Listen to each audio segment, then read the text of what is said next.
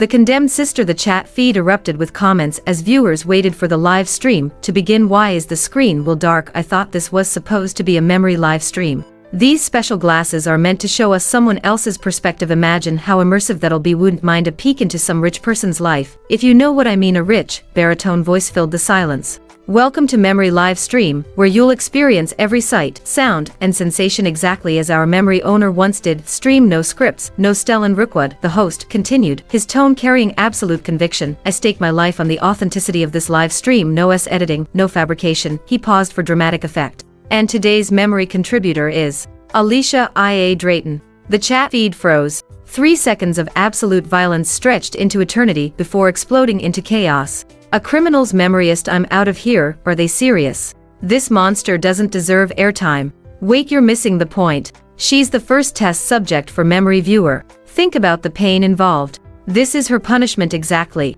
After what she did to her sister, life in prison was too good for her. Let her suffer as a lab rat. Meanwhile, in the penthouse studio above the city, 3 men sat bound to chairs, each a striking figure in his own right, capable of sending fans into a frenzy with a single glance. Stellan, what's your AR game? Carlin Drayton, red-haired, exploded as he realized he'd been kidnapped. We won't let this slider. Disgust flashed in his eyes at the mere mention of Alicia. Stellan had invented some contraption called the memory viewer, and was now forcing them to watch her crimes. A cold laugh escaped Kaelin's throat as he continued. How many nights did she spend in your bed to earn this kind of devotion? Breaking off the engagement with my sister, getting Alicia out of prison, now kidnapping us. What's your endgame? Speak up. He thrashed against his restraints, the specialized VR glasses wobbling precariously on his head.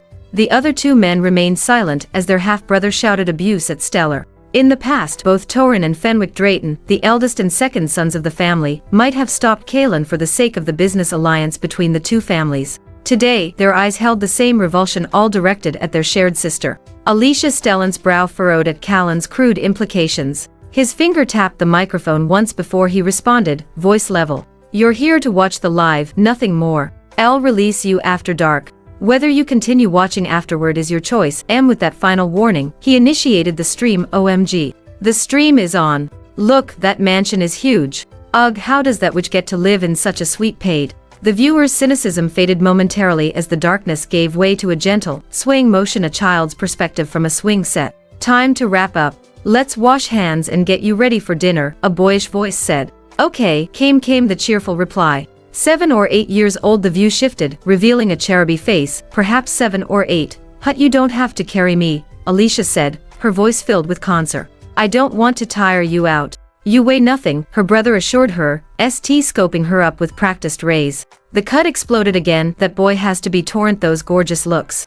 Gotta be Fenwick. My man's literally a famous actor. No way that's either of his brothers. Trust me, I work at Drayton Group.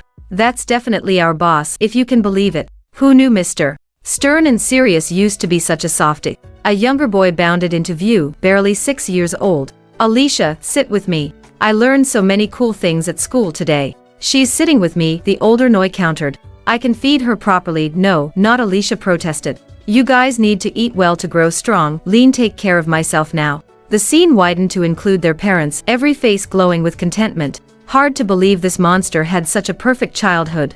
I thought trauma might explain her actions. She was born evil. Sign my petty my petition for life imprisonment. Stop her from hunting my idol. But doesn't she seem really thoughtful here? In the studio, all eyes turned to Torin and Fenwick. Fenwick snorted. I was blind back then.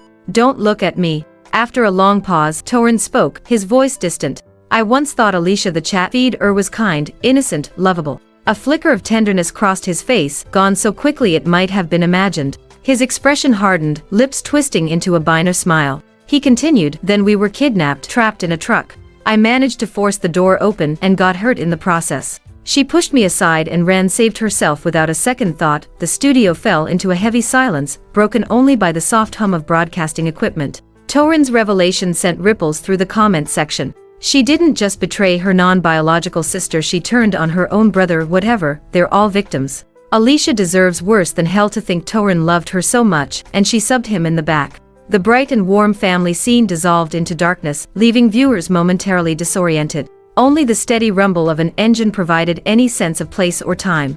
As confusion filled the chat with questions, a small voice broke through the darkness. In the studio, Torin's lips curved into a bitter smile as the familiar sounds washed over him. Through the specialized VR glasses, he was experiencing that moment again, feeling every sensation just as clearly as he had years ago. "That's where she abandoned me," he said quietly. "If the driver hadn't been distracted, I might never have made it out." His raw pain touched everyone present. Even Fenwick, who rarely showed his older brother's sympathy, softened. "Let it go, Torin," Fenwick said. "Evil brings its own punishment. She doesn't deserve to be called our sister. We have Rowena now." "You're right, Fenwick," Kaelin jumped in. "That little snake got what she deserved. Karma caught up with her in the end." The memory continued unfolding in darkness. A second voice joined in. Torin, just regaining consciousness. "Don't be afraid, Alicia," he murmured. "I'm here." I had been Torin's right birthday. The kidnapper had taken advantage of the crowded celebration to snatch Alicia. Torin had spotted them and given chase. "Tim, so sorry," Alicia sobbed, her words echoing in the darkness. "If I hadn't gotten caught, you wouldn't have followed. You wouldn't have gotten hard-hiding him. This but your fault," he avowed her. "I'll get us out of here." The darkness gave way to dim yellow light after a series of sharp impacts. Metal scraped against metal as Torin worked a wrench from the truck into the door's seam. His hand reached through the gap, searching for the outside lock. "What's that noise?" The driver's voice carried clearly to Alicia's ears. "Better check it out before those brats try anything." Despite the driver's seat being so far from them, Ellis could hear every word with crystal clarity. The viewers held their breath watching that sliver of light. In the studio, only Torin frowned. Something wasn't right. These sounds, these words from the driver, they were completely foreign to him. The door's open, but look at Torin's hand. "That cut looks nasty. Hope he got it treated." The truck's stopping run, the latch clicked open. Through the VR technology, the viewers were experiencing exactly what 4-year-old Alicia had heard and seen, yet it differed drastically from Torin's recollection. Even now, watching the scene unfold, he still couldn't understand the discrepancy. Why he hadn't heard the driver's approach, why he'd simply assumed it was just a routine stop for a break. The memory continued to play. "Torin, you're bleeding," Alicia said, her small hands grabbing his sleeve. "Here comes the betrayal. Watch the little snake abandon Torin. She should have been the one to disappear that day. Don't worry, karma got her in the end."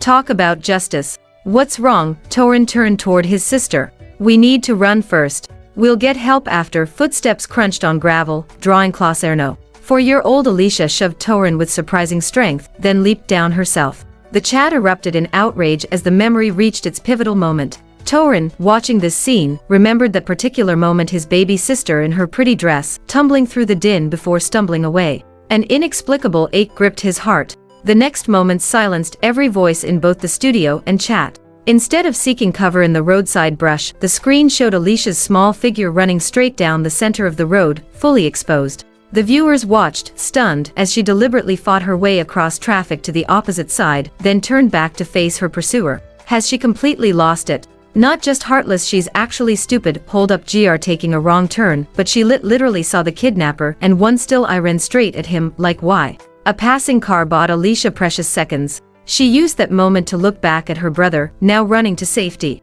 Through her tears, she smiled. "Tim, sorry, Torin. I can't keep going much longer." She drew a ragged breath and squared her tiny shoulders. "No, can't let him catch Torin. Have to keep running," she whispered to herself. The exhausted child pushed forward on trembling legs. Wait, did she push Torin away and run off on her own to deliberately lead the kidnapper away? That comment silenced the stream. Viewers stopped typing, collectively holding their breath, willing Alicia to escape. Though the decade-old headlines about the missing Drayton heiress had already written this ending in the studio, Torin's heart clenched as understanding dawned. He remembered his sister's eyes when she pushed him, not guilt over abandonment, but resignation over her choice. Was wrong, he realized. So terribly wrong. She was only 4. How could I have believed she meant to hurt? Met without Stellan's device, he would have carried that misunderstanding to his grave. Back in the memory stream, Alicia's strength finally gave out. She collapsed to her knees, gasping for air. "Quite the runner, aren't you?" The kidnapper's voice held cruel amusement. "Once I've put you, I'll get your brother too." Terror widened Alicia's eyes. She barely glanced at the blood staining her arm from the jump, focused on seeking help. Car passed by some. Even she quickly scanned her surroundings, desperately waving at the passing cars, trying to flag one down. But car after car honking warnings at the small figure in their path, as if to ward her off. She yelled, her voice breaking, "Please, someone help us. Please help my brother." Only the harsh glare of passing headlights answered her plea. In the studio, pain flashed across both Torin and Fenwick's faces. How can these drivers be so heartless? Just drive by like that. Poor little Alicia. My heart breaks seeing her childhood. Carlin's answer echoed through the studio. So she saved Torin once. Look at all the evil she did later. His words sparked agreement in the chat. Torin only got kidnapped because of her. She owed him this much. Those drivers were smart not to stop. The kidnapper could have been armed. Anger flickered in Torin's eyes as he watched the harsh comments scroll past. The earlier detachment in his expression had completely vanished. She never owed me that rescue, he said, voice hardening. I was her brother. Protecting her should have been the words caught in his throat, refusing to emerge. Fenwick and Kaelin stared, startled by this uncharacteristic display of emotion. Torin, remember what she did later, Kaelin pressed urgently. To you, to all of us, to Rowena. A heavy sigh escaped Torin as memories flooded back. You're right. Still, I'll seek a reduced sentence. Prison might change her. The memory stream continued its relentless revelation of the past. On the screen, the kidnapper loomed over Alicia, deliberately slowing his pace as he approached. Still hoping for rescue, he sneered. She lay exhausted on the asphalt, yet her thoughts remained fixed on protecting her brother. Please, take me if you must, but leave my brother alone. His laughter cut like broken glass. Keep dreaming, brat. He seized her by the neck, lifting her tiny body high. She thrashed against his grip, finally sinking her teeth into his arm in desperation. His howl of pain sent the scene spinning violently before darkness claimed it. The viewers collectively gasped as the visual feed cut to black, leaving them with only audio, a testament to Alicia's semi-conscious state after the toll.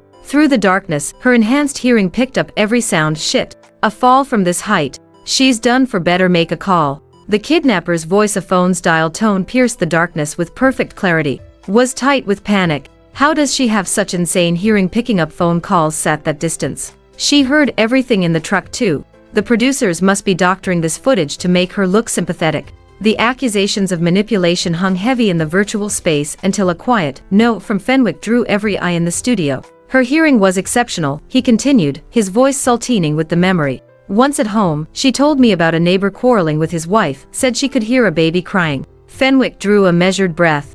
I called the police. They found the potential abuse victims in a house half a mile away. I never told anyone but our parents. That's impossible. I can barely hear someone 30 feet away, so she saved 2 more people with this gift. Fenwick's fists clenched unconsciously. Yes, he thought bitterly. She saved Torin and those strangers with that gift, then used the same ability to destroy me and Rowena. Seeing Fenwick's distant expression, Kaelin delivered a sharp kick. Don't let her fool you like she did Torin. Her suffering is nothing compared to Rowena's. Why should this witch walk free while Rowena less comatose? He added venomously. Displeasure and disdain contorted Fenwick's features as he was kicked. Enough, he said. I know exactly what kind of person she is. My pity has its limits, and it certainly doesn't extend to her. The sharp exchange in the studio was suddenly interrupted by a new voice from the past. A woman's shrill voice cut through their headphones. What are you doing? The target's still at the party. Instead you grabbed Torin and his sister. At Torin's birthday celebration. Are you trying to get caught? The woman's voice rose with each word. The chat erupted with realization. Who was the real target? Kaelin wasn't born yet. It must been Fenwick. Thank God Fenwick was spared. For once, I'm grateful to her. Amen. In the studio, Fenwick stared at the flood of supportive messages from his fans, each word landing like a physical blow. His certainties about Alicia, carefully maintained over the years, began to crumble.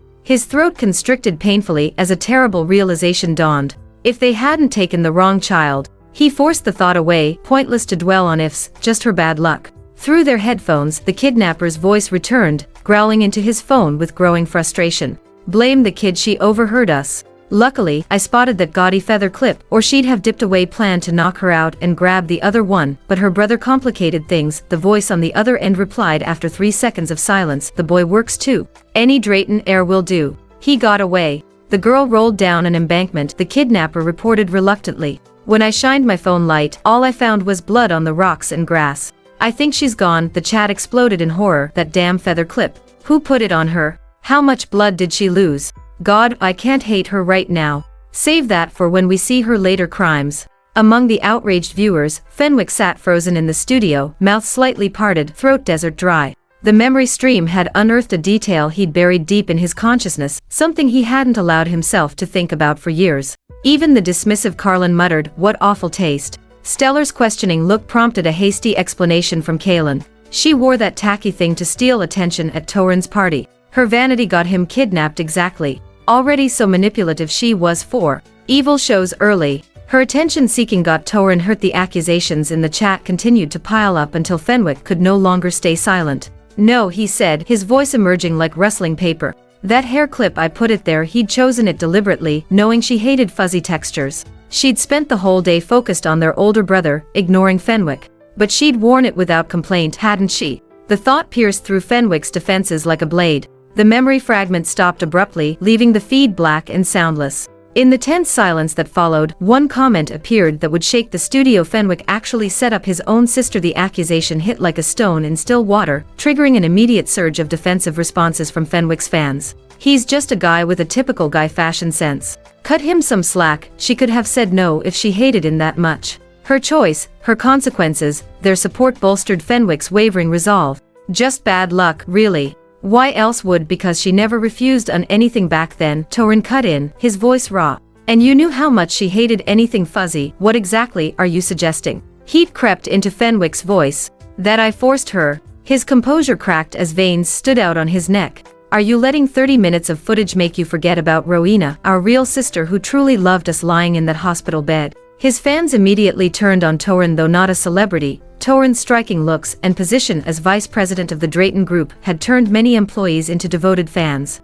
The chat exploded into chaos as his supporters clashed hersely with Fenwick's fanbase. Focus, Torin's voice sliced through the chaos. We caught the kidnapper but never found the woman pulling the strings. He strained against his bonds with renewed purpose. She was the mastermind. This case isn't closed. I need to find her. Stellan spoke before he could break free. Rest assured, Mr. Drayton. The police have the recording. They'll investigate. Shall we continue? Stellan asked softly. Don't you want to see what happened next? Torin's struggle stilled. The question twisted in his gut. If Alicia had been this pure, this selfless, what darkness had transformed her into someone so cruel? Why me? Found myself a free child today. An older woman's voice pierced the silence in the footage. Lucky that must be the woman. Alicia betrayed the one who raised her for 10 years. A decade of care repaid with a lawsuit. Talk about ungrateful. One comment drifted past unnoticed. Something feels wrong about what this woman just said. Everyone was too busy playing judge and jury from behind their keyboards to notice the truth. The memory began skipping forward like a scratched record. Flashes of yellow earth, green fields, a village frozen in the last century. Through the fragmentary images, one voice remained clear. Dorian, look what I brought home. Lyra Brooke called out excitedly. Half an hour and you snag a girl? Dorian Brooke asked. Still breathing after your rough handling. Found her like this, Lyra replied, expectation in her voice. Still kicking. Pretty little thing, shall fetch a good price once she heals up. Sharp intakes of breath filled the studio. Even the critics fell silent. Trafficking, is that why Alicia sued them? But she lost that case. Must be fake then. Maybe they sold her to good parents. Not all traffickers are monsters. This couple might have been good people. Maybe Alicia was just seeing evil where there was none. You're sick. Hope your kids meet some kind traffickers. The scene jumped forward abruptly. When Alicia opened her eyes again, the viewers found themselves witnessing a new horror. This time she was in a cattle pen, its brick walls stained black with filth. The ground was covered in straw mixed with mud, revolting just to look at, let alone lie in. Her mid-caked arm twitched. Her princess dress had been replaced by a yellowed, shapeless shirt, and she huddled helplessly, hugging her knees to her chest. Dad. Mom, she whimpered, curling into herself. Where are you? I'm so hungry. Her sweet voice had gone sandpaper rough from crying NAMC hunger. Dawn broke. The pen's lock clicked. A plain-faced woman appeared, her gentle features twisting as she spoke. Ready to behave, you little beast. Welcome to my lair, Sweetle. Nobody leaves unless I say so. She dragged Alicia out by her hair, rough hands yanking mercilessly. Fresh blood welled from the child's scraped palms against the ground, ackling new wounds to those barely healed, a horrifying sight. Please, it hurts, Alicia whimpered. Lyra threw her into the courtyard. Too weak to fight, Alicia could only beg, please don't sell me. My family will worry. Lyra showed no mercy. Disgusted by the blood and mud on Alicia's body, she muttered, filthy creature, as she washed her hands. Without hesitation, she signed the hose at the helpless child. Ice-cold water left Alicia shivering in the autumn air. As if something caught Lyra's attention, she lifted Alicia's chin, her cruel expression smoothing into calculation. Well, aren't you a pretty one? She mazed. She brought Alicia inside, changed her clothes, and even treated her wounds. Behave, and I might keep you. Her earlier cruelty vanished like morning mist. The viewers finally let out their held breath. At least if she stayed in Stoneford, there was still a thread of hope for rescue, better than being trafficked to some distant, unknown place. See, this woman wasn't completely heartless. They picked her up. When she was injured, she might have died there. Not to mention they raised her for 10 years. Some call that mercy. In the studio, Fenwick bitched onto these comments like a drowning man grasping at straws. Look, torn. Her captor showed Mary. Yet she still tummed on her just like she turned on us. Enough. Torin's voice cracked like a whip. I believe in her inherent goodness. Later influences twisted her into what she became. His voice hardened with conviction. But that woman was still a trafficker. Anyone who preys on children deserves punishment. At their exchange, Stellan let out a call laugh and deliberately held his tongue. Send gift 0 comment. The stream jumped to another scene. 2 escapes in 3 days. Lyra's fingers tightened in warning. Try again, and why? The stream jumped to another scene. 2 escapes in 3 days. Lyra's fingers tightened in warning. Try again, and you'll wish for the call pen. She studied Alicia on the bed, greed darkening her eyes as she took in the beauty dirt had hidden. The hunger in her gaze threatened to swallow the little girl whole. When Alicia instinctively shrank back, a sharp crack split the air, still defiant. Lyra spat. No, I'll be good, Alicia whispered, her voice trembling. Just please tell my parents where I am. They must be so. The second slap sent her sprawling. Parents? Lyra sneered. I'm your mother now. Samrain paid $30,000 for your life. You should thank me for keeping you breathing. Forget about your family, that's nothing but a dream now. Alicia curled into herself, tears blurring her vision. Her 4-year-old mind couldn't grasp what it meant for someone to hooey her life. She only knew what her brother had always said: bad children get taken away, never to see their families again. But I was good, she thought. 7, dressed myself, ate properly, slept alone. I always listened to mom and dad and my brothers. Why did the bad people still take me? Oh, had people wouldn't come. Fenwick, she whispered through her tears, you promised if I listened to you. In the studio, the words struck Fenwick like physical blows. He'd wielded that threat so casually, never realizing how deeply she'd taken it to heart. His fans fell silent while other viewers continued commenting. I thought my display was malfunctioning when everything got blurry. Then I realized those were her tears. Now I'm about to cry too. That slap felt real through the screen. God, poor Alicia. Are we glossing over the fact that someone bought her life? Lyra's words also sparked a chilling realization throughout the stream. Someone had located Alicia within 24 hours and arranged her murder. In the studio, blood vessels stood out in Ton's eyes as he gripped his chair. Not ransom, but murder. $30,000 was all it took to reveal humanity's darkest face. This trafficker actually has a bit of conscience. At worst, they're Leola harsh. It's Alicia, who doesn't know when she's got it good. Lyra's next words shattered that delusion with brutal efficiency. Can't sell her yet, her face is plastered everywhere. Better wait till she's older. With looks like that, rich men will throw money. Us outrage buried the trafficking apologist in the chat feed. Where's that conscience defender now? Bet they're part of the ring investigation needed. Police need to see this footage. While viewers called for justice in the present, the stream continued. Alicia's trembling intensified, but her tears fell silently now. She'd learned that sobs brought more pain. Besides, she had no strength left for crying. 3 days, 1 bowl of cereal, every mention of home, every escape attempt earned fresh bruises. Torin and Fenwick miss you. Help! Her whisper faded into the darkness. The image faded to black, but sounds lingered. Lyra barged in, fearing another escape. She found only a pale bundle in the corner, skin like ice. Damn, 3 days without food. She's passed out, Lyra said, panic creeping into her voice. Let her starve, Dorian's gruff voice replied. We got paid anyway. Don't be an idiot. Lyra snapped. Why settle for 1 payday when we can have 2? Feed her some milk. She'll earn it back working in the fields. Back in the studio, soft sue echoed through the studio as younger viewers broke down by Alicia's suffering. Can't believe she had such a terrible childhood, one whispered. An heiress treated like an animal destined for AM. Donk primping, you useless thing. Get in here and watch your brother. A male voice spat. The scene lurched as Lyra jerked Alicia by her hair, balancing a toddler on her other hip. Pain lanced through Alicia's scalp, drawing a sharp gasp. Sorry, feed him right now, Alicia whispered, but submission died to save her. Lyra's boot caught Alicia square in the back as she turned toward the kitchen. The force sent her sprawling. Instinct brought her hands up to shield her face, though the rough ground still tore her palms raw.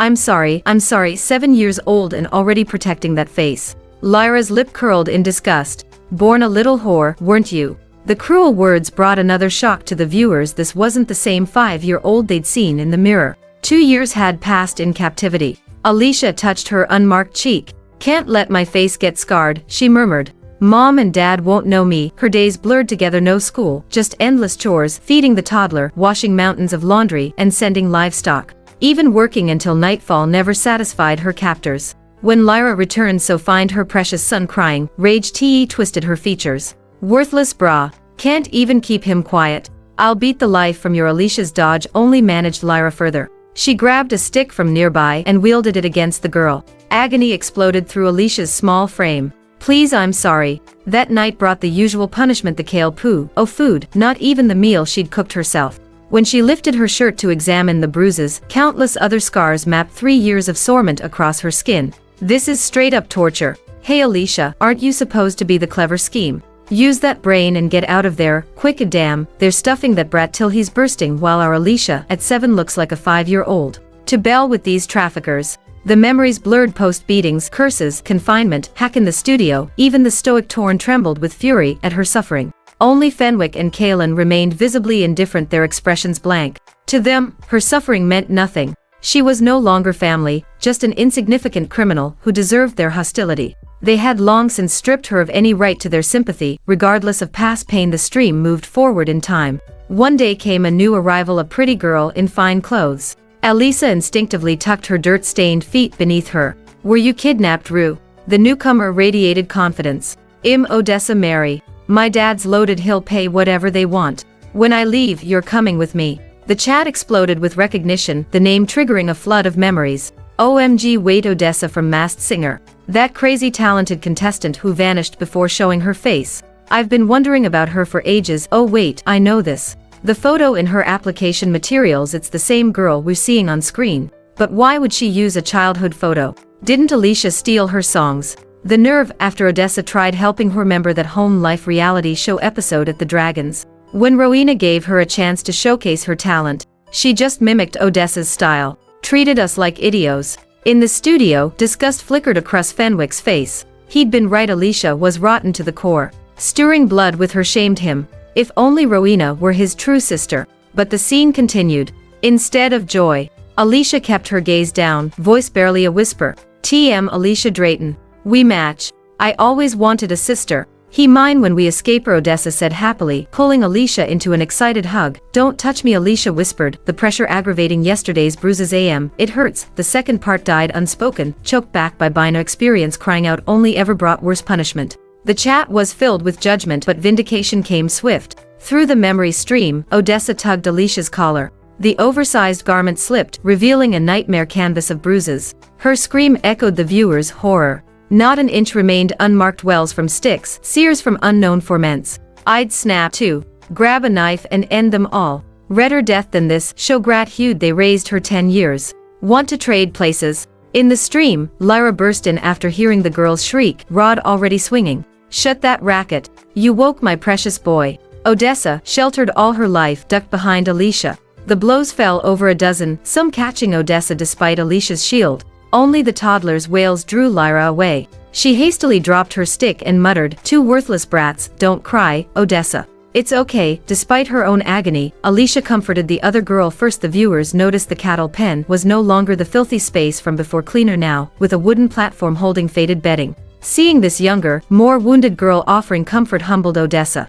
She dried her tears. "Are you badly hurt?" she asked softly. "Thank you. Let my dad adopt you.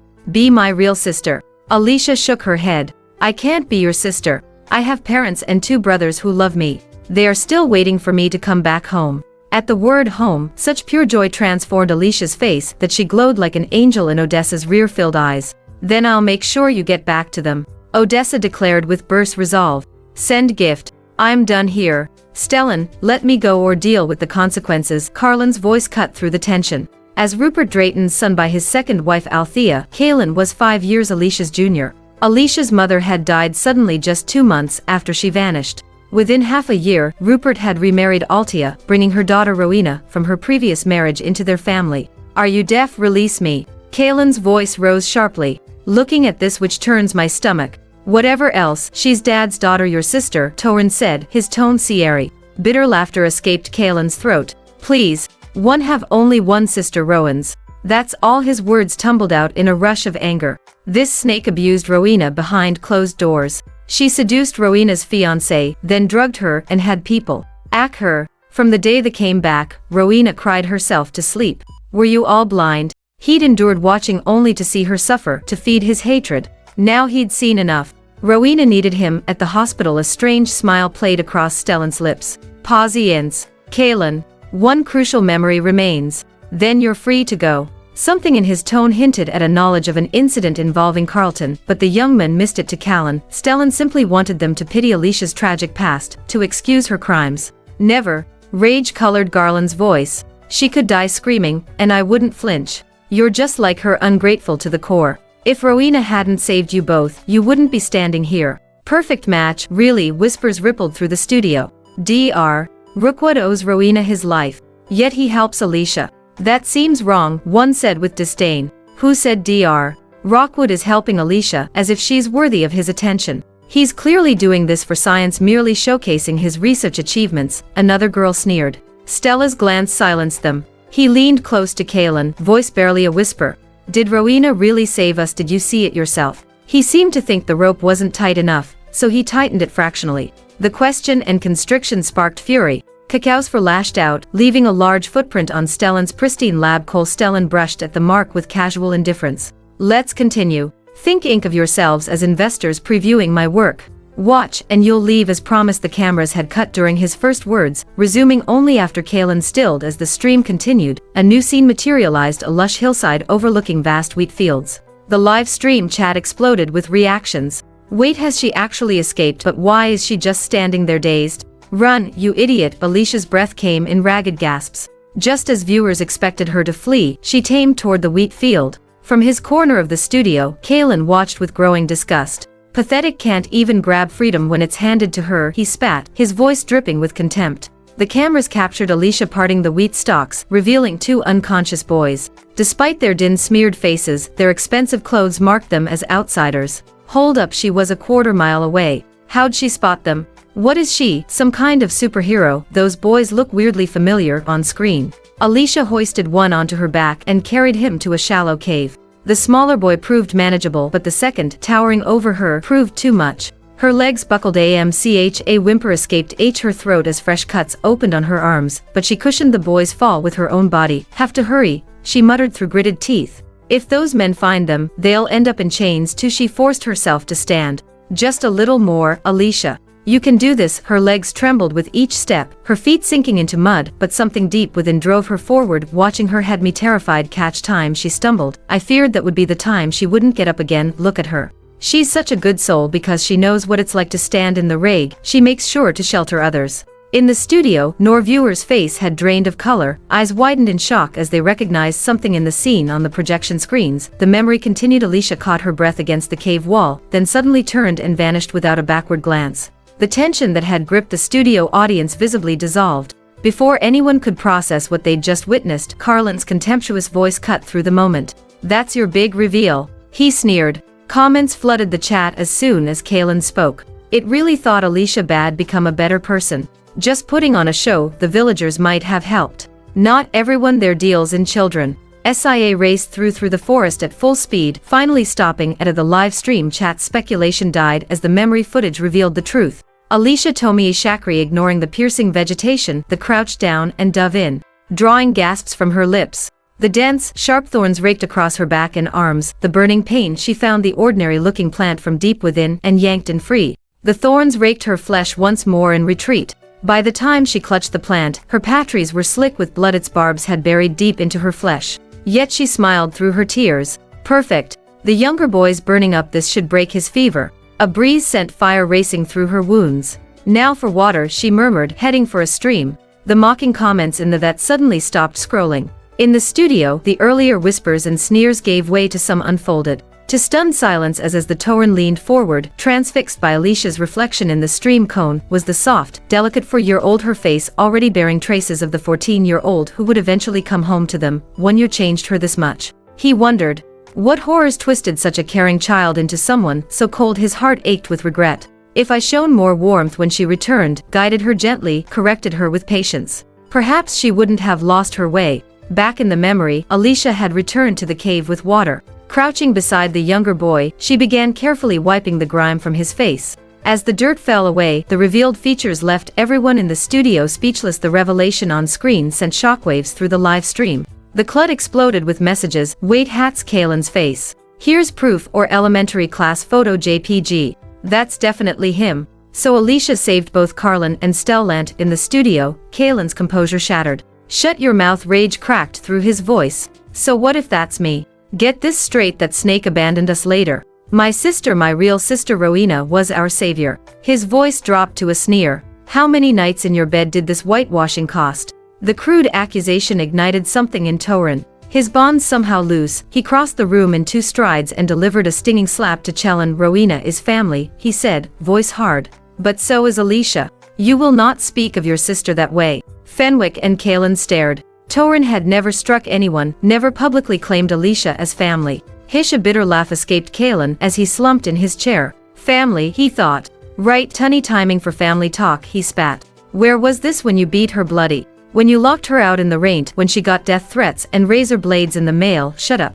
I never." Torin supped as memories flooded back, the rod striking her besh, the door slamming on her desperate pleas, and his cold dismissal of her terrible fright when receiving threatening package. He knew Kalen was right, he had done it. But he felt justified. Alicia had screwed up, so she deserved to be punished. Simple as that. To do with family. His momentary guilt hardened into certainty. Her actions demanded punishment. That has nothing to they treated her that badly at home. Didn't you hear what Fenwick said? She cared, I see, after everything she went through, only to come home to find her mother dead, and her father remarried with new step-siblings. Is it really so hard to understand if she's seeking attention? Oh, I get in Shea Estbook case of attention-starved personality desperate to do anything that'll make people notice her. That last comment twisted in Torin's chest like a knife. As he grappled with the possibility that his sister's actions stemmed from desperate loneliness, a sudden shout in the memory projection caught everyone's attention on screen. A new figure appeared in the cave entrance, halting all conversation. "Who said you could bring them here?"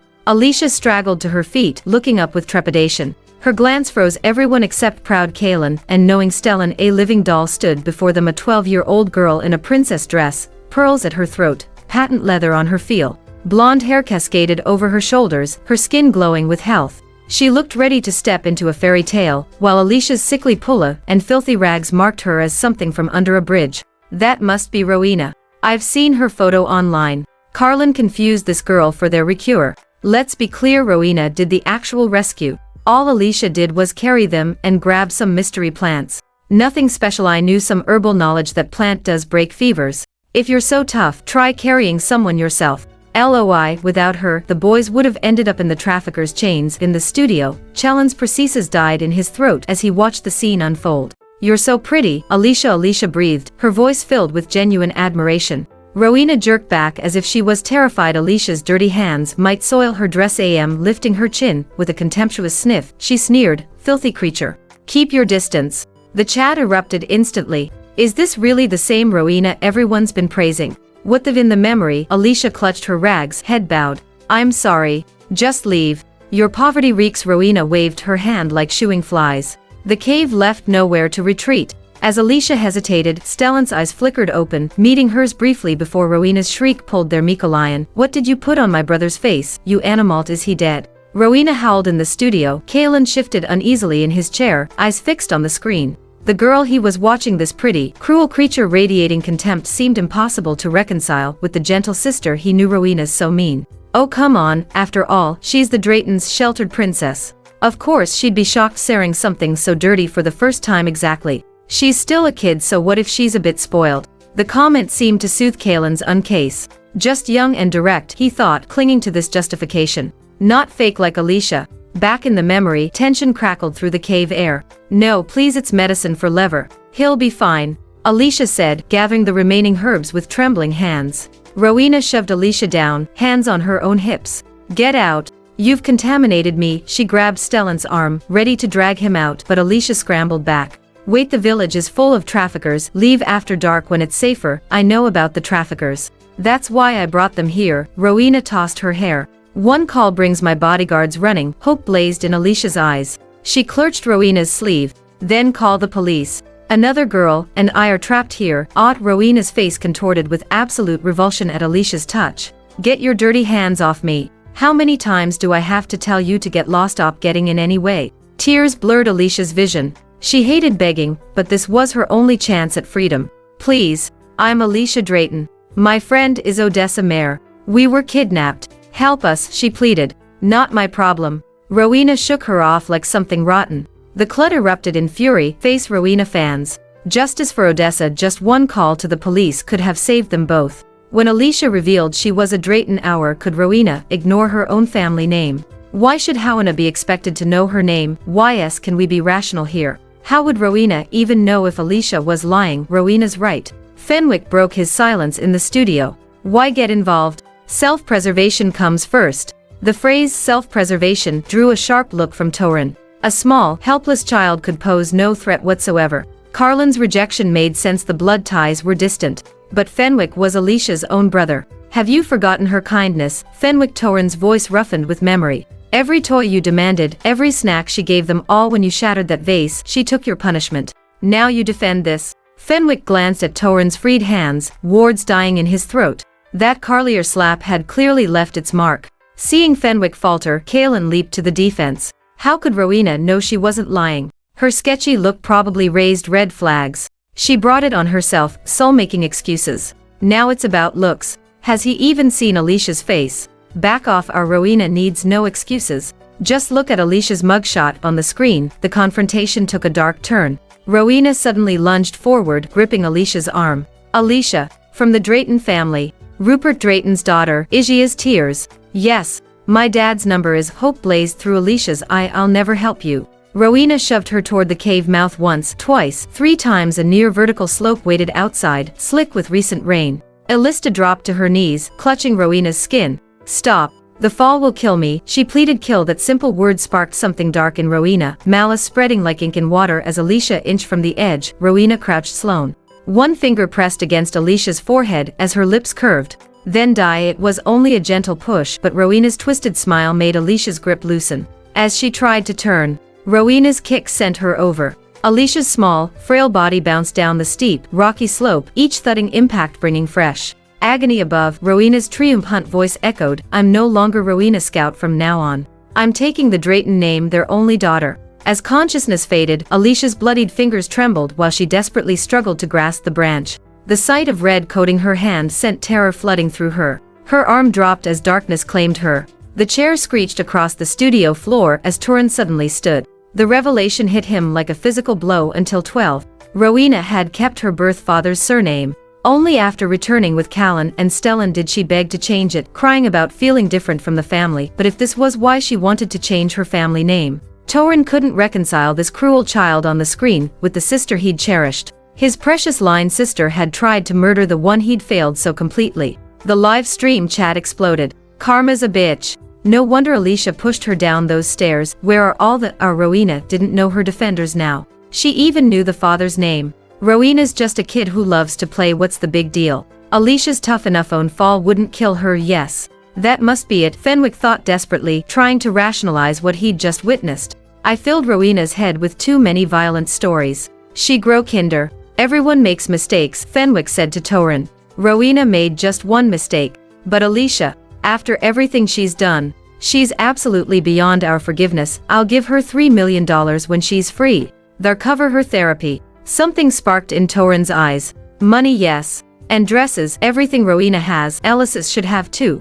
I'll buy it all now. Teach her slowly when she's home. Show her love so she'll stop hurting people. Torin left the studio, muttering to himself. Kaelin started to object, wanting his brother to stay and see more of Alicia's crimes, but one icy glance from Torin made him pause. Forget it, Kaelin thought. Another slap wasn't worth it. Stellan watched Torin leave with a mocking smile. Breaking already, Torin, what did Torin mean by that? Wait, had they only been giving money and clothes to Rowena, a poor Alicia? Makes you understand all this time. Let's be absolutely clear, pushing someone down the stairs is wrong, no matter what. And I looked Alicia up. She cheated on her SATs, bullied other students, and had an abortion at 16. Can Torin really fix someone this morally corrupt? As the heated debate continued in the chat, Fenwick and Kaelin watched Torin's retreating figure with barely concealed envy. Their own bonds kept them trapped in their chair, forced to face whatever memories Stellan had yet to reveal. The screen darkened, though the audio continued to play through the studio speakers. They could only hear footsteps crunching at the slope's edge, followed by Rowena's heavy breathing as she waited. 3 minutes passed without a from below. Relief rushed out in her audible exhale. Had to be me in the end, she muttered. Her cryptic words sent ripples of confusion through both the live stream viewers and the Drayton brothers. The implication that others had tried to kill Alicia hung in the air, though no one could explain how Rowena would have known such information. The stream continued relentlessly, giving no pause for questions or reflection. Rowena dragged Stellan along, grumbling steadily. "You're heavier than you look. I should have picked another spot." She shifted her grip. "Stupid villagers," one said. "Grab the younger one, not my precious Sten. But once Stellan knows I saved him, I can marry him," she whispered. "The Rookwood family's far richer than the Draytons. Perfect marriage material." New voices broke through her musings. "Miss Drayton." Finally. "My arms are killing me," Rowena called out. Her bodyguards rushed to take Stellan. "Thank goodness you found him. Any sign of Mr. Kalen Drayton?" "We've searched with the police. Nothing yet, but they found wanted criminals here, several rich heirs and heiresses of the town, all in their houses." "What police?" Rowena's voice cracked. The head guard scratched his head sheepishly. Half their group, 5 of 10, had vanished in the blink of an eye. There was no way they could face these wealthy families without calling the police. Rowena glanced at the hill. The cave will gaped open like a wound. Once the police searched, they'd find her brother instantly. "Mom will never see me while he's around," she thought. "She might even send me back to Dad. I will never watch Stellan for me." "I'll join the search," she told the guard. In the studio, Callan straightened in his chair. "See, unlike that snake Alicia, Rowena values family." "Exactly," Fenwick nodded. "Harsh to strangers, maybe, but she loves her own." "Harsh? Something's wrong with your eyes, Fenwick. Watch your mouth." "Right, Fennan. Or accept a life with that pauper." "If our Fenwick says Rowena is good, then she absolutely is, as Fenners will destroy anyone who dares trash talk her." Fenwick's massive fanbase flooded the feed with defenses. 10 minutes passed before the sound returned to the screen. "They'll never find this now that I've covered it up." Rowena laughed, hands on hips, as she admired her handiwork. "Sorry, dear Stellan. You hogged Mom's full attention. Once you're gone, I'll be her only child. She won't dare send me away. Hep only daughter, the Drayton family's only princess." Her words faded into police sirens and retreating footsteps. The sound cut off abruptly, leaving the studio in heavy silence. Something shattered in Kalen. He dumped against the chair, completely drained, his eyes suddenly hollow. Rowena's words struck his heart like a merciless hammer blow. Fenwick turned to Kalen, his expression holding nothing but pity and shock. "My audio must be glitching, because I did not just hear some which claim she's the one and only Drayton princess. The audacity. Comma strikes fast. Rowena fans. Fenwick stands. Better hurry, your idols are showing their true faces." Rowena's mistakes aren't Fenwick's fault. "Okay, keep him out of this." Rowena was young, just jealous of her mother's attention. "Isn't that normal? She's probably bringing the police back." The sympathetic comment sparked hope in Kalen's eyes. "Rowena must have come back," he said desperately. "Someone gently while I was out. Had to be her. Ly cared for me." The memory projection continued, holding the audience in rapt attention. Some viewers refused even restroom breaks, keeping their VR glasses firmly in place as the scene shifted. Through Alicia's eyes, the world slowly came into focus, or tried to. Her left eye painted everything in crimson. Leaves, sky, all of it stained red through a veil of blood. Dad, Mom, torn, and Fenwick. A broken whisper escaped her lips. "I want to go home." Moan. Alicia raised her bloodied hands toward the dying son, arms outstretched as if reaching to embrace her long-lost family in its pained fading light. The emotional scene affected even the live stream's quality. Viewers couldn't tell if their blurred screens were from technical glitches of their own. Just then, a soft whisper cut through Alicia's fading consciousness. "Help!" The sound came from above. It was the cave boy that rowers had concealed from the police. Her eyes snapped open. Gripping a branch, she whispered, "There's another one. Another boy. I need to save him. He can still escape this hell." Getting her footing on the thick branch that had broken her fall, she took a deep breath and began climbing upward, one careful step at a time. Years in the wild had made her nimble despite the wounds covering her body. She climbed steadily until instinct made her look back. Her heart stuttered. Where she'd lain, a black snake coiled, its tongue flicking toward her. The instant their eyes met, an icy chill shot up Alicia's spine and spread through her entire body. Terror made her lose control. Her steady stainer faltered, and she stumbled helplessly to one side. The live stream viewers collectively held their breath. Many squeezed their eyes shut, unable to watch what seemed like an inevitable fall when the expected scream never came. They cautiously opened their eyes, confused by the silence. Relief washed over the audience. Alicia had managed to grab another branch. The black snake, for whatever reason, was slithering away in the opposite direction. Heaven's mercy, they thought. Such a pure soul couldn't die for helping strangers. Even Carlin's heart had stopped for that moment.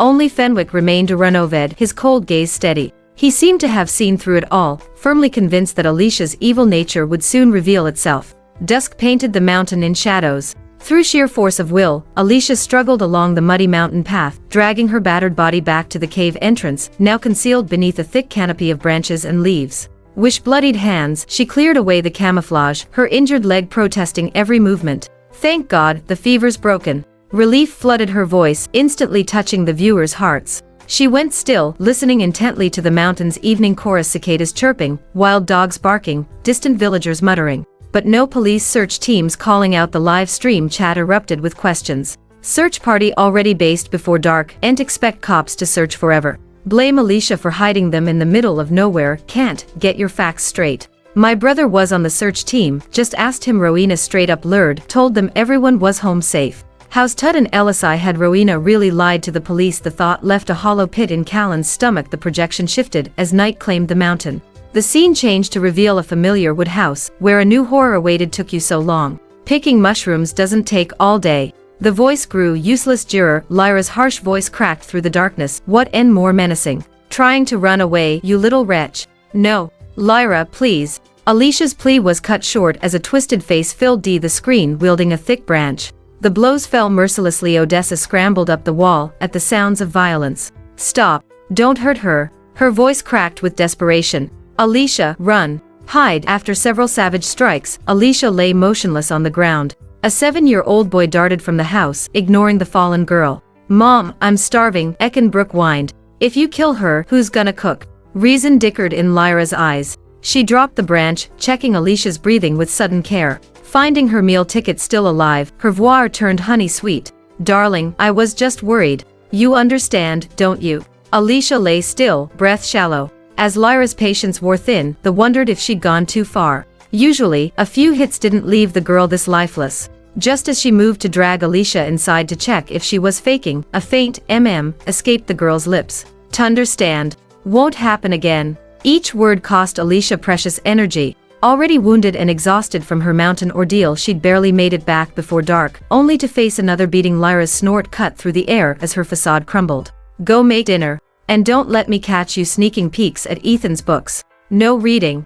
Got it? Listen to this monster. Talk about split personality. Classic kidnapper. That sweet act almost had me fooled. Whatever. Alicia's grades sucked anyway. She's better off in the kitchen. Back in the studio, Kalen seized on this new revelation. See that, Fenwick? He turned to his brother excitedly. She left me behind. She really is heartless. I wish Torin could see this. Rowena. Alicia's tragic past meant nothing to him. Sure, she'd suffered, but Fenwick barely nodded, lost in thought about which flowers to bring. His mind. Trauma could never justify hurting innocent people. His jaw clenched as he thought of Rowena lying in a hospital bed while this criminal walked free under Stellan's protection, probably living the high life. The memory projection pulled everyone's attention back to the past. In the call pen, where viewers gasped at the sight of Odessa chained by the ankle to a post, she lunged toward Flysis the moment she entered. Are you okay? Where does it hurt? Odessa's voice dripped with worry. Alicia stumbled onto a haystack, her loose clothing revealing freshly bleeding wounds that had barely scabbed over.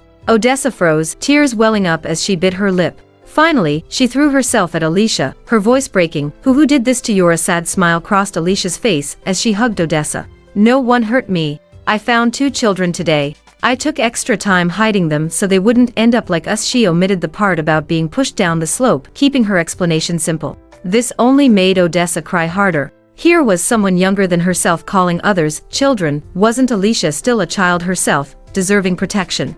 I'm so sorry. Odessa sobbed. Without me holding you back, you'd be free by now. Why am I so useless? 9 years of failed escapes weighed on her conscience, every attempt thwarted by her weakness or fear. And always, Alicia took the beatings meant for her. Now she'd become Alicia's chain. Lyra knew as long as Odessa remained locked up, Alicia would wreak him each day before dark, arms full of precious medicinal herbs. That was why she allowed the girl some freedom. Don't cry. Odessa, I'm fine, Alicia managed before consciousness slipped away. My poor Alicia, you're too good for this world. I'd have been long gone. Show some loyalty. If Alicia ever abandoned our Odessa, she'd be dead to me. Funny how Alicia neglects her real siblings but bends over backward for strangers. Classic outsider syndrome. Back off, haters. You don't know how she treats family. Didn't she save Torin before? Fenwick's eyes narrowed as he tracked the scrolling comments. Far from changing his mind, they only reinforced his conviction. In his eyes, the pattern was clear. Alicia's devotion was calculatingly selective, showering Torin, Carlian, Stellan, and this Odessa with loyalty while treating him, and Rowena with deliberate cruelty. Send CIM. Torin raced from the building, the live stream's haunting images driving him forward. At home, he bolted upstairs, his usual composure shattered. The sight of his agitation brought their elderly butler Julian Palmer hurrying after him. Have you lost something valuable, Torin?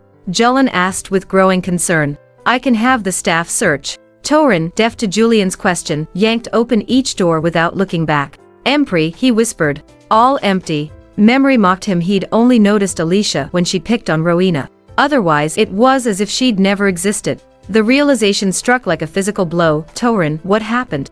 Julian asked, his aged ears struggling to catch the words. Torin spun around, desperate hope lighting his eyes. Where's my sister's room? Where does she sleep? Julian's furrowed brow spoke volumes. Your sister. 5 seconds of stunned silence preceded Torin's outburst. Alicia Drayton. Dad's eldest daughter, my real sister. Oh, Julian's face cleared. But didn't you always say Rowena was your only sister? That's impossible. Torin's voice cracked. Show me Alicia room. Now he couldn't wait to get to know the sister he'd always overlooked. He wanted to learn about her favorite colors and her preferred styles, planning to surprise her with his newfound knowledge. When the returned, his heart plummeted as the butler led him downstairs to the servants' quarters. Why would her room be placed among the servants? The dread warged with each step until he reached the hidden room at the corridor's deepest end. The door opened to musty darkness that bit them like a wave. After the light switch failed them completely, Julian had someone bring the flashlights. When their beams finally pierced the gloom, they revealed a tiny cell-like space, so cramped there wasn't even room for a wardrobe. A worn single bed and narrow desk with missing legs crammed the space nearly full.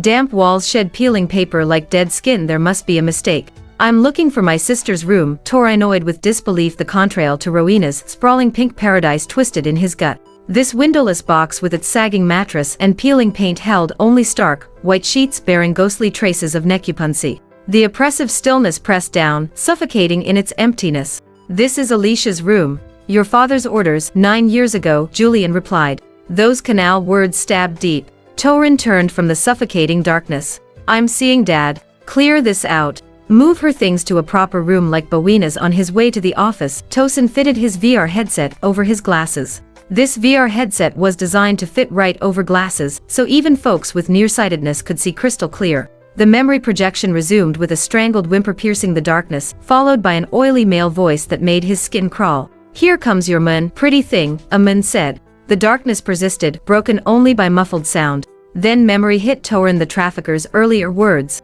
The blindfold slipped away to reveal a nightmarish scene: a skeletal man, nearly naked, lunging at young Alicia with predatory hunger. She dodged, throwing herself at the door. Lyra, please. Her voice cracked with terror as she worked the lock, constantly glancing back. The room's garish red decor and rumpled bedding told its own horrible story. Jesus, she's just a kid. What kind of monster? Must be under 14. She's still with the traffickers. Elementary. My dear Watson, I can't bear to watch this anymore. Had to take my glasses off. This scene is making me physically sick. The live stream's display system seemed to sense the viewer's distress, mercifully blurring the worst details of what followed. Through the haze, they could still hear Alicia's desperate pleas. Please, Lyral, Alicia sobbed. 7 swear I didn't call the police. I'll keep gathering herbs, making money, just please. Her pleas went unanswered. The man's calm suggested he'd expected this. He sorted through items on a table, muttering, stupid woman, tied you too light. Good thing she locked the door. Alicia huddled against the wall, fresh rope marks crossing her old wounds. The man's grin widened. Don't cry, beautiful village girls become women quite Carly here. Lyra was generous, waiting till you hit 13. Worth every penny I saved. The man's scrawny frame trembled with exhilaration, his eyes gleaming with the greed that seemed ready to devour the beautiful young girl before him. Alicia retreated step by step until forced into a coma, her eyes desperately scanning for anything to fight back with. Stay back. Paid good money. Trying to cheat me. The man said. I'll pay doubler. Terror made her voice shrill. Just let me God, but reason had no place in his just addled mind. The man reached for her face, drooling, still the delicate young lady from a rich family. Good that your face still looks pretty, even after all Lyra's work. Just as his fingers nearly touched her face, Alicia's kick caught him off guard. She twisted away under his arm, darting to a table lined with tools. Grabbing the only weapon she could, a whip, she screamed with raw desperation, "Don't touch me. Get back!" Her defiance inflamed him further. "That's it, whip me. Then my tum." He lunged. The viewers' hearts leaped to their throats as they watched. Against all expectations, the seemingly delicate Alicia boldly cracked the whip thin, as it was straight, at his head with deadly precision. Even a slender whip could deliver devastating force to the skull. Little bitch. His next rush met the whip across his eyes, too fast to block. The thin leather sliced through. A deafening shriek of agony toned from his throat. Outside, Lyra hustled her son away, disgust twisting her features. Heard he was sick, but only when Elysis knocked the man unconscious with a heavy object did the viewers exhale. God, she's incredible. Can we talk about how this was the moment Alicely started changing? She developed those toms as a defense mechanism, not to hurt others. Classic trauma response. TBH. The comments stirred something deep in Turin's mind. He sat lost in thought, imagining himself in Alicia's position. Enduring endless beatings, abuse, and humiliation, he wondered if he would have been able to cling to his moral compass. The thought settled heavily in his mind. Survival might have forced him to abandon kindness and embrace cruelty, just as his sister had done to Sen Chet. The sickening thud reverberated through Alicia's bones, striking her heart like a physical blow. Her whole body shuddered as she stared in disbelief at her blood-stained hands, the metallic warmth turning her stomach. I'm sorry. I didn't mean to," she whispered, her voice tiny and broken. She dropped to her knees, frantically searching the room. A4. He has to have a phone, she choked out between sobs, but still found nothing. With no way to call for help, she turned to the window. The chat erupted with conflicting reactions. Classic criminal behavior. Running away from her cronies. Are you blind? She clearly acted in self-defense. Nothing justifies murder. Period. In the studio, Kalen latched onto the comment. So she was already a killer back then, he said, lip curling with disgust. No wonder Mom and Rowena collected her from the police station. She probably did serious time in juvie, miles away, watching through his VR headset as he headed toward the company. Torin's features darkened with fury. His brother's casual accusation of murder made him itch to turn around and deliver another lesson in respect. The stream's focus shifted to the window, where its clean surface reflected Alicia's face, hauntingly beautiful even at 13. Smooth skin gleamed beneath crimson streaks where tears cut paths through blood spatter. The viewers found themselves transfixed by this jarring contrast of beauty and violence, until the glass shattered, fracturing her reflection into countless shards. Was she always this stunning?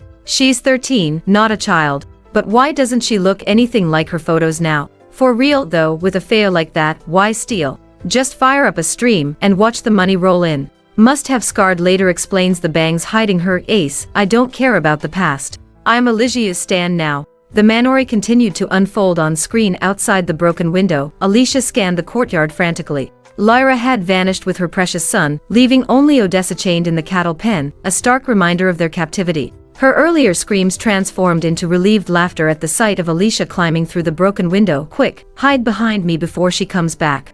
Odessa called out, but Elysis just shook her head, tears streaming. I think I killed him, Alicia whispered, voice breaking. What do I do? She couldn't be certain the man inside was dead, but she'd never seen so much blood. Odessa's heart clenched. She'd never seen Alicia this vulnerable, like spun glass about to shatter. That glimpse of fragility beneath Alicia's steel exterior sent electricity through Odessa's veins.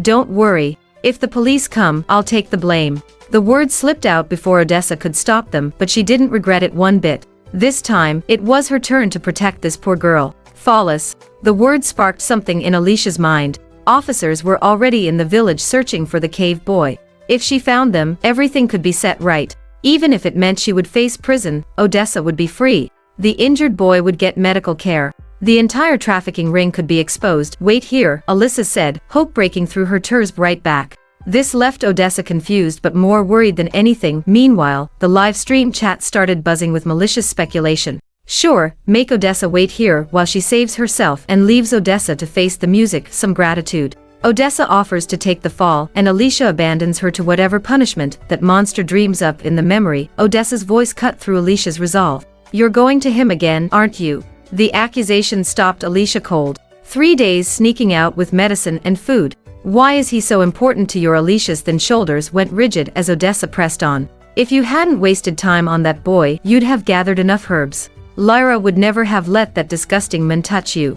Just run, Alicia. Don't look, barked. The revelation in Odessa's words sparked immediate outrage in the chat. 3 days. What happened to Rowena's promised police rescue? Carland be dead without Alicia too. Can't believe I fell for Kaelin's lies. This is on Kaelin. His presence destroyed her innocence. Her suffering traces back to him. My precious girl. Anyone who cared for me like that, I'd die protecting them. Fresh out of high school, Kaelin lacked his brother's empire of employees and followers. As the Char's tide of public opinion crashed against him, he found himself with barely a ripple of support. No, Rowena wouldn't do that to me, Callan uttered through clenched teeth. He recalled during his illness, someone had nursed him, fed him medicine and water, but who?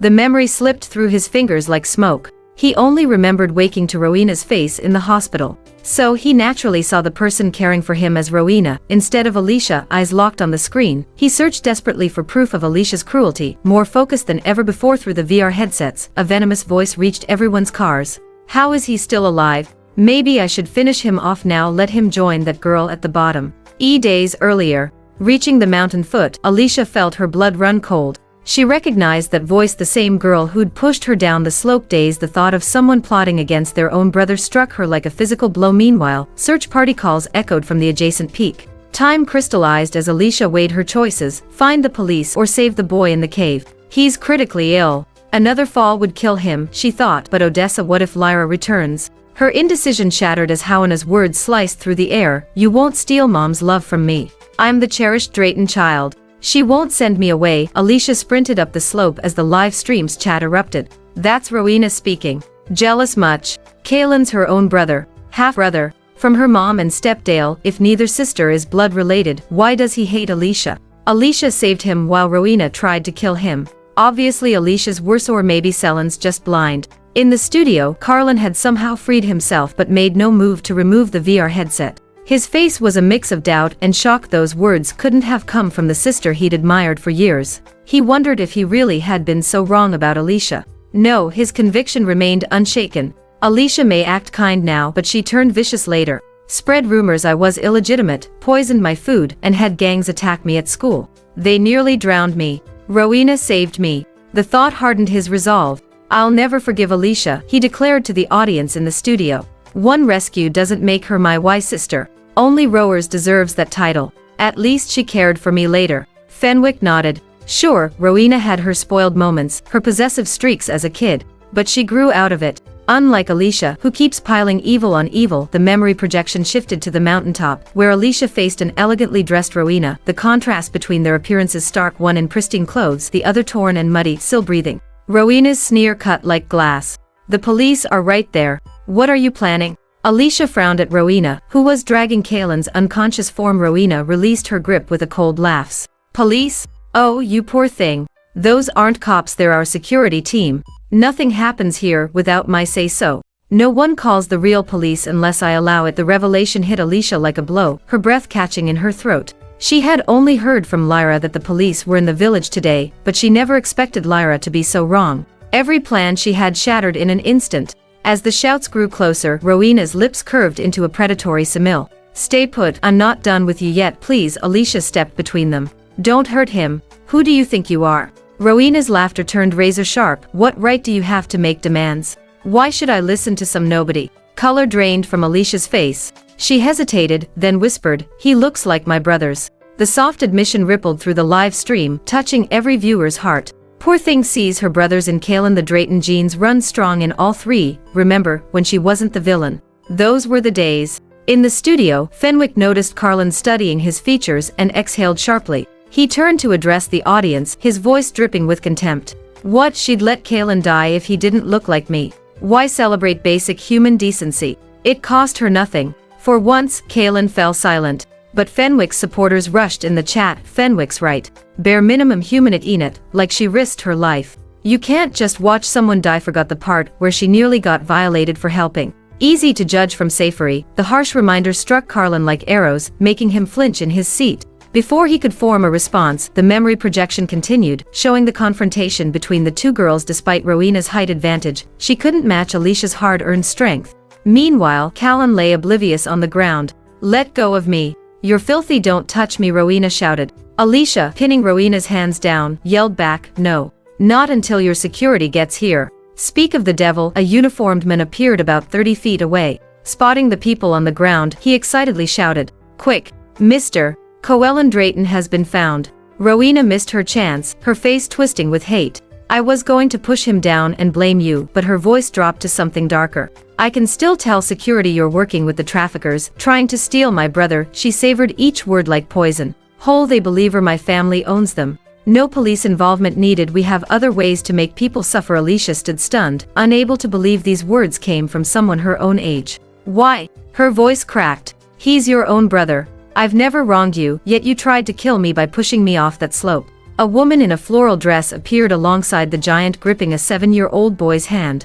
"There she is. Alicia, my dirt, you have no idea how desperately I've searched for you." Lyra's performance as a concerned mother was perfect. She rushed over, pulling Alicia into what looked like an embrace. But her fingers dug into Alicia's, and like talons, as she hissed through her false smile, "One word, you like whore, and I'll butcher Odessa. Try me." Alicia stood frozen, watching them leave. Rowena turned back, her smile dripping contempt. She whispered, thinking herself unheard, "Because I'm taking your place, becoming the one true Drayton daughter, becoming." The world tilted sharply. Alicia swayed once, then collapsed into darkness. Comment. The live stream CUI to black, leaving viewers momentarily disoriented. The chat immediately erupted. "Ugh, she's not even making a sound this time. What is that awful woman planning now? Wait, this is different from her usual feints.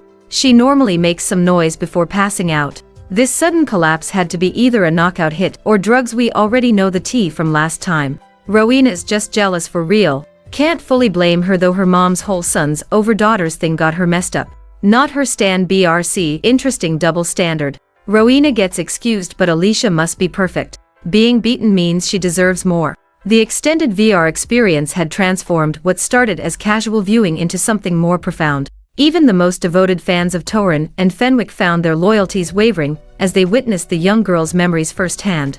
"Enough. Release us immediately. The stream's over," Fenwick demanded. "Rowena needs me. She's in the hospital because of Alicia. If this tragic backstory is meant to win forgiveness, show it to Rowena. She's the real victim." Fenwick apparently had completely forgotten about Rowena's earlier words and behavior. Then again, maybe his rose-colored glasses when it came to his half-sister simply filtered out any unpleasant reality. Callan, unusually hesitant, turned to Stellan. "This rescue, I'll count it as a debt I owe her. But compared to what she owes me, it's absolutely a drop in the ocean, nowhere near enough. So no, I still won't forgive her." But Carlin wasn't sure how to face Rowena anymore. Perhaps it was that final glance before she left so alien it had shaken everything he thought he knew about her. "Is that sot? The day is still young, why the rush?" Stellan's smile held secrets as he adjusted settings. The projection screen flickered back to life, mountain scenes dissolving into the dim interior of a room. Alicia blinked away, blur. Suddenly, Odessa tackled her in him, in an embrace. "My goodness, you're awake.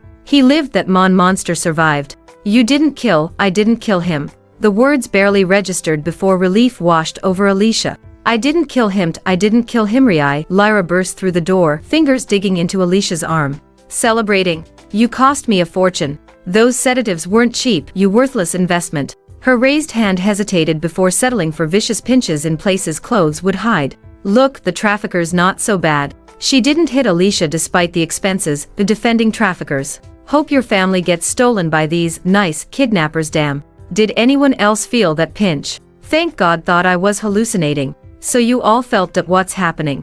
This place haunted before panic could spread further in the chat. Stellan's voice cut through the confusion. "We've upgraded beyond visual sharing," he announced. "You now experience the memory owner's physical sensations. Adjust intensity as needed." Control panels materialized before each viewer. After making adjustments with gestures in the air, their selections were locked in, unchangeable. All this dramatic nonsense. Bring it on, let's see if it's really that bad. Fenwick maintained a composed facade, but internally he was fighting to endure with his hands bound. He had no choice but to bear the default setting off sensitivity. Callan deliberately chose full intensity not to prove his tolerance, but to understand Alicia's emotional state during her alleged crimes. If there was even a trace of guilt, he might help secure a good lawyer to reduce her sentence, considering the once saved his life. But if she felt entitled to her actions, then perhaps she deserved whatever punishment came her way. Meanwhile, across the city at Drayton Group headquarters, Torin stood outside his father's office. With a knock, the office door swung open.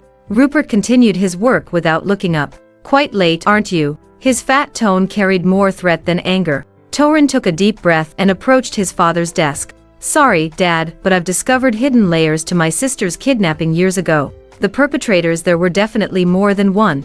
And there's more, hold on." Rupert narrowed his eyes at his eldest son, who had suddenly become uncharacteristically talkative. The beads of sweat at his temples betrayed his anxiety and urgency. When was Rowena kidnapped? Rupert asked. Torin's mind went blank at his father's words, frozen in place as if spellbound. His lips trembled before he finally spoke. "I meant Alicia. Have you forgotten best her place as ace as my daughter the moment she pushed Rowena?" "Shut up." Drayton's face darkened.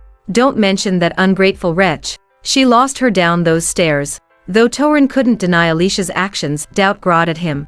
"Dad, why did she change so drastically after returning? What drove her to hurt her family?" Rupert stiffened, shocked not by the question itself, but that he was being questioned by his son about that ungrateful wretch. "Isn't it obvious? What decent values could she learn in that barkwada? She even sued her foster mother." His dismissive laugh suggested a closed case until he caught Torin's shocked expression. Sighing, he parted his son's shoulder. "That coldness is in her bones now. Focus on Rowena instead. Not my blood, but she's loyal, devoted to you boys. Don't break her heart." Torin was instantly trapped. Speaking up for Alicia would devastate Rower, yet they were both his sisters. The weight of divided loyalty pulled him in opposite directions. Rupert watched his son's prolonged silence, mistaking it for acceptance. Just as he moved to sit down, Torin's voice cut through the tension. "Tad, why has Alicia been living in a storage room on the ground floor for the past decade? Are we truly so short on space?" Torin's one carmied a right that made his father pause. "Storage room." The wands echoed in Rupert's mind. Torin showed recently taken photos to his father's lair. As Happert took in the room's shabby interior, his stern facade cracked momentarily. Confusion and guilt flickering across his features before his expression hardened once more. "Are you suggesting I've mistreated her?" B demanded, turning away. "Let Vid drop this. We'll give her a guest room when she's released. Taking her in at all is more than generous." Torin fell silent as memories flooded back. His father had always cherished Alicia above all others, lavishing her with endless care and affection. Yet now he was relegating her to a mere guest mon, and she definitely had her own ramblure. And what about her original room? The thought struck Torin suddenly, accompanied by an image of Rena's princess-themed bedroom. His heart sank as realization dawned that had been Alicia's mom. Seeing his father's rigid stance, Torin knew further discussion was pointless. "These glasses. You should try them on. They show the 10 years when Alicia was lost." "I'm taking the day off," he said flatly, turning to leave. "You ungrateful brawl," Rupin shouted at Torin's retreating form. "If you dare cause trouble for Rowena of Alice over this trivial matter, I'll strip you of your position in a heartbeat." Torin's steps faltered briefly. "I only want another pair of glasses from Stellan," he thought. "How could I trouble Rowena? She's still my sister." After back in the live stream, the memory had advanced to a new day. Two girls sat at weaving frames, working on pieces assigned by Lyra. Odessa paused her humming to wave a hand before Alicia's distant gaze. "Alicia, you're sparing out again. You need to speed up or we'll both go hungry when she checks our work," Odessa said, her young voice tinged with worry. Ugh. Alicia's starking is gonna get Odessa starved. She's totally doing it on purpose. Right. And here one thought she was Miss Cooley Two Shoes sneaky lean thing. LOL. Hate to change the subject, but Celesta's singing is painful to listen to. Hey, she's only but cut her some slack. Her voice hasn't matured yet. That's totally normal. But while the chat debated Odessa's singing on the screen, Alicia was focused elsewhere, straining to catch the whispered conversation between Lyra and her rarely present husband, Dorian. "Did you find the buyer for Alessal?" Dorian asked in low tones. "Yes, one from Hawken. I'm thinking we should sell Ash's got too much spirit. Any older and she'll be harder to control," Lyra replied. "Isn't she too young for any buyer? She wouldn't last. I was hoping to sell her for enough to buy our son an apartment downtown," Dorian said. "Hal, you don't know the market. Some old men prefer them young," Lyra said. Olivia bit her lip hard, glancing at Odessa, who was still focused inwardly on weaving. Words of warning rose in her throat, but died unspoken. Meanwhile, the treacherous couple's conversation shifted to another topic. "We need to be careful now. Those villagers got locked up. And I need more sedatives. We almost ran out when the police came. Good thing you had that new drug to knock Alicia out, Dorian said. What? The one from Torvania? That's not a sedative, it's experimental livestock medicine. Lyra replied. A long silence followed before Dorian spoke again. Well, she survived, that's what matters. I need to move today's cargo. They've been in the truck too long already. When he says cargo, he can't mean people, right? There were a lot of missing children in Stoneford around that time. Could the whole village have been involved? Anyone else curious about that experimental livestock drug? Wonder if it turned Alicia into Miss Piggy, lol, bruh. If she survived, it obviously didn't work on humans. The studio door's sudden opening drew everyone's attention from the chat. A collective gasp rippled through the audience as they recognized the figure entering, a fair known from television and live streams. Holy shit, is that Odessa? OMG, my queen. For real? Didn't she retire? What's she doing here? Stellan graciously led her to an empty seat, then picked up the microphone. Please welcome our special guest for today's memory live stream. The no-year-old Odessa had transformed from her energetic teenage self into an elegant, sophisticated woman, though shadows of old pain lingered in her eyes. That's me in the stream, Odessa said softly, but Alicia was the one who appeared on Masked Singer. Her quiet words landed like a thunderbolt. The viewers were all stunned as the implications sank in. They had been attacking their own idol all this time. The chat exploded with shocked reactions. Holy crap, so Alicia's the real singing champion, which means she never plagiarized anything. Taste in your mouth, where are all you trolls who were trash talking about Odessa's singing? How's that foot taste in? Wait, but why did she enter the competition using Odessa's name though? In the studio, all eyes turned to Odessa as she lowered her head at the question. Her voice dropped to barely above a whisper, heavy with emotion. She was searching for me, wanting to apologize. It must have been right after she overheard their conversation about selling her. During her voice rose unconsciously as she stood up, hands trembling. Our escape attempt. She betrayed me to win their trust. We had agreed to split up, but she turned around and told those traffickers exactly which way I'd gone. I nearly got might. I heard her tell them myself, she said with fury. Taking a deep breath to steady herself, she added quietly. But that's ancient history. I'm just here as an ordinary guest, invited to try this new technology like anyone else. The comment section exploded, with viewers reassessing their opinions of both wanton. So the first incident was a misunderstanding, but this has to be legit. Odessa heard it with her own cars. Guess appearances really are deceiving. Fenwick was right, Alicia only saved Callan because he reminded her of her brothers. Bet she'd not only ignore anyone else in danger but kick them while they're down.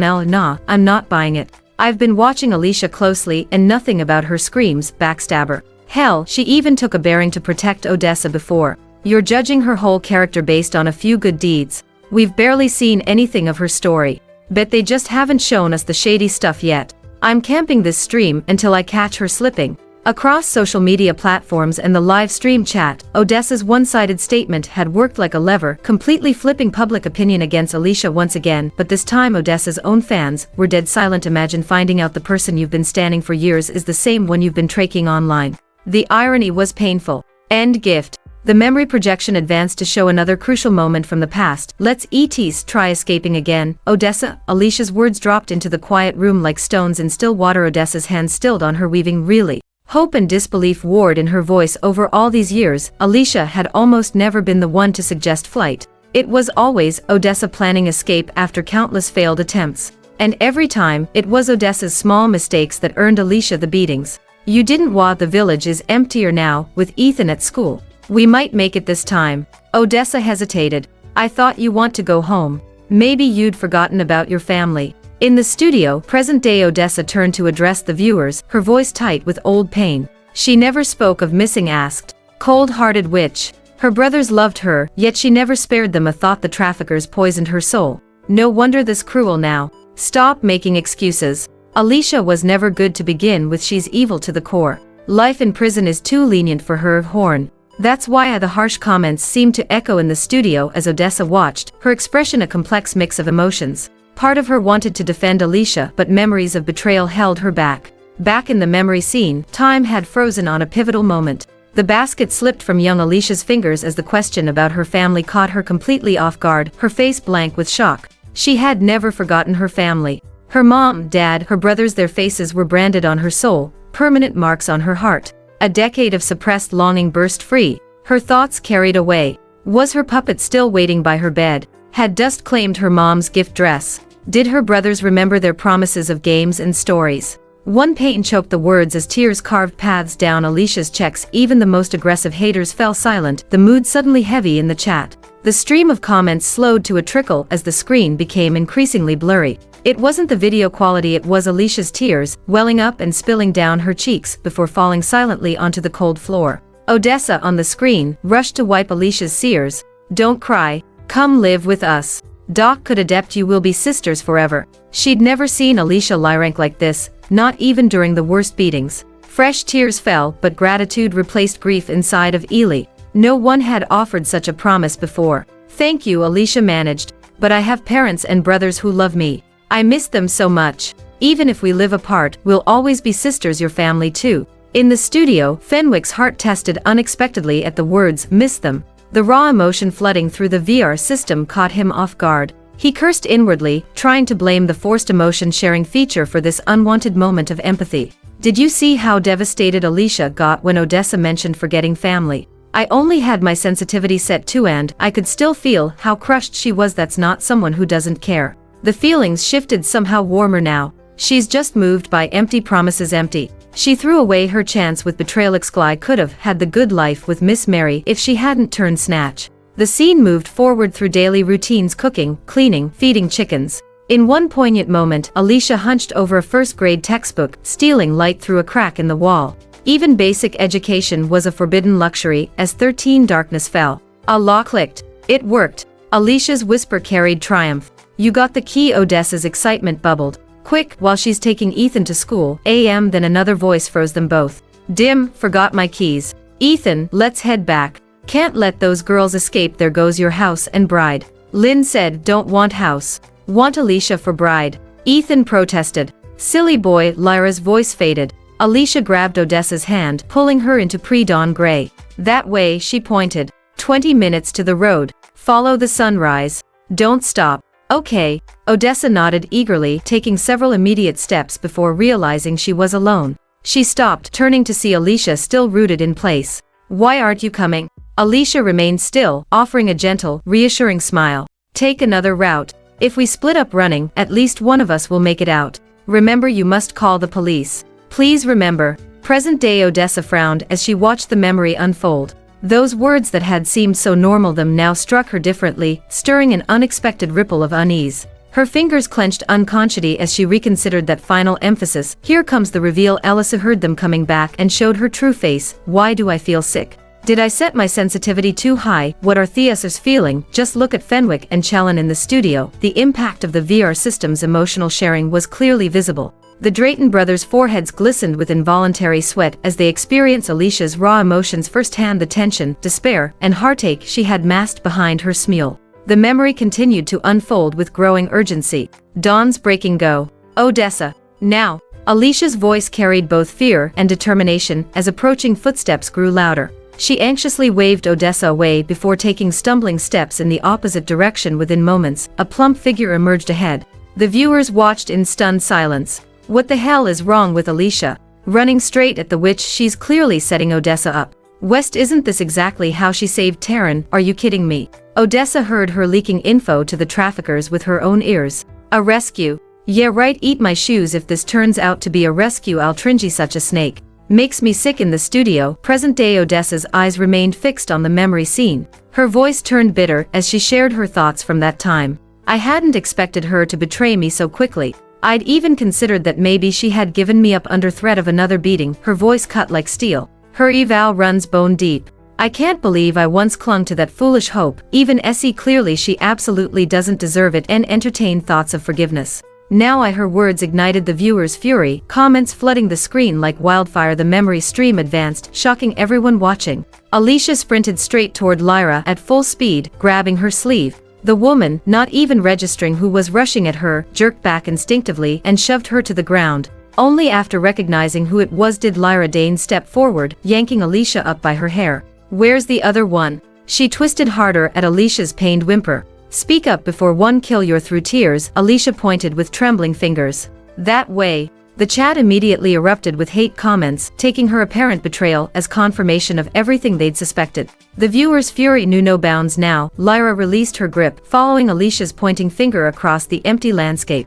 No one could be seen in that direction, but the other directions revealed nothing either. Unable to be certain, she sneered, "VD. You expect me to believe some random direction you're pointing at? Where it's true Odessa ran that way," Alicia cried out desperately, clutching her throbbing head.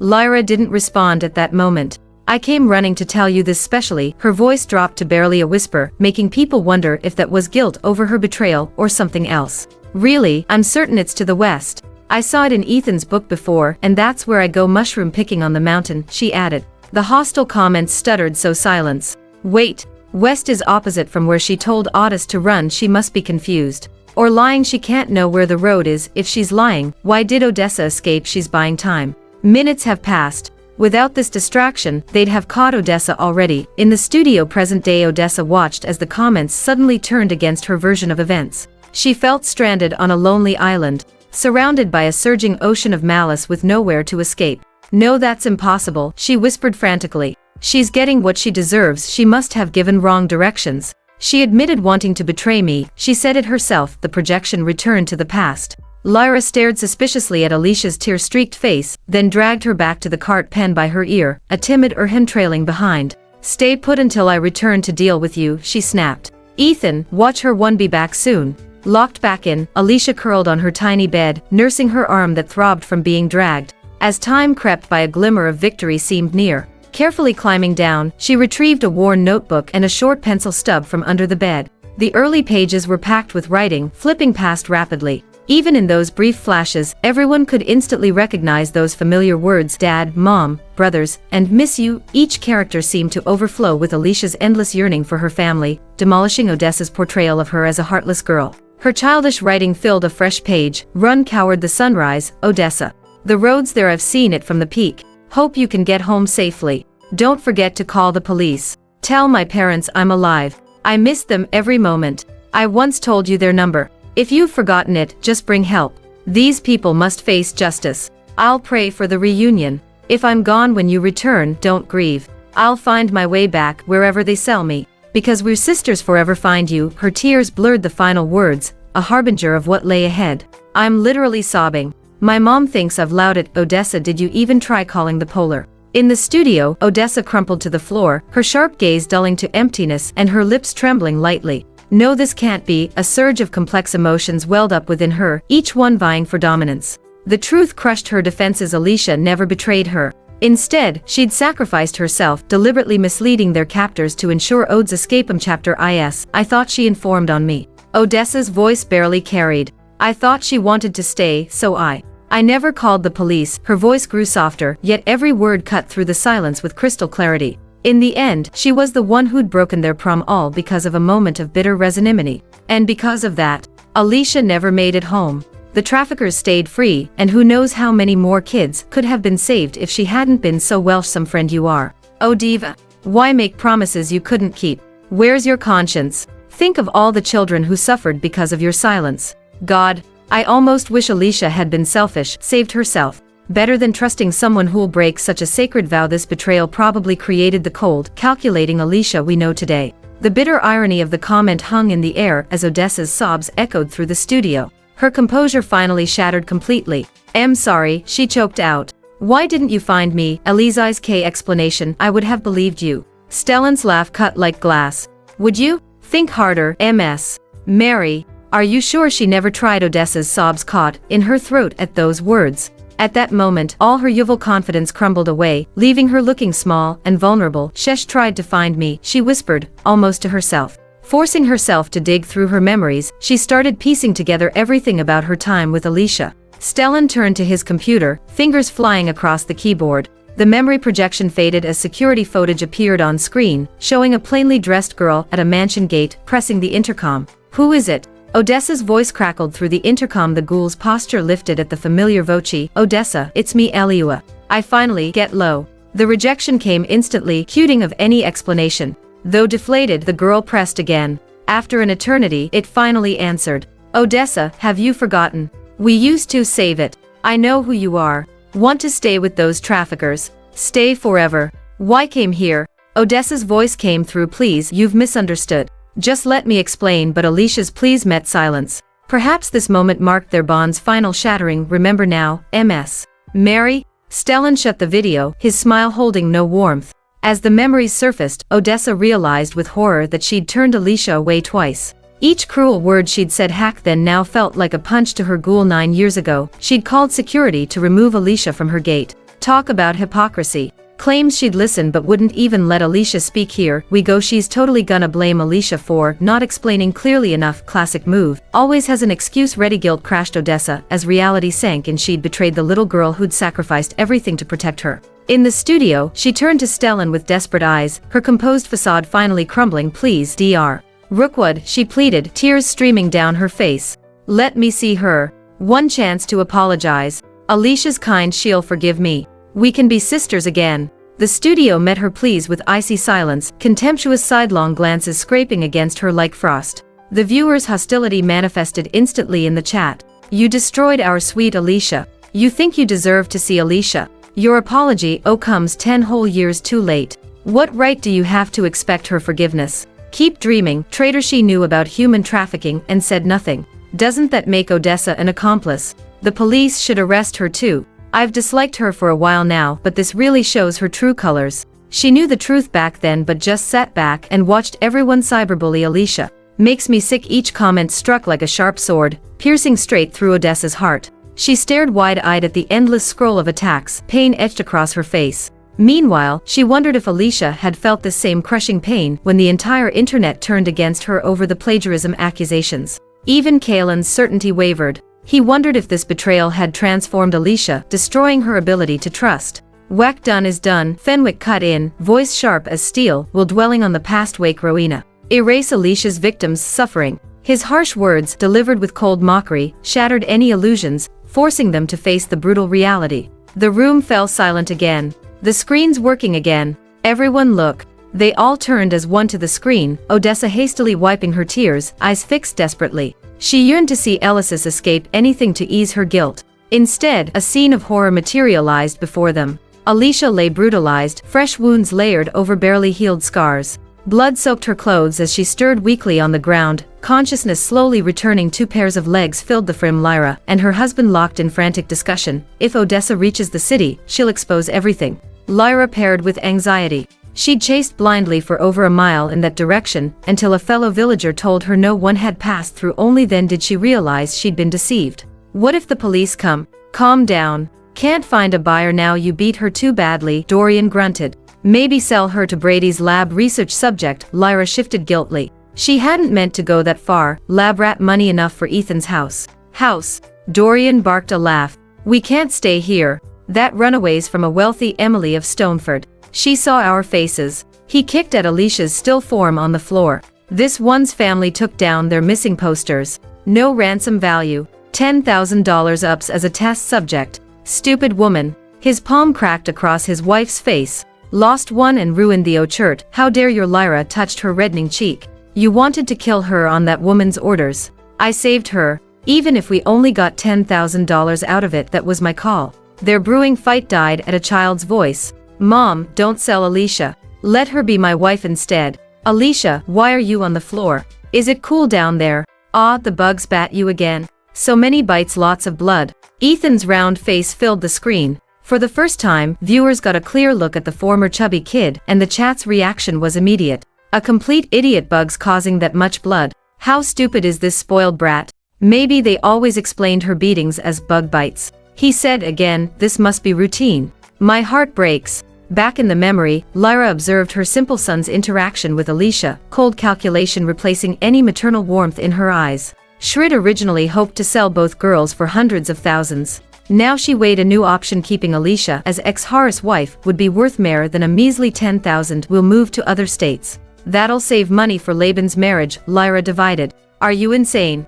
Dorian exploded. Hail her forever. We won't even manage the suburby. Slipped back into darkness amid their arguing, leaving viewers desperate to know her fate. She must escape eventually. She's free. Dow, human test subjects. These traffickers have connections that go deeper than we thought. The fact they know people who do human experiments is wild theory time. What if sweet Alicia got sold to Sane Lab? Arst came back as evil Alicia used her new villainous powers to escape, and now she's on a revenge tour making everyone pay. Wait equals didn't the trafficker mention that the Draytons gave up searching for Alicia? Is that why she's making them suffer now? The comment struck a nerve. Bullshit. We never stopped. Fenwick's polish cracked. She's just greedy. Had everything Bowie wanted Rowena's life too. Bullied Rowena, seduced her fair, and abused our name. Compare her to Ramana night and day. Keep watching. Even Fenwick's loyal fans fell silent, shocked to hear Lum defend his stepsister while condemning his own blood. The scene didn't progress as the viewers expected.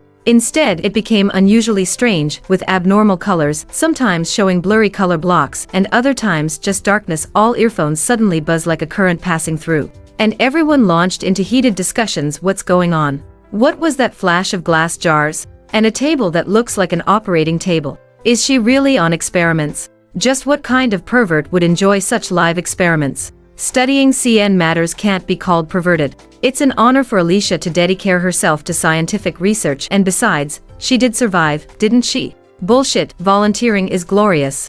But selling yourself into it, can it be a serious scientific endeavor? The comments went viral. Stellan stared intently at the screen, refusing to miss any detail. Bat with a click, the screen went completely black. Kalen stood up, hands on hips, sneering. Seems like your project isn't that great with that. He immediately turned to Fenwick. Fenwick, we should just forget about this crappy project and head home. Hey, why are you still tied up? That rope is easy to break free from. Fenwick was feeling a bit helpless. After he struggled for so long, the rope did not loosen, but it felt like it was getting tighter. It was off. Seriously off. He turned around, and saw the filming staff making away in small steps.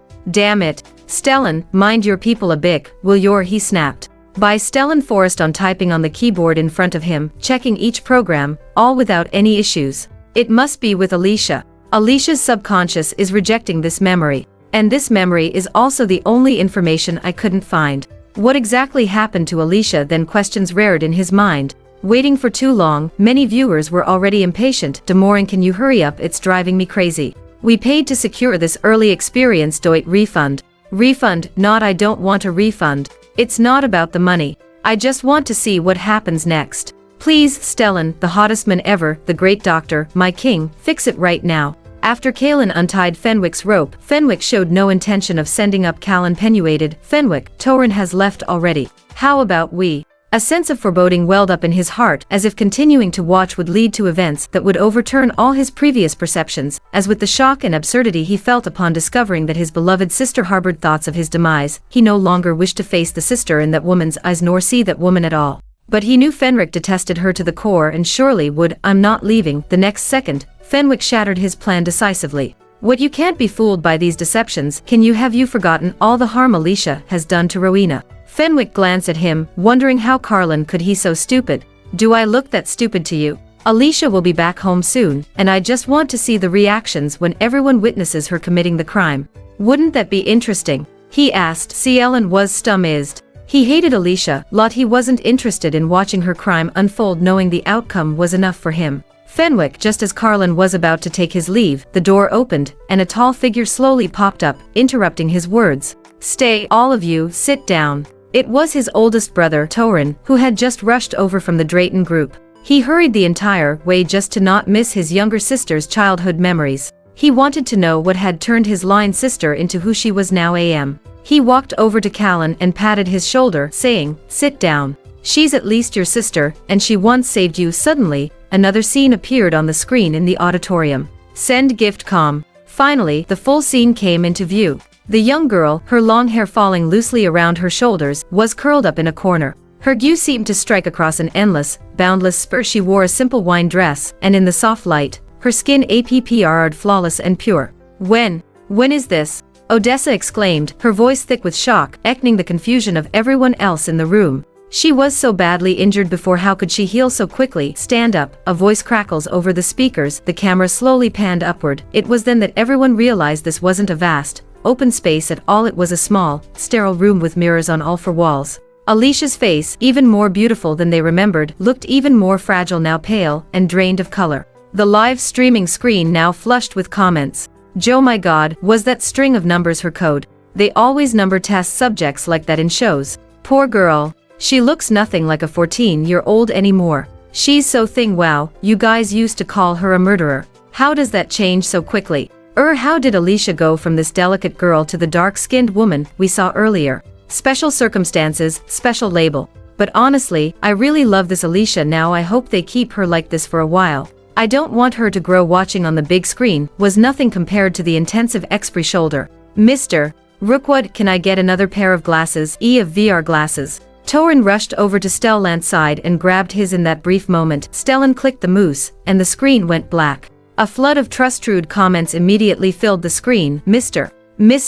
Drayton. Stellan gritted his teeth, his voice thick with hairily contained rage, as if he wanted to crush the words between his teeth. Torin recalled what he'd overheard outside the door just moments earlier. Carlin's mocking remark. Looks like this project isn't all that great. Without thinking, he repeated in a low. Stellan clenched his fists, his knuckles turning white. But within seconds, the anger in his expression softened, and a bitter smile curved his lips. Do you know why this happened? He asked, his voter colder. Nor. It's because during this time, Alicia probably went through unimaginable trauma. So much so that she developed an instinctive resistance to these memories. Stellan continued. Torin's face drained of color as the weight of Stellar's work sank in. Think about it, Mr.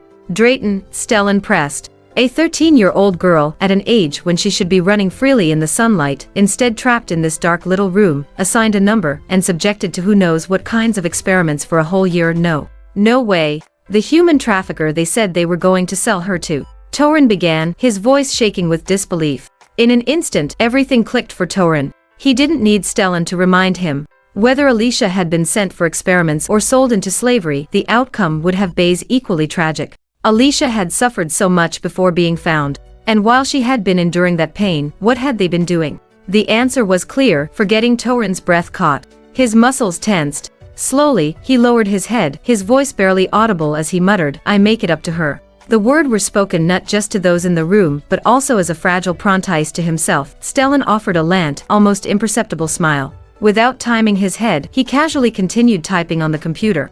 Good luck. If there's Multoon. At the Drayton Group headquarters, Rupert stared at the VR glasses on his desk. His mind kept replaying Torin's words, as well as the dull, grayish photo he'd seen earlier. The more he thought about it, the angrier he became. By Alicia. For all these years, I've taken care of her, fed her, clothed her, but what has she done in return? He felt he had done nothing wrong. By first, she bullied Rowena, disrespected her elders, and even stole things. She has no sense of class, no refinement, just petty, beneath the dignity of the Drayton family. And that isn't even the worst of it. Understand that, growing up in Ansiander developed area, she might not have the best manners, but she's gone ton far, skipping school, being tazy and undisciplined, even getting involved in a relationship ton early, and having an abortion. Outrageous. The Drayton family's reputation has been tarnished because of her. Them on. The more Rupert thought about it, the more convinced he became of his righteousness. Feeling justified, he picked up the glasses and purred without hesitation. As soon as he did, the screen flickered to life, shaming Alicia sitting in a police station. The live streaming screen now flushed with comments. Ah, my little darling was finally saved by the police. Is she okay? Her breathing sounds so shallow. What did that man do to Far? White. She's cur. I think she looks fine. I like her pale and delicate. All soft. All WH report. There is AJ a pervert here. Rupert's confusion sleepened as he read the comments. For they seriously describing her as saved by the police and pale and delicate? Isn't she the one arrested for stealing things? The pauper had simply recognized her and contacted his, but at the deter, he had been on Basie to take the call. It had been Althea who had gone to pick her up. As Rupert replayed that day in his mind, he began titting with the controls, trying to figure out how to send a message. He wanted to clarify the truth. Alicia had been arrested for stealing rugs from their neighbors, but just as he was about to press send, a fumeter ear crackled through his ear. Rowena, didn't you say you already took care of her? Why is she still alive? A luxury car pulled up outside the police station, and the moan seemed to come from inside. In the Drayton family froze. The car was the same model their family chauffeur always drove. Rupert was the most shocked. After all, he'd known that voice for 20 years. He would recognize it anywhere. For a brief moment, the room fell. Homan's voice came through, muffled and devant. Sorry, Mom. Bat trot something good. Once we put it on her, Dad won't like her anymore, and if we tell Dal D she was arrested for a crime, I'm sure he'll never like her. Right, Mom. Althea narrowed her eyes. Since learning that Alicia was the one Rowena had pushed down the mountain, she had never underestimated her again. Of course, you are very clever. But if you want her completely out of the picture, just making Rupert dislike her won't be enough, Rowena smiled. I know, Mom, and I've got my brothers and my fans to help in outside the screen. Rupert furrowed his brows. He had no idea what they were talking abst. It all sounded so absurd, without any real evidence. He wasn't about to believe a word of H. Just then, a well-dressed woman appeared on the screen, and with her was none other than Rowan, a familiar face to everyone watching this. Alika's mouth fell open as she took in Alicia's appearance. She hadn't expected the girl, raised in such an underdeveloped area, to look so fair, delicate, and refined. But Rowena, in contrast, showed no surprise. Her tone was playful as she greeted Alicia with a mocking smile. Well, we meet again, Alicia. Alicia's pupils dilated when she saw Harina, and her face twisted with shock and confusion. What are you doing here? Where's my dad? Where's the police officer? Why hasn't he shows up yet? The officer who had escorted them into the room glanced between his women, clearly confused. Aren't they your family? Alicia's heart sank as she processed the conversation she had just overheard. She quickly shook her head, panic creeping into her voice. No, I don't know them. My dad Rupert, right. Althea cut her off with a sharp, dismissive tone. Timbis' wife now on. Let's go home. Now your mother. Come on. Althea pulled out a recent family photo showing Rupert, Althea, Torin, Fenwick, Kaelin, and even Rowena, all smiling in the frame. Do you recognize everyone? CH. And this little one is my child with your father Callan, Althea said. Rowena pointed at D at the photo and smirked. This was taken last summer when Dad took us in Flaspus for vacation. It was a family photo. Burr Ellis wasn't in it. All right enough looking. Your mother's dead. Time to go with us now, Althea said, her voice cold and impatient as she grabbed Alicia's sleeve, pulling her toward the car with mechanical efficiency. Ayla Liston shoved into the car, and the door slammed shut with a loud thud. That the harsh reality of her mother Valerie's death. Truly the live streaming screen now flushed with comments. Oh my god, I can feel how heartbroken Alicia is. My chest hurts for her. Owena and Albia are ruthless. That conversation earlier about making her dad hate Alicia, did they really say that? How despicable. What a manipulative bitch, using a family photo to pull this sting. What's wrong with using a family photo? They didn't bring Alicia into the picture because she doesn't belong, right? Some people are ways inside of. Rupert nodded at the last comment, thinking there was some truth to it. He felt certain Althea's behavior could be explained. After all, Alicia's poor background and lack of respect had clearly set her off. He remembered the last time he saw Alicia 10 years ago. She had been dark-skinned, wearing torn clothes, withdrawn and lacking the grace or poise expected of someone from a prominent family. In comparison, Rowena was the picture of refinement. It made sense that Althea didn't like her. My mom. Alicia tried to speak, but before she could finish, Rowena showed a bottle of foundation into her hand. Take this, Rowena ordered. Open it and put it on. If you don't, you won't find out how your mother died. The live streaming screen now flushed with comments. Wait, isn't that the darkest shade of foundation from Chanel? No, not my delicate, fair. Alicia threatening her with her mother's death.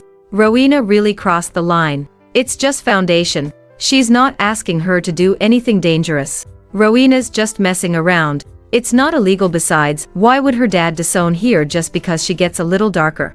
Jay's legal, but it's still messed up. Rupert clenched his fist as he read the comments. While he knew Rowena had gone too far, he also considered that playful mischief was to be expected. She was just a child, but when he looked at Alicia, he couldn't help but notice how cold and detached she seemed. After hearing G about Valerie's death, she hadn't shed a single tear. Her indifference was chilling, and it made his heart tighten. AMC as these thoughts ran through his mind, the scene in the screen shifted again. The grand villa stood as majestic as ever, the swing still hanging at the front entrance, but now the yard was cluttered with things that didn't belong. Alicia's eyes were red, her face still in shock from the news of her mother's death. She walked in a daze, as if on autopilot, following them inside like a zombie. When the large gate opened, a tall, imposing figure stood motionless, as if waiting for a long time. Alicia. Elida, is it really you? Rupert's voice cracked as he stared at the figure in front of him, unable to believe the dark, disheveled girl before him was his daughter. Dad, we brought Alicia back. Rena suddenly dashed ahead, leaping G into Hubert's ANS at the sight of Rupert, the man she hadn't seen in 10 years. Alicia froze. Her body tensed, unable to move. Watching him embrace someone else felt so warm and natural. She longed for that warmth too. Dad, Alicia whispered, her voice trembling as she slowly extended her hand toward him, but to her shock, Rupert took a step back. He moved Rowena aside and hugged her even closer, as if oblivious to Alicia's outstretched hand. He seemed at a loss for words, his lips switching awkwardly, before he finally managed, "Alicia, it's just good that you're home." Rowena leaned against Rupert's chest, smirking one moment and then bursting into tears the next.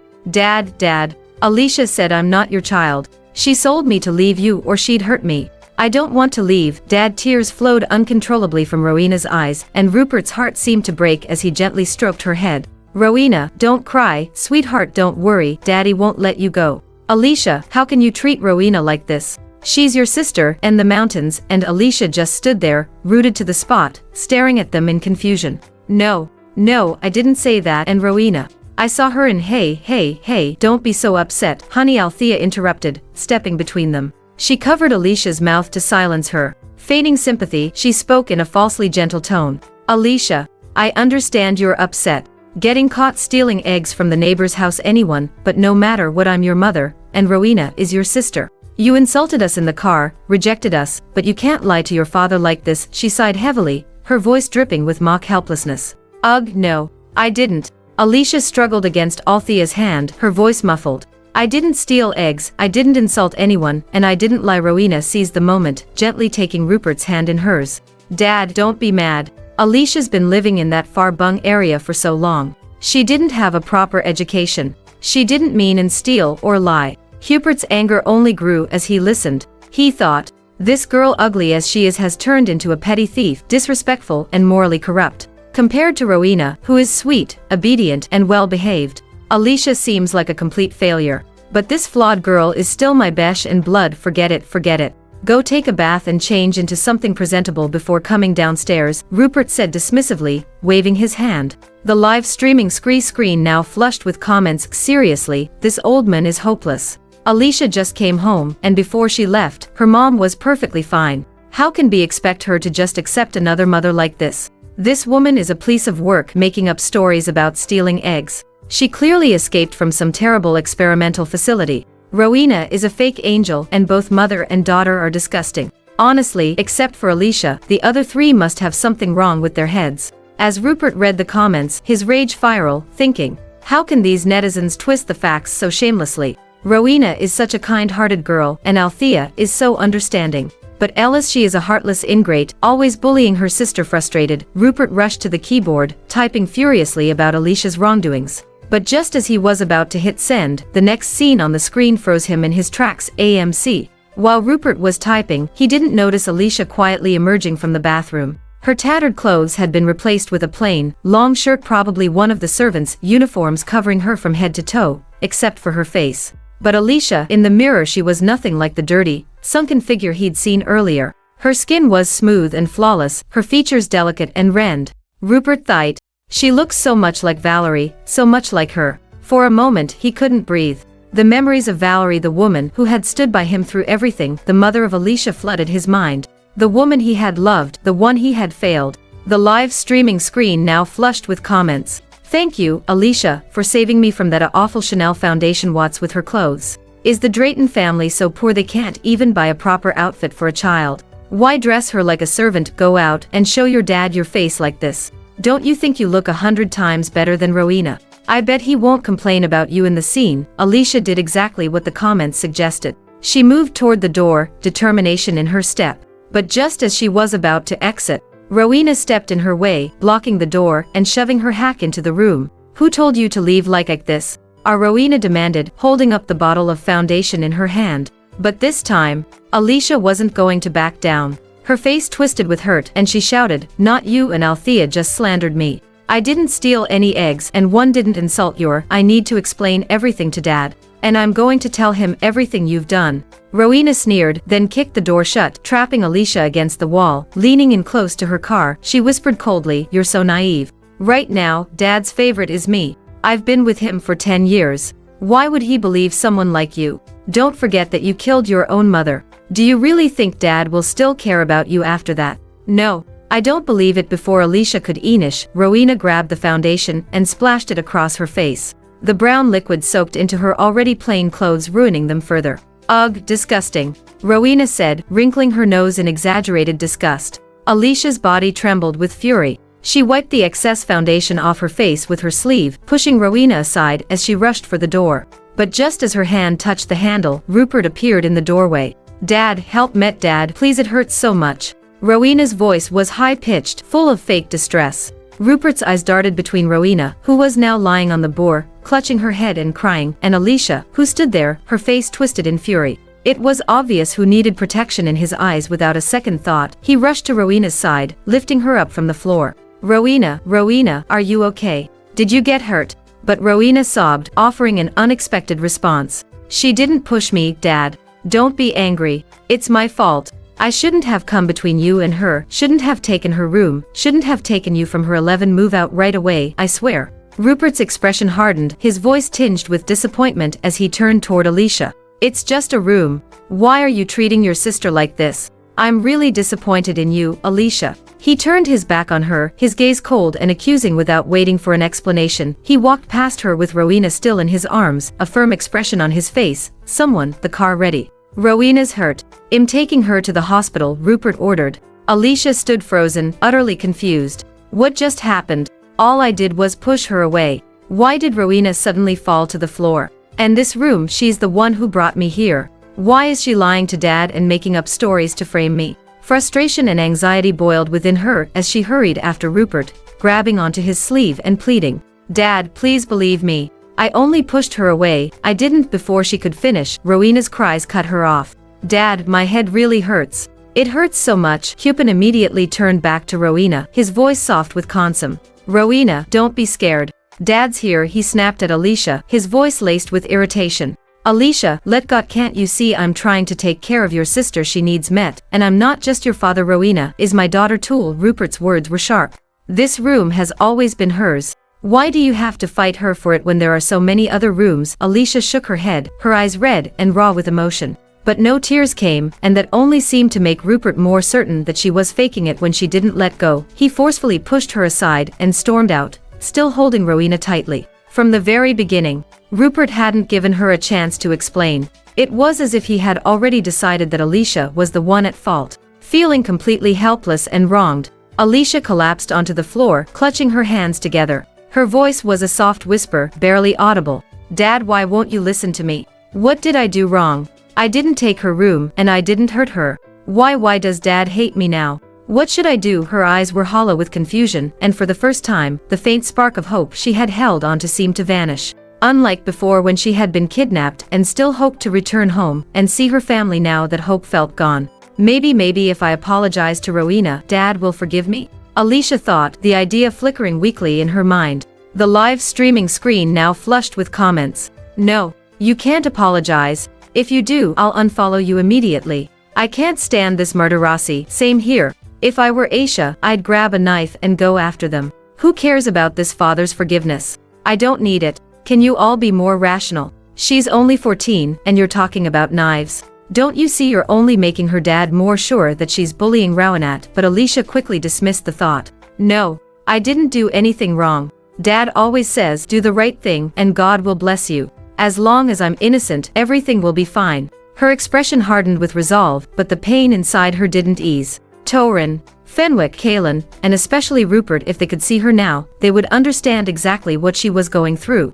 But perhaps the one suffering the most was Rupert. He had unwittingly trapped himself in a nightmare of his own making. Now, as he saw the world through Alicia's eyes, he realized how his blind favoritism had pushed all the blame onto the wrong person, Alicia. The right of his mistake was unbearable. Rupert thought, maybe I should have believed Rowena when she said Alicia didn't push her. Maybe I shouldn't have jumped to conclusions. It was my mistake. I misjudged Rowena. The live streaming screen now flushed with comments. "This is so frustrating. Can Rowena, and that Rupe, whatever his name be, go away already? Yeah, her dad's name is Rupert Drayton, but honestly, he should be called Rupert Blind, because that's exactly what he is. I'd love to see what the doctor says about his condition." When my vision went blurry earlier, I thought it was Alicia crying. But when I felt something wet on my face, I realized I was the one crying. Whatever. Alicia didn't cry. She didn't even shed a tear when she found out her mom was dead. She's clearly cold-hearted. Forget whether Alicia is cold-hearted or not. Just from what we've seen so far, there's no saving Rowena. She's the textbook example of a birch. As soon as the comment was posted, all eyes turned to Rowena, and a flood of insults began to pour in. Fenwick, struggling to push aside the bitterness in his chest, decided to speak up in Rowena's defense. Wait, I remember that day. When I came home from school and passed by Rowena's mom. I actually saw Alicia stealing from her instead of defending Rowena. It sounded more like Fenwick was trying to shift the blame onto Alicia, but his followers ate up eagerly. The live streaming screen now flushed with comments. We've all heard rumors about Alicia's sticky fingers. Even if the egg stealing story is made up, Fenwick saw it with his own eyes. There's no way that's a lie, right? Ugh, if it were me, I wouldn't just steal from Rowena. Till leave a gift on her bed tool. Is this the mental state of today's internet? Look, stealing is wrong, but when it comes to kids, an apology can clear things up.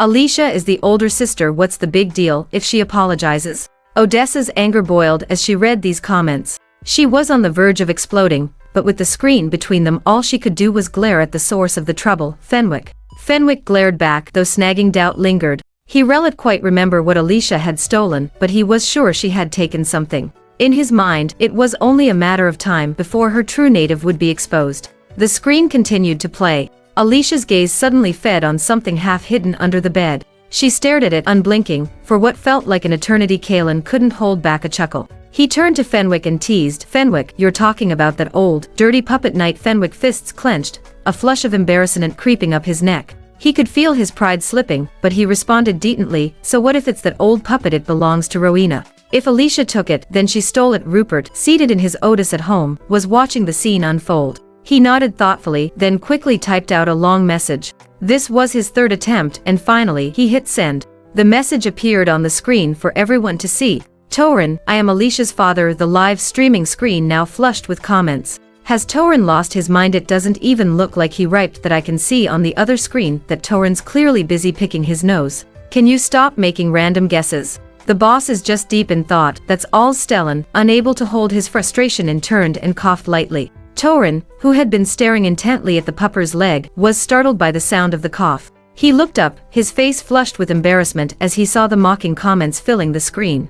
He ran a hand through his hair, clearly frustrated, and muttered, "That's my account, but my dad is the one typing right now." The entire family was gathered now. Stellan, who had originally hoped Rupert wouldn't see all of this, had decided to connect their custom machine and opened both the microphone and camera. The attention shifted to a new screen where Rupert, squinting as he types, for his hand suspended midair. He stared in confusion at the large face on the screen, wondering if he had accidentally pressed something wrong. "Fenwick's right," Rupert said, his voice now echoing in the room. "Today, Alicia only took a doll, but later on, she stole Rowena's hairpin. And that hairpin, I spent $300,000 on it as a birthday gift for Rowanel." The live streaming screen now flushed with comments.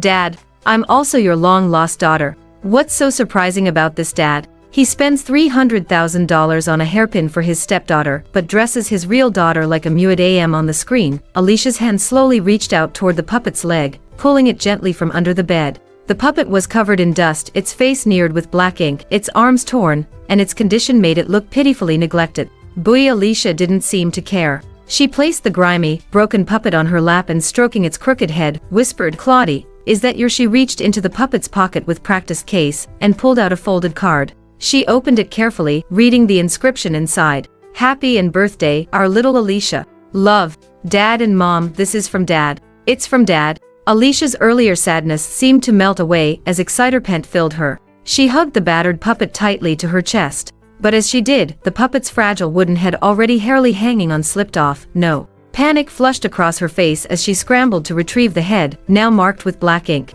She desperately tried to press it back onto the broken body. "It can be fixed. It can be fixed," she muttered, trying to reassure herself. But no matter how hard she tried, it was futile. The puppet's arm came off again. Why can't I hit?" Alicia mumbled to herself, her rose thick with emotion. "Dad, Mom, I'm sorry. I didn't take care of your gift properly. I'm sorry."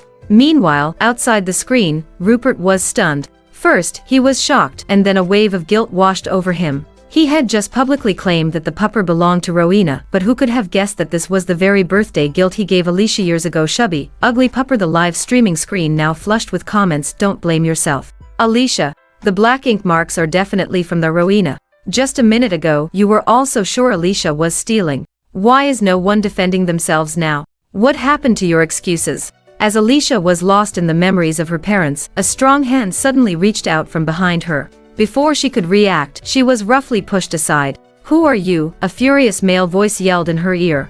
"A new maid? How dare you barge into my sister's room? And what's that you're holding? Are you stealing something? Alicia quickly scrambled to her feet, her voice trembling with a mix of shock and indignation. I'm not a thief. This is mine. But when she finally looked up and saw the person standing before her, her words faltered. Her eyes widened in shock, and before she could control herself, tears began to well up. Fenwick. I was Fenwick, 16 years old. Dressed in his school uniform, he still carried the youthful, fresh energy of a teenager, but his words were sharp and cruel. Who the hell do you think you are? You FHHY, ugly servant, get out of my sister's room. Alicia froze, startled by his sudden hostility. The puppet she was holding shipped from her hands and hit the floor with a loud thud. The force of the fall broke one of its legs. Without thinking, Alicia crouched down to pick it up. But this action only made Fenwick angrier. He sneered and shouted, "You broke my sister's toy, and now you're trying to hide the evidence." Before she could respond, he kicked her hard in the side. The force of the kick knocked her to the floor with a dull thud. The sharp pain hit her immediately, and she curled up, clutching her stomach, gasping for air. Fun, Fenwick. Her voice was full of hurt and helplessness, but to Fenwick, it only sounded revolting. Who the hell do you think you are, pretending to be family? Fenwick sneered, let me make it nothing. If you know what's good for you, get the bell out of here. Have one sister. Rowena. You're the live streaming screen now dushed with comments. Ollie. 10 years ago, he was so handsome. So badass. Wait, are you guys seriously ignoring how rude he's being? First, he accuses Alicia of stealing, then kicks her. That's because Alicia didn't even explain herself. Otherwise, how could Fenwick, who's always loving and understanding, do that? You're blaming Alicia. She didn't even have a chance to explain before Fenwick blew up on her. Alicia stood frozen, as though struck by lightning, thinking, what did he just say? Only one sister. So then, who am I? Her chest tightened with a sudden burst of pain. I'm not some stray dog, I'm Alicia, I'm your sister too. She gritted her teeth, forcing herself to stand tall, even though the pain in her body and heart made her voice hoarse. Fenwick's face twisted with disbelief. His shock was immediate, but it lasted only a moment before Dew took over. You're lying, he shouted. Alicia is dead. And my sister would never look like you, ugly and filthy. Yeah, you're just a liar. His voice was a mix of rage and disbelief. Just then, Althea appeared in the doorway. With her back to Fenwick, she allowed a faint, sly smile to curve her lips, but as soon as she stepped inside, her expression shifted to one of exaggerated concern. SLE rushed over to Alicia, helping her up, while asking, goodness Alicia, what are you doing lying on the floor in Rowena's room? And you broke her toy. To know why you've been upset since Rowena took your room, but you can't just hurt her like that, sending her to the hospital. And now you've broken her favorite doll. If Rowena finds out, she'll be heartbroken, she said, fake tears welling up in her eyes. Alicia had barely had a moment to recover from Fenwick's cruel words when this new, twisted accusation came crashing down on her. Her breath became heavier, especially when her eyes met Fenwick's disgusted gaze. A chill ran through her body. No, Fenwick, I didn't hit her. And this doll was a gift from Dale. Why would I break it? The live streaming screen now flushed with comments. Ugh, my arm. It hurts so much. I feel it too. Did that woman just grab Alicia's arm? Suddenly, a sharp, searing pain shot through Alicia's arm. Reflexively, she yanked her hand back. But Althea, using the momentum, threw herself backward and collapsed to the floor with a dramatic fall. Mom! Fenwick rushed forward in a panic, shoving Alicia aside. The force of his youthful, athletic frame was enough to make her stumble backward. She struggled to keep her balance, finally steadying herself, but remained rooted in place, staring blankly at the chaos around her. On the floor, Althea was crying, her face streaked with tears. Alicia, how could you do this to me? Alicia's lips parted slightly as if she wanted to say something, but she hesitated. She thought, how can I explain myself? Should I deny it? Would Fenwick even believe me? The look in his eyes earlier hosted her. Cold disdain, like a slurp knife cutting through her. But she thought, he is my brother. He has always promised to protect me, to believe in me when we are younger. A rush of determination filled her chest, her gaze grew steadier. She gathered all her courage and finally spoke up. I didn't push her. Before she could finish, Fenwick interrupted, his voice harsh. Shut up. Alicia, are you saying Mom fell by herself? You're the one who pushed her, aren't you? Liar, how could I have a sister as vile and deceitful as you? His words cut through Alicia like a knife. She wanted to try, but her eyes had run dry long ago, leaving only a sharp ache in her chest. No, that's no right some sense. It must be Mom who's mistaken this. But then, Fenwick abruptly changed his tone. Just when everyone thought B might finally make some say, isn't Alicia? Alicia is dead. This person is just a liar, a fraud. In that moment, it felt as if the world spun new of control. The ground beneath Alicia's feet seemed to crumble. Amy. The live streaming screen none flushed sont comment war, this kid's hopeless. I thought he was handsome but turns out he's get ness brains. Seriously, anyone with eyes can tell Alicia is smaller than Howana. How could she have pushed a feet tall woman? Unbelievable. I've never seen so many curse their own sister to death. I've never felt this sorry for anyone. Alicia, I won't insult you anymore. If you stop caning trouble, I'll support you from now on. Meanwhile, Fenwick's face turned ashen, and his eyes flashed with confusion, doused, regret, and underneath it all more doubt. He couldn't believe Althys, someone he had respected all his life, could go so low as to frame a 14-year-old girl. But the evidence was right there, Alicia hadn't pushed anyone. He thought, could it be when she pulled her hand back, Mom lost her balance and mistakenly thought she was the one who showed her? Yes, that has to be it. As for the doll, it is probably just a misunderstanding. It has been in Rowena's room for so long. It is understandable if Mon lost confused it with Rowena's excitement as he turned to Rupert. Dad, I get it now. It's all in an instant. Any shred of quilt Fenwick had was gone. His face brightened with exciter misunderstanding. I must have misjudged Alicia. So it must have started with her holding a grudge against me. But I can accept that she hates me. But why does she keep bullying Rowena? This can't just be a misunderstanding caused by UST. The live streaming screen now flushed with comments. Not how dare this bitch hurt Fenwick. Fenwick, you're too kind. Don't forgive Alicia. Exactly. She could have just explained everything, but she chose to hurt people. She's such a troublemaker. Wait, what exactly did she do to make you hate her so much? She's your real sister. Fenwick's fingers trembled as he read this comment. His face went pale and discomfort flashed in his eyes, as if the question was one he desperately wanted to avoid. Stop asking. It's serious. She almost ruined my entire future, Fenwick muttered, his voice tight at that moment. Torin, who had been sent up until now, finally spoke. His voice was low, but it cut through the tension like a knife. Alicia, she put poison in Fenwick's breakfast. Poison that could have made him sterile. Send gift. The screen suddenly erupted with a burst of comments. Fandom freak, a drug to ruin his future. So does this mean that Fenwick is no longer fertile? Starkazadont say that with today's medical advancements, there's no way Fenwick would actually end up like that. Moonlight lover, well, even if Fenwick was like that, we'd still love him. Even if he were disabled, we'd never leave. Drama Queen's life. Hey, quick question, can we, as early viewers, post about this on Twitter? The headline, Fenwick's fertility lost, revenge taken on sister. Absolutely not. Of course you can. Two voices spoke simultaneously, one furious, belonging to Fenwick, and the other calm, from the host. Stellan. Fenwick shot an angry glare at Stellan, then pewed his chest and declared, I never actually took the drug Alicia supposedly gave me. It was Rowena who whammed me just in time and saved my future. Among the Drayton family, only Callan looked utterly confused. He had only been 9 years old at the time, so no one bothered to expose it to Torin's eyes filled with a mixture of pain and sorrow. As he looked at his father on the screen, he questioned with restrained anger. Alicia had just returned home back then. Dad, how could you let two strangers, who were completely unfamiliar to her, pick her up? If you were busy, you could have what? Asked you to go, Rupert interrupted with a dismissive tone. You were the first person I called. And what did you say? You said you needed to prepare for your scholastic assessment test, and then headed to the library. Torin's usually stern and composed expression seemed to shatter like a blade had slashed through his facade, leaving a deep emotional wound. His thoughts whirled in a storm of regret. I shouldn't have done that. Torin's thoughts spiraled into regret. One shouldn't have refused to bring Ligia home. He remembered how, if he hadn't gone to the library that day, perhaps things would have turned out differently. Maybe Alicia, unhurt by Rupert's and Fenwick's neglect, would still be the kind-hearted girl she once was. Fangirl, don't be upset, Torin. Your exam was way more important, and you did nothing wrong. Your dad was irresponsible. That was his daughter, for crying out loud. Bookworm, exactly. Anyone could have picked her up. Whispering Trush, but quick question, want Torin guaranteed admission to Stoneford University? What was he even preparing for? Yeah, Torin, you didn't have to take any exams, Fenwick interjected, seizing the moment. So you probably never intended to pick up Alicia. You even hid in the library just to avoid seeing her. This makes you worse than Dad. At least he was genuinely busy. Fenwick wanted payback for Torin airing his dirty laundry earlier, the incident with the drug. He couldn't predict how the media might twist his words now. What was said casually hit Torin hard. His already pale face turned ghostly white, heads of sweat gathering on his forehead. It was the first time Fenwick had seen his usually composed older brother look so defeated. All right, Torin. Stop blaming yourself.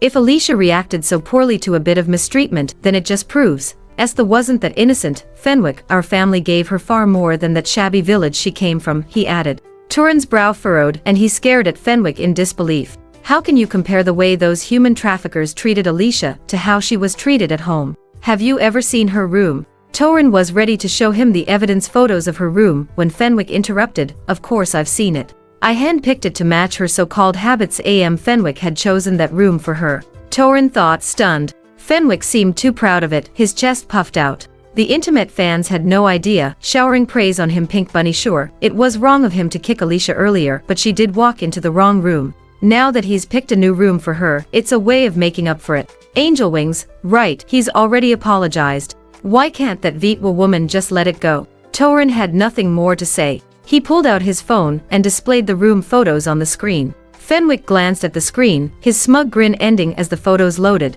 The room was barely large enough for a single bed, with peeling wallpaper and a flickering light bulb. Instantly, the lively stream chat went dead silent, only to explode again with a barrage of condemnation aimed at Fenwick. Urban chic. Wow, I was expecting a princess's dream room. What a lie-down palaver. This room isn't even fit for my dog.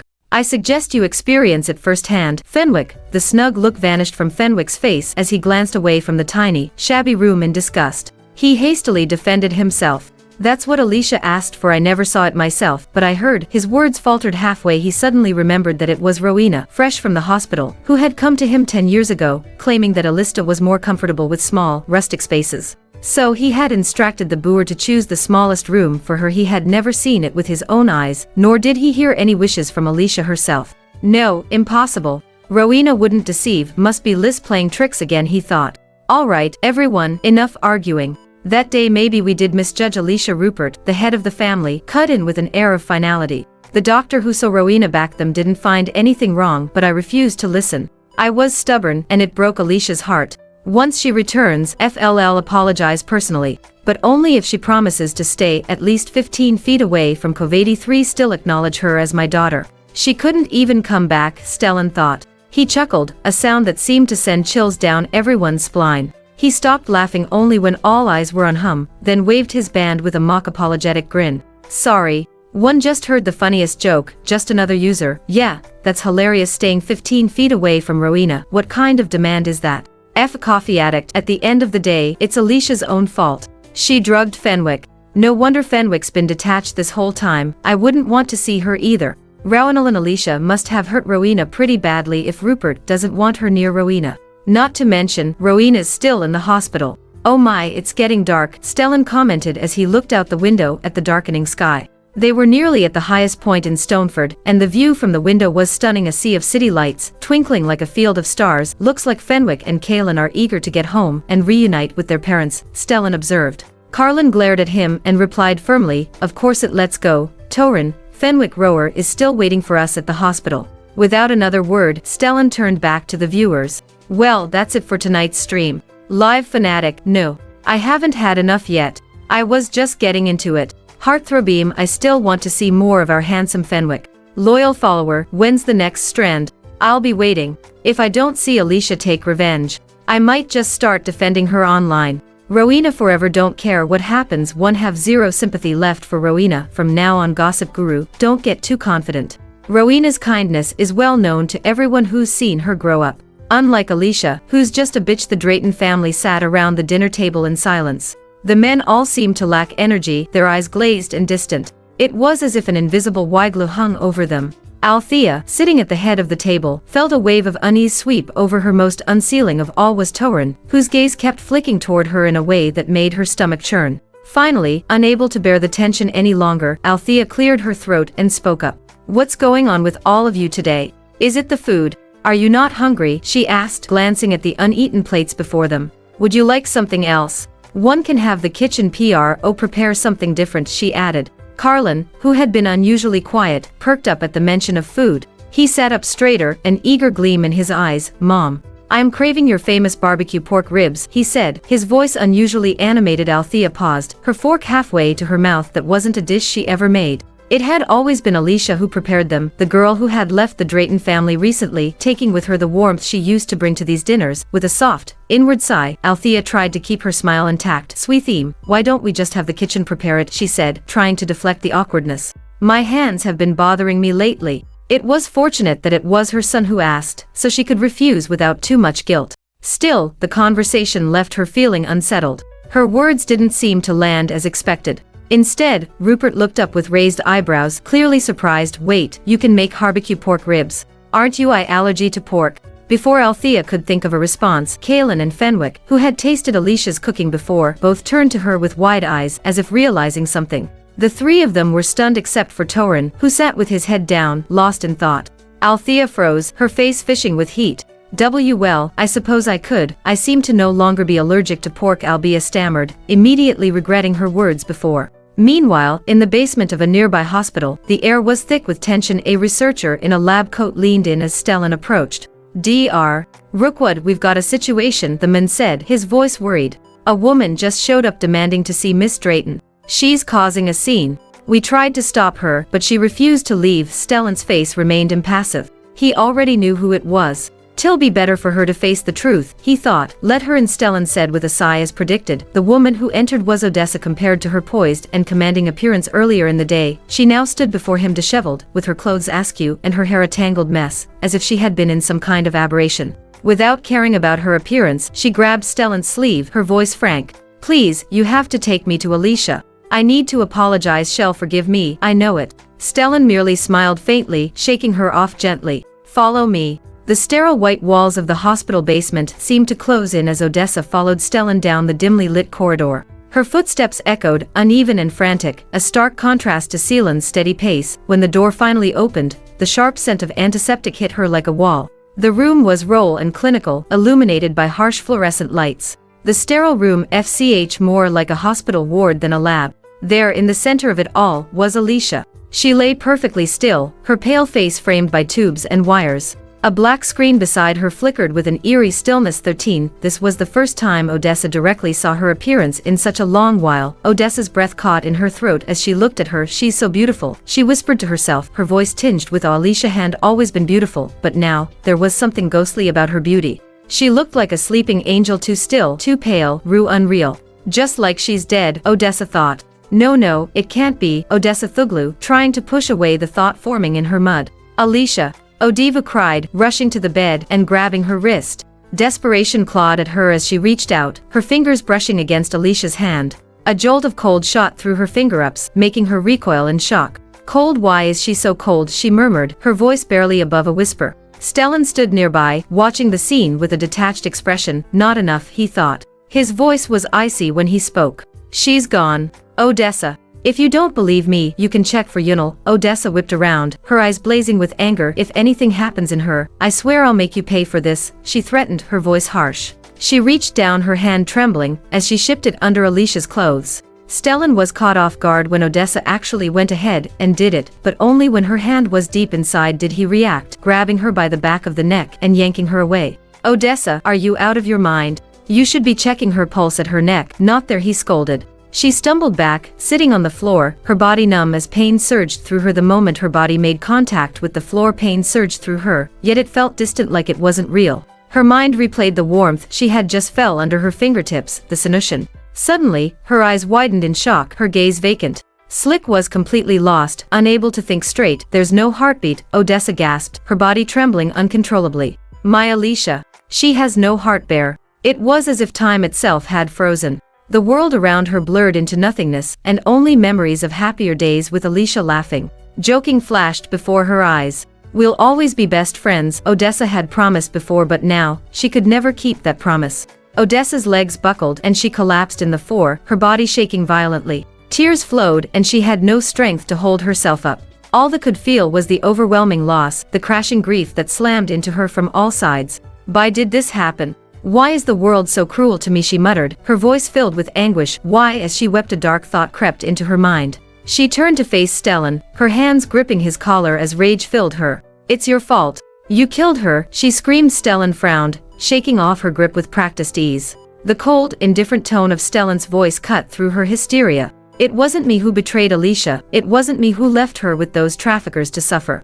I wasn't the one who locked her out and stood by while she was harassed online. I wasn't the one who turned her heart cold. You really want to know who's responsible? Do you need me to remind you? He asked, a hint of mockery in his tone. Odessa stood frozen, her face pale as Stellan's words struck her like a physical blow. Odessa broke down, tears streaming uncontrollably. She shook, her body racked with the memory of the pain and sorrow she'd experienced earlier when she'd connected with Alicia. I never got the chance to apologize. She never forgive me. How could she just die like that? Her voice trembled, cracking with grief. Why did you have to make me know all this? Why did you invent that damn device? Wouldn't it have been better if I'd stayed in the dark? She turned to glare at Stellan, her eyes burning with fury and anger that seemed to rise like a tidal wave. Stupid. Stellan's expression was cold, his disdain evident. He hadn't expected Odessa to be this stubborn. If she needed to be jolted hack to reality, he was more than willing to oblige. You think this was just for your eyes only? Stellan asked, his tone sharpening.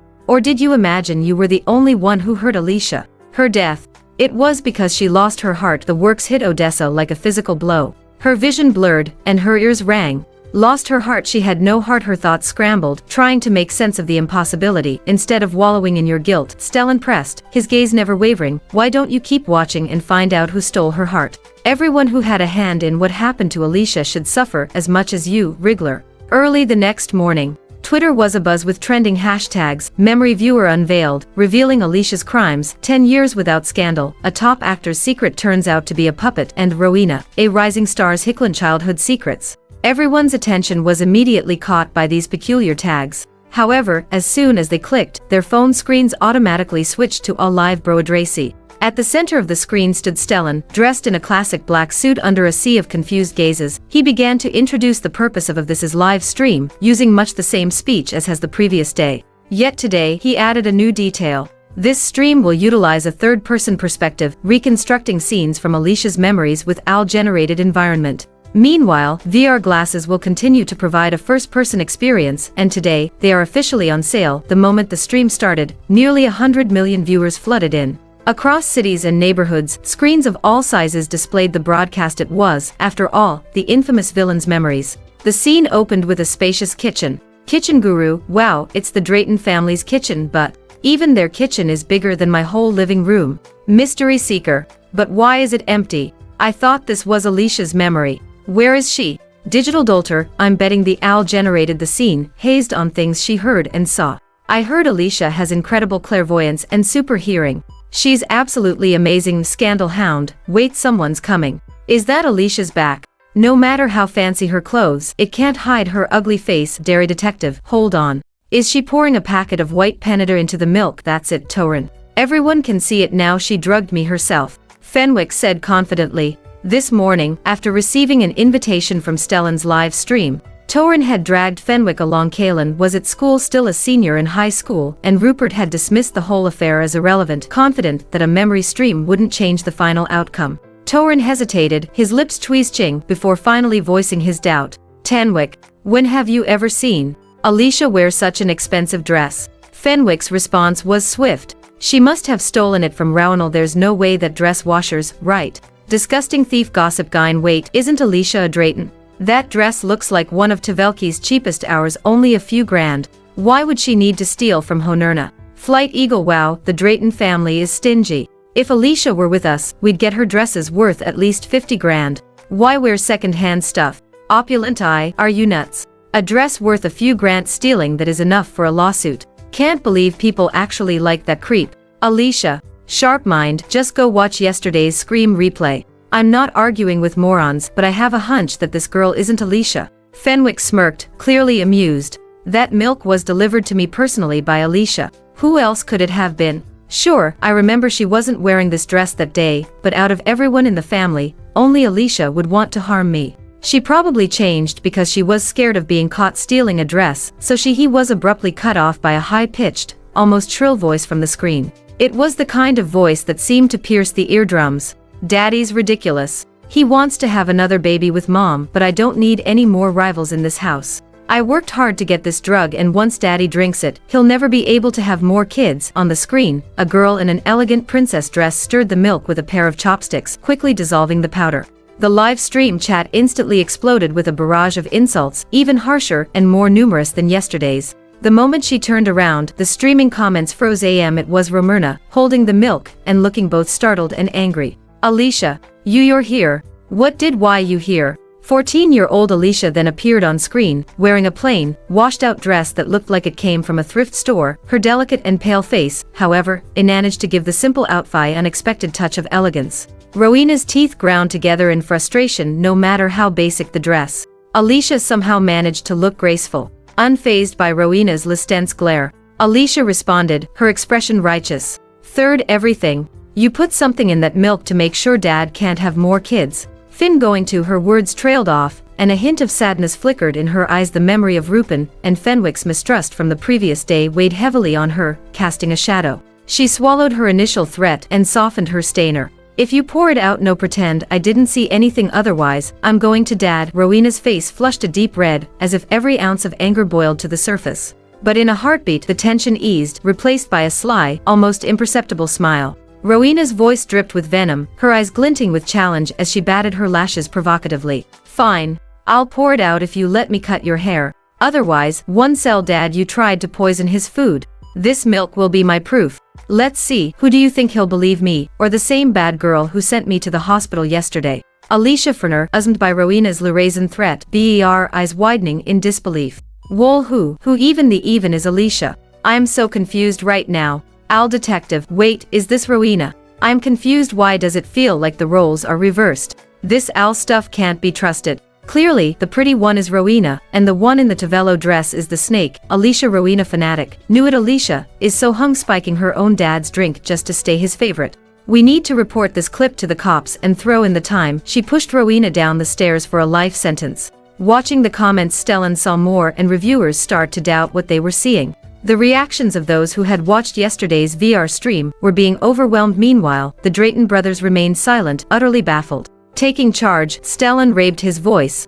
Our labs, Al hasn't made a mistake. One, Stellan Rookwood, guarantee this with the Rookwood family's name. What you're seeing is the truth. If you can't believe me, borrow buy a pair of VR glasses and see for yourself. The nation of the Rookwood family silenced the skeptic. The family was renowned in the scientific community, with countless patents benefiting the country. Their reputation was unassailable in both science and business. Live witness. I was there yesterday. Rowena's antics will blow your mind. Just find the replay. Stylist savvy, Rowena's evil. Look what she did to Elper's hair. The bunchard on the screen. Alicia's once long hair had been reduced to a choppy, jagged mess, bangs falling awkwardly around her chin. Rowena clearly wasn't satisfied, trimming more with glee. As she snipped, she taunted, "Oh my dear sister, you're so ugly now." Alicia remained expressionless, seemingly unfazed by the butchering of her appearance. Years of hardship had dulled her vanity, focusing her solely on survival. Now that she was back home, she had to be even more careful. Ilse's time, not just for her safety, but to avoid her family's rejection. Fear of being abandoned, of ending up in the filthy bar, or the suffocating lab again, weighed heavily on her. She desperately wished to turn back time, to 10 years ago when everything was perfect, when, like Rowena now, cherished and accompanied by her whole family. Fenwick stood frozen, struggling to get a word in. Every time he opened his mouth, his voice died as he watched Rowena continue her bizarre actions. He couldn't believe his eyes. Is it really Rowan? He muttered, feeling utterly lost. His mind was spinning, and the only thing he was sure of was that the glass of milk had been handed to him by Alicia. Shaking his head to clear his thoughts, Fenwick tried to dismiss the growing sense of unease. "Rowena's just spoiled," he said hastily. "It's normal, she doesn't want another sibling." And as for cutting her hair, he glanced at Ton, hoping for agreement. "'T is normal for little girls to mess with each other's hair. Riglu, Torin." Torin didn't reply, only giving Ferric a disapproving look. Flustered, Fenwick added, "I mean, if it's such a big deal, Alicia can cut Rowena's hair, right?" On the screen, Alicia seemed nervous. She grabbed Rowena's hand to stop her from fiddling with her hair. "Are you done? Can we just pour it out already?" Rowena's grip on the scissors tightened, but then she smiled, a wicked glint in her eyes. "You know what? I've changed my mind. How about you drink it instead?" "What?" Alicia's voice wavered, panic rising in her chest. "You can't just equals, are you going to drink it or not?" Rowena's tone was smug, daring. "If you don't, I take it straight to Dad. After he drinks it, I'll tell him you poisoned it. And don't forget, there are plenty of witnesses who saw us together, all the household staff." Alicia's face paled as Rowena's words sank in. She'd never encountered anyone so malicious before. The physical abuse she'd endured at the hands of the kidnappers seemed mild in comparison to Rowena's cruelty. Her whole body trembled with rage, but she bit down her anger. "You can't hurt Dad," she sparred, her voice shaking. Desperately, Alicia snatched the glass from Rowan's hand and bolted. She thought she'd make it to the bathroom and dump the milk, but she collided with Fenwick, who had just come down the stairs in his school uniform. "Watch where you're going." Fenwick snapped, his face twisted in disgust as Alicia mambled back. Alicia narrowly avoided spilling the milk on his uniform. "What do you think, the living mom's your personal barnyard? No wonder country bumpkins don't have any manners," Fenwick scoffed. Alicia's face turned crimson. She wanted to explain, but Fenwick cut her off, wrinkling his nose. "Oh my gosh, how long has it been since you last showered? You managed to wash off so much grime in just one night, and that awful smell secret's to be gone too." He meant to say she looked cleaner, but his spiteful words only tore at Alicia's already fragile price. "He despises me," she thought bitterly. "Just because I grew up in the countryside, he thinks I'm Philly. But it wasn't my choice. I never asked to grow up apart from my brother, to wake at dawn to gather herbs, to scrub clothes for everyone, to sleep in the stables." Her eyes filled with longing as she looked at Fenwick's uniform. "I wish I could go to school like him, learn new things, make friends." Why do you blame me for everything?" Alicia asked, her voice breaking. Fenwick faltered, suddenly aware that the girl standing before him was his own sister, with tears spilling down her cheeks. "I didn't mean it like that. Look, is that milk for me? I'm thirsty now." He reached for the glass, avoiding an apology by changing the subject. "No. Don't drink it," Alicia shouted, covering the top of the glass with her hand. Just then, Rowena burst into tears and rushed out from her hiding spot. "Don't drink it, Fenwick," she waited. "Alicia put something in it, something that make you infertile." "That's not true," Alicia protested, her eyes wide with desperation. "She's lying. Rowena's the one who put something in INF this time." Alicia didn't just stand there and let Rowena twist the truth. She decided to speak up at the exact same time, hoping it would stop the false accusations like the ones from the day before. "But, Ed," his voice. Alicia, "shut up," Fenwick roared, his voice booming through the room. It was so loud that Alicia's her year-long stay in the silence of the lab made the shout feel like a physical blow, and she almost crumbled. Trembling, she couldn't form a coherent sentence. Fenwick's anger gave way to a ping of guilt as he saw Flyst's terrified face. He muttered under his breath, "Can't you let Rowena finish now? I'm all confused." "What a mess." Rowena, sensing victory, clung to Fenwick's, and one saw her put something in the milk. She insisted. "She said it would make sure you never have kid, and when I tried to stop her, she cut me with scissors. It hurts so much." She showed him her hand, a tiny scratch beading with drops of blood. "It wasn't me, it was her. She's the one who drugged you. Didn't even touch the scissors." Alicia shook her head desperately, trying to make it clear that Rowans had made the whole thing up, but her weak, stammering denial was drowned out by Rowena's dramatic sobs. "It's true," Rowena moaned, clutching her barrel as if in pain. Look at my hand. It hurts." Fenwick was about to move to comfort Rowena anxiously. Alicia grabbed his sleeve, pleading with tear-filled eyes. "Fenwick, please believe me, I'm telling the truth." Before she could finish, a cold splash hit her from above. Fenwick had appended the glass of milk over her head. "Alice, you make me sick." Fenwick's voice was icy as he walked away to check on Rowena's injury. But when he saw the thumb scratch on Rowena's finger, he realized it was just a shallow cut, barely enough to draw blood. Meanwhile, Alicia stood alone, milk dripping from her hair, soaking her clothes. She was drenched, her eyes hollow with exhaustion and hopelessness. In the audience there was an uproar. Bitter truth. "Wow, somebody calls an ambulance. If they don't treat that cut right away, it might actually heal." Drama queen, Rowena's giving a masterclass in victim blaming. This is a textbook performance. Rowan Affin, no way. Rowena wouldn't do something like that.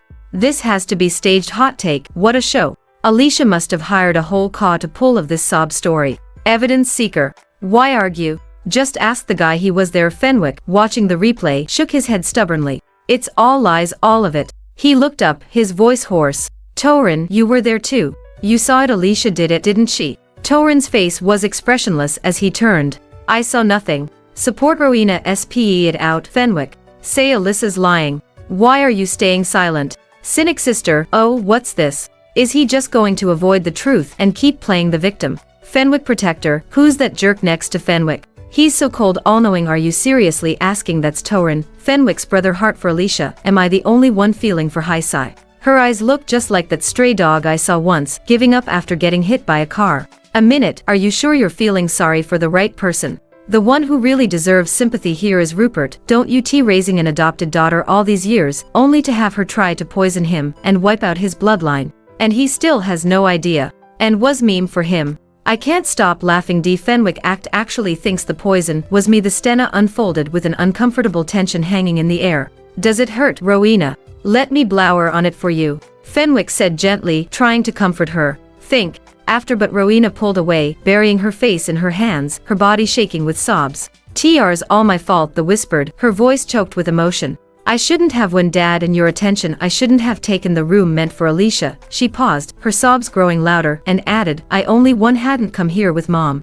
If I hadn't come, if I hadn't met all of you, maybe I wouldn't feel so attached, maybe I wouldn't find it so hard to leave." The tears kept streaming down her face as she clutched at her chest. "I don't want to go. Alicia, I really don't want to leave. Please don't make me go, okay?" Fenwick was at her side instantly, but his comforting words only seemed to make things worse. "Rowena, how is any of this your fault?" He reached for her hand, but she refused to stand Tom between frustration and helplessness. Fenwick turned to Alicia, her disheveled appearance fueling his growing anger. "Alicia, how dare you say things like that to Raoul?" he snapped. He looked at her with contempt, his voice sharp. "All one did was not recognize you yesterday and accidentally kick you. And anyway, you broke Rowena's law. I did find you a room, didn't Elle? You're being so petty and vindictive. All over something so small. You're poisoning me." Trying to get Rowena to leave, Alicia opened her mouth to speak, but before she could, Rowena's sharp sobs and Fenwick's furious shouting drowned her out. It was too much. Too much to bear. The chaos inside her threatened to burst. Instead of reading, she clenched her fists and tried to keep the tears at bay, holding herself together just enough to suppress the impulse to scream or run. "From now on, I'm cutting ties with you as a sibling. One only want Rowena as my sacred." Fenwick's words hit like a slap. The declaration caught everyone's attention. As soon as Rupert and Torin entered, Rowena ching even harder to the floor, crying hysterically. But Fenwick, still gripped by guilt and confusion, knelt beside her, his voice softening. "Rowena, did you hear that? Even if Dad doesn't want you, even if Torin doesn't want you, I will always want you. Please, hurry up, it's cold on the floor. You'll catch a cold." Rupert and Torin, who had just come downstairs, overheard this.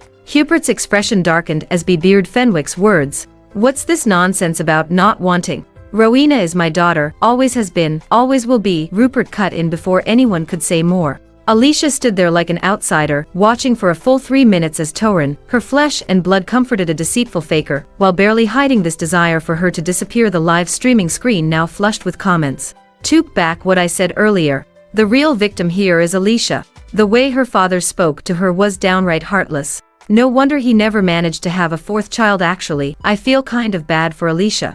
Getting framed by Rowena like this. I can't believe I ever supported her. Good thing I was only a fan of her looks. But why does Rowena look so plain now? Is the saying, girls change as they grow, true? After all, relax, you don't need to worry about Alicia. I just saw Torin, he's too slurp and clever not to see through Rowena's terrible acting." Meanwhile, in the broadcast studio, Torin's gaze lingered on the screen, frustration etched on his face. He couldn't help but wish that his younger self had stood up for Alicia. All those years ago, the memories from 10 years ago felt distant, clouded by time. Was it time that had dulled the memories, or had he simply never cared enough to remember? Who could say? "Please don't misunderstand Alicia.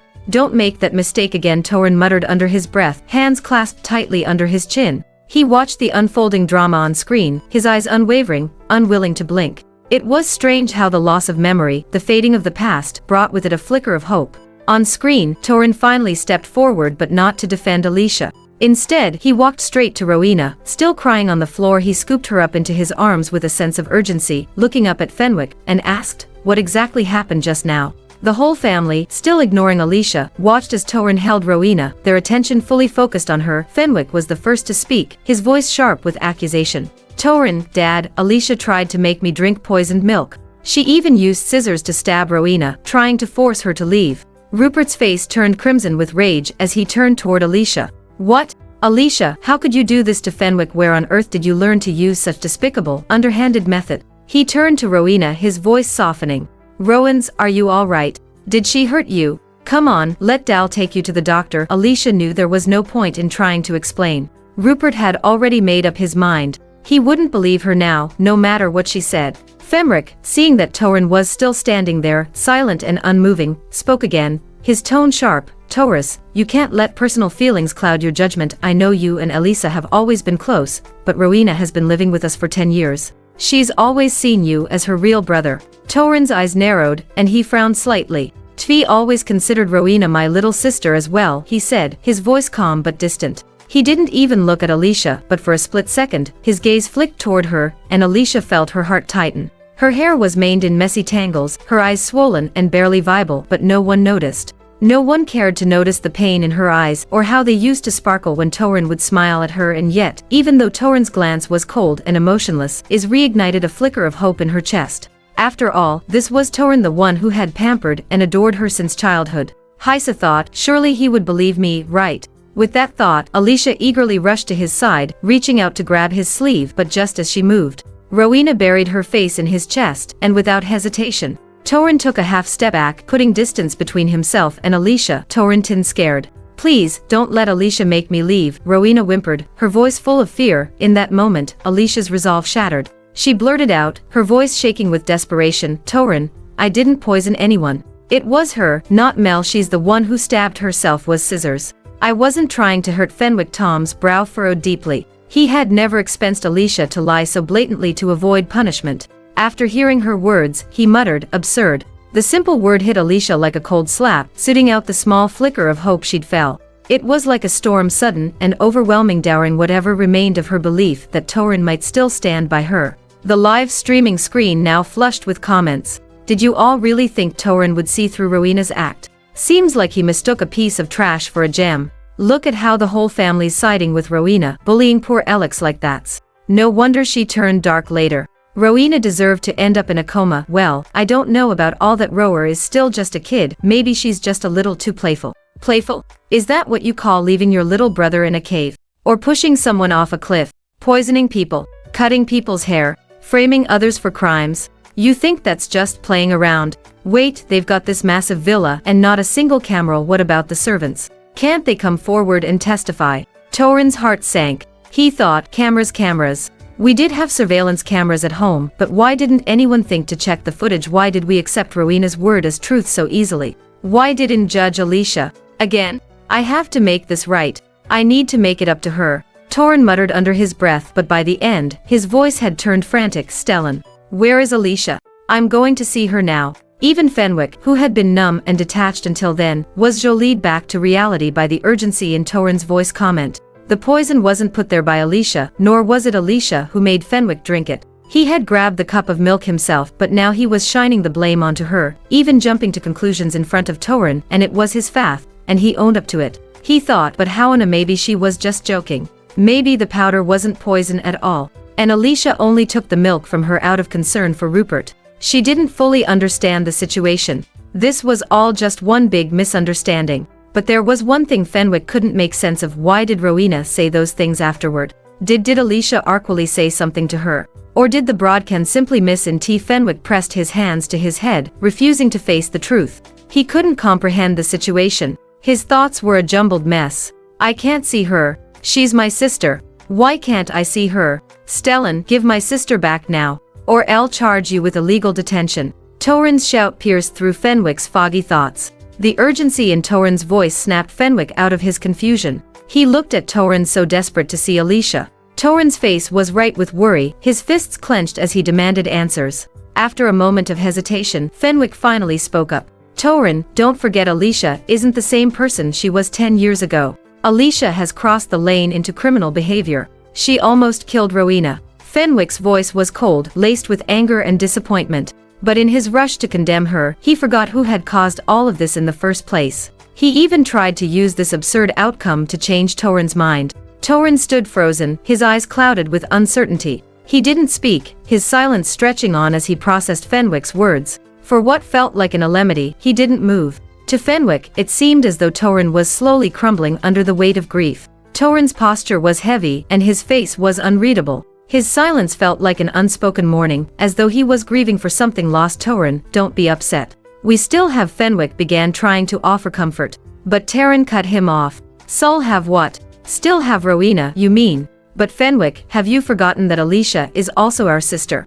Just because she did something foolish doesn't mean you can throw her away and stop seeing her as family. Am I supposed to forget that she saved my life? That she took on 10 years of abuse for me? If it weren't for her, I'd be the one beaten bloody by human traffickers. I'd be the one locked in that lab. Who knows? It could have been me on that screen, having my hair chopped off, being splashed with milk, and getting misunderstood by everyone. She's only 14 years old. Fenwick stood there, drenched in sweat, head bowed, teeth clenched, saying nothing. For him, having a sister was enough. And besides, it wasn't him that Alicia had saved, it was Rowena, who had just recently saved his life by giving him her heart. That was why she was so weak now, and that weakness had given Alicia the chance to push her down the stairs. The more Fenwick thought about it, the more determined he became. I apologize to her, he said, his voice tight with resolve. But only if she faces the consequences. Torin, even though she saved you before, have you forgotten what she did afterward? She's made so many mistakes. Does saving you mean she gets a free pass for everything? The live streaming screen now flushed with comments. What Fenwick said is right. At the very least, she should be charged with attempted murder. If we let her off just because of her tragic childhood, does that mean we can throw the law out the window? Wait, I thought Rowena was the one who tried to kill someone. Poisoning her dad, framing people. She should be arrested for that. Do you have any proof the powder she put in the milk was actually poison? And besides, she was only 13 at the time. She's still not old enough to be criminally responsible. Ugh, when will we stop using age as an excuse? Just because she's young doesn't mean she can get away with everything.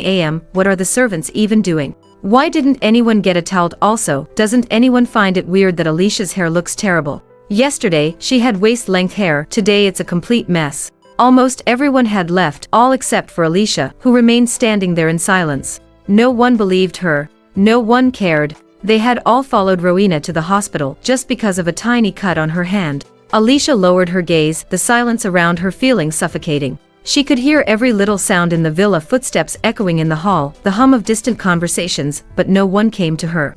No one reached out to her. The scene shifted. The camera moved to an upstairs room. At a vanity, Althea smiled smugly as she applied her makeup, humming a satisfied tune. She glanced at her reflection, her lips curling into a smug expression. Valerie, she muttered to herself, what's the point of having a good family background? In the end, all your money ended up in your husband's pocket, and now she smirked, her eyes glinting with malice. Now your man's heart belongs to me. And as for your stupid daughter, well, even if she is Rupert's biological child, she'll be stepped on by my daughter. Althea's voice dropped to a dark whisper. Rowena will replace her. Take everything Alicia has, and Alicia. Her eyes glittered with wicked glee. She'll live her life as a nobody, quietly fading into obscurity. No, I'll make sure she's ruined beyond repair. The more she spoke, the more excited they became. Her lips parted in a cold, satisfied smile. That way, Valerie, you'll never rest in peace, will you? As she finished the last touch of eyeshadow, Althea stood up, nodding to herself with satisfaction in the mirror. She looked radiant, seductive, and captivating, but inside, her heart was twisted with malice. She couldn't wait to see Alicia suffer, to savor the feeling of victory. The live streaming screen now flushed with comments. Did I just uncover a wealthy family secret? Is the Drayton family going to send someone to silence me for overhearing this? Is this the same woman I've seen online, all gentle and elegant? What happened to her? Valerie is Alicia's mom. They know each other, and they seem to have a serious grudge. Now she's Alicia's stepmother. OMG, this is heartbreaking for Alicia. Like mother, like daughter. It's true for both of them. They wear two faces, one for the public and one behind closed doors. Ugh, well, to be fair, Alicia didn't get any better after all this. Torin swallowed hard. He hadn't believed Alyssa when she warned him about Althea's true nature. He thought she was exaggerating. Now, as he watched the scene unfold, he realized the truth. Scene is fake. Alicia wasn't even there. It's probably just some Al. Fenwick quickly interjected, his voice defensive. Torin, don't believe it. This so generated nonsense. But Alicia wouldn't be mistaken about what she heard, right? You know how sharp her hearing is. Torin replied without even thinking, his words slipping out before he could process them. Just then, the camera followed Althea as she moved toward the stairs, and there, standing below, was Alicia. When she lifted her head, her eyes were so bloodshot they looked almost inhuman. Ah! Althea shrieked in terror, her spine freezing in fear. The first thing she did when she slapped back to reality was rush downstairs. Me like that. Grabbing the cup that had just been emptied, she hurled it at Alicia without hesitation. You lean la bitch. Who told you to look at me? With a deafening crash, the glass shattered in impact. Alicia's hair, already drenched in milk, was now streaked with a new, shocking red liquid. The blood-red stain trickled down her cheek like a grotesque tear. The live streaming screen now flushed with comments. I feel so sorry for Alicia. Rowena and her mother deserve to burn in hell. This woman is disgusting. How did the Drayton family put up with her all these years? She's a monster. It's a glass to the head today. What will it be tomorrow? Does anyone in the Drayton family even know Alicia is being abused by her stepmother? Alicia's dark side is all because of this wicked stepmother, a two-faced stepsister, a biased father, and a blind brother. Right, if Alicia could come live with me, I'd adopt her in a heartbeat. She's so beautiful and kind. If she grew up in a normal family, she'd be a national treasure. The Drayton family is seriously wasting such a wonderful daughter. Fenwick, this time, it can't possibly be fake, right? Torrhen spoke with difficulty, his voice tight, barely holding together. He didn't want to believe it. He couldn't bear the thought that Althea, someone he had trusted, could be this kind of person. But there it was, undeniable. Althea had hurt Ellie and humiliated her, and worse, threatened to destroy her completely. The word ruined seemed almost like a prophecy, confirmed by everything that had happened yesterday. Torrhen couldn't help but think, what if everything we believed to be Alicia's fault was just a series of false accusations and misunderstandings? What am I supposed to do now? A wave of unease washed over him. His mind raced, and his heart pounded as he thought about how, because of a misunderstanding, he had resented Alicia for 20 years. But the live stream didn't wait for him to figure it out. The next scene unfolded right before their eyes. The live streaming screen now flushed with comments. Is this a school? Wow, Alicia's finally going to school. But wait, why is she in middle school? She didn't even finish kindergarten, and they're throwing her into middle school. What a joke. No wonder Alicia skipped school and became such a rebellious teen. So what? If she's not talented enough or doesn't have the ability, that's on her. Look at her, she's still smiling like everything's fake. It's been this long, and she still hasn't bothered to fix her hair. What a show off. The camera showed Elisa standing alone by the school park, looking fragile and out of place. Her hair fell over her forehead, almost obscuring her face, but she didn't seem bothered enough to push it aside. Oh, you're being good, huh? Waiting for me here. Like the Rowena, also in the middle school uniform, stepped into view. While they were dressed the same, the difference between them was glaring. Rowan wore shiny, stylish shoes, and had her hair curled into a curlau princess style. Her skirt was even shorter than Alicia's, showing off her smooth, fair legs. Tired from walking here? She asked, her tone dripping with condescension. Alicia's smile faltered the moment she saw her. The worn expression evaporated, leaving only a quiet, heavy silence. Bat Rowena didn't notice. She continued, her tone sharp with mock sweetness. And your hair? I could use a little more trimming. It's covering your chin. Want me to help with that? She pulled out an eyebrow pencil, threatening to jaw it at Alicia's chin. Alicia tilted her head, trying to avoid it, but in the next instant, Rowena grabbed her face and forearmed it back into position. Then she slapped the pencil against her cheek with mock cracky, saying, if you try to avoid me again, I'll have the servants lock you up at home and keep you from coming to school. Or should I just take a knife and ruin your face? Would that be easier? The process of applying the pencil to Alicia's face seemed to drag on forever. It seemed like Alicia had been late because she had walked to school, and now there was no one around the gate. Watching this, Alicia felt an anxiety rising in her chest. She remembered what Eden had told her before. Schools were usually noisy, only quieting down when classes started. So it must be class time now, which meant she was late. Rowena, I just want to go to school. If covering my face or pooning on that black stuff will make you sing, then till do it, Alicia said. Rowena froze for a moment, surprised. Oh, so you think that if you study hard, Mom and Dad will like you? She sneered, her voice sharp with derision. Alicia lowered her head. She couldn't communicate with Rowena. She still didn't understand why she was being treated like this, or why Valerie had said those things. Wait, Mom. The moment that word crossed her mind, she suddenly grabbed Rowena by the shoulder and demanded, how did my mom really die? The live's streaming screen now flushed with comments.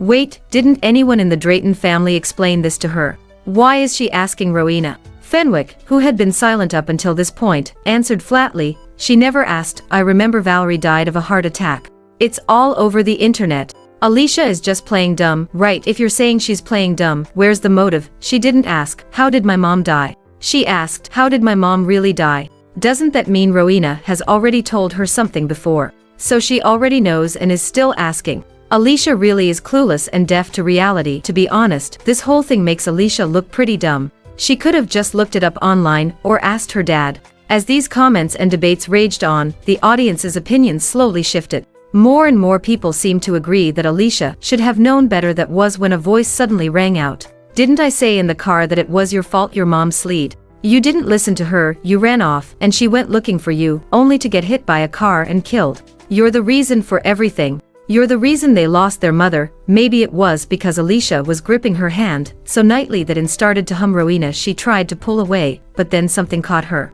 attention and she immediately stopped. With a cruel smirk, she sneered, what, you don't believe me? Go ahead and look it up on your phone. Oh wait, I forgot, you don't have a phone. How shameless. You killed your own mother and still have the nerve to come home. Why didn't you just die with her? Rowena's words filled with venom were like a punch to the gut. Each mention of your mother was a sharp jab, instantly shattering all the false assumptions people had about Alicia. In one moment, all the confusion was cleared up.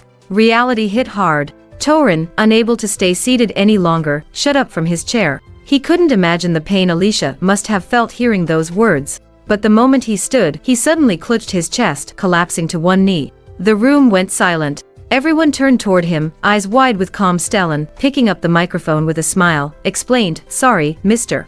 Drayton must be feeling Alicia's heartache right now." My had. Torin raised a hand to signal that he was fine, then painfully lowered himself back into his seat, forcing a wry smile. It's an honor to be invited as a special guest on this show to experience Alicia's pain with all of you. His eyes never left Rowena on the screen, the sister he had once loved and cherished. But now, watching her twist the trails into such absurd lies, even encouraging Ellis to end her life, Torin couldn't help but feel his heart clench. The thought that the kind-hearted Alicia might have taken her words to heart, possibly even to the point of suicide, made his chest tighten in pain. At the same time, a deep sense of disappointment toward Rowena surged within him. He thought, "This is the sister I have adored, the one I have always seen as innocent and sweet. How has she become this monstrous version of?" No wonder, since Alicia returned, she hasn't asked about Valine's death. It all makes sense now. She has believed the lie, felt guilty, and kept scent all this time. I have mistakenly thought she is cold and indifferent to Valerie's passing. I am wrong.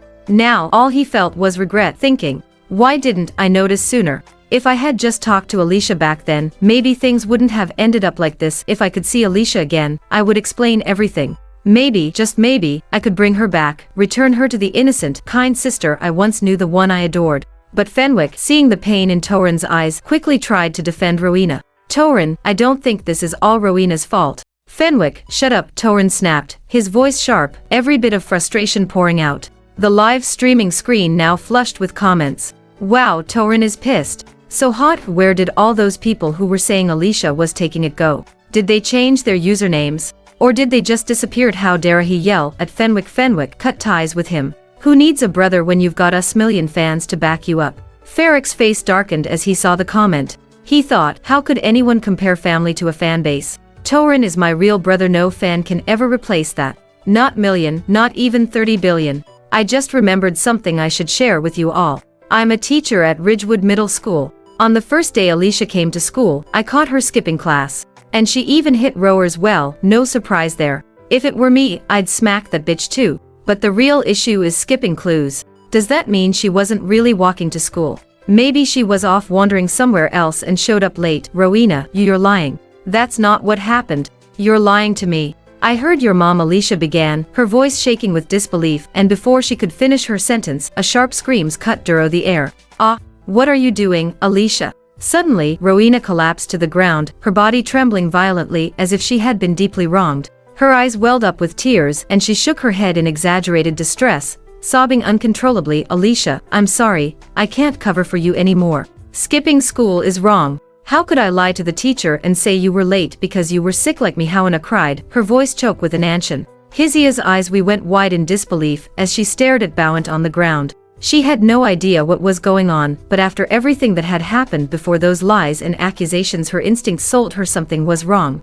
Immediately, she bent down to offer Rowena a hand, thinking she might be trying and pull some kind of scam again. But to her surprise, Rowena grabbed both of her hands and yanked them toward her neck, clutching her throat as she wailed, "Alicia, please don't choke me. I can't lie for you." Her voice was full of sobs and coughing, sounding heart-rending and fragile. Her eyes too reflected terror and helplessness, making it seem as though Alicia was really hurting her. "What are you talking about? Let go of the," Alicia yelled, trying to pull away.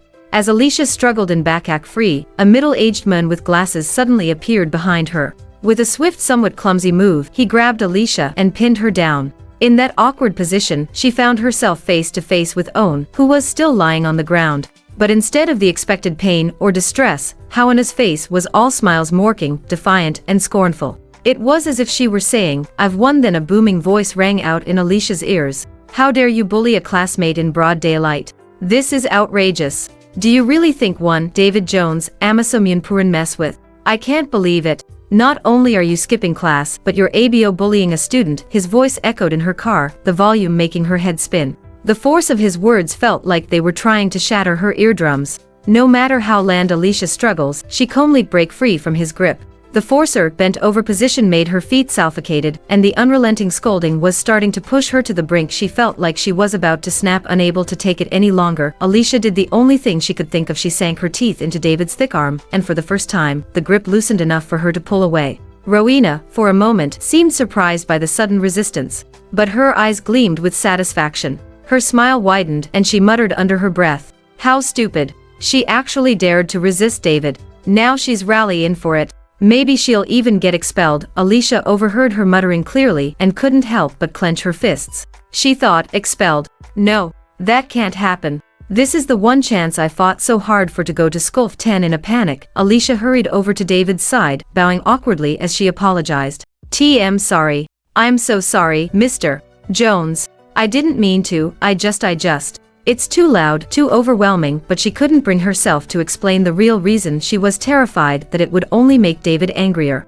Desperately, she searched for anything she could say to fix the situation. "You can hit me, or scald me, just please don't send me home. I really want to stay in school, study hard. I promise, please." "Can I say?" she asked. David narrowed his eyes, surprised, thinking, "This rebellious student, so quick to apologize. I have never seen anything like it. But after all the trouble she has caused, simply apologizing won't cut it. I need to call her parents in." "Which grade and class are you in?" B asked. Rowena hadn't expected the usually stern David to soften so quickly. Soaring her chance, she quickly interrupted, her voice trembling with emotion. "Mr. Jones, I'm in class 2. Grade 1. This is my sister, Alicia." But since she didn't want to go to school before, Dad had no choice but to put her in the same clay as me. "What?" Alicia's eyes widened and she immediately protested. "I didn't refuse to go to school. It was Althea who wouldn't let me study." Before Flixia could say more, Rowena darted forward and grabbed David's sleeve, continuing with tears in her eyes. "No, Mr.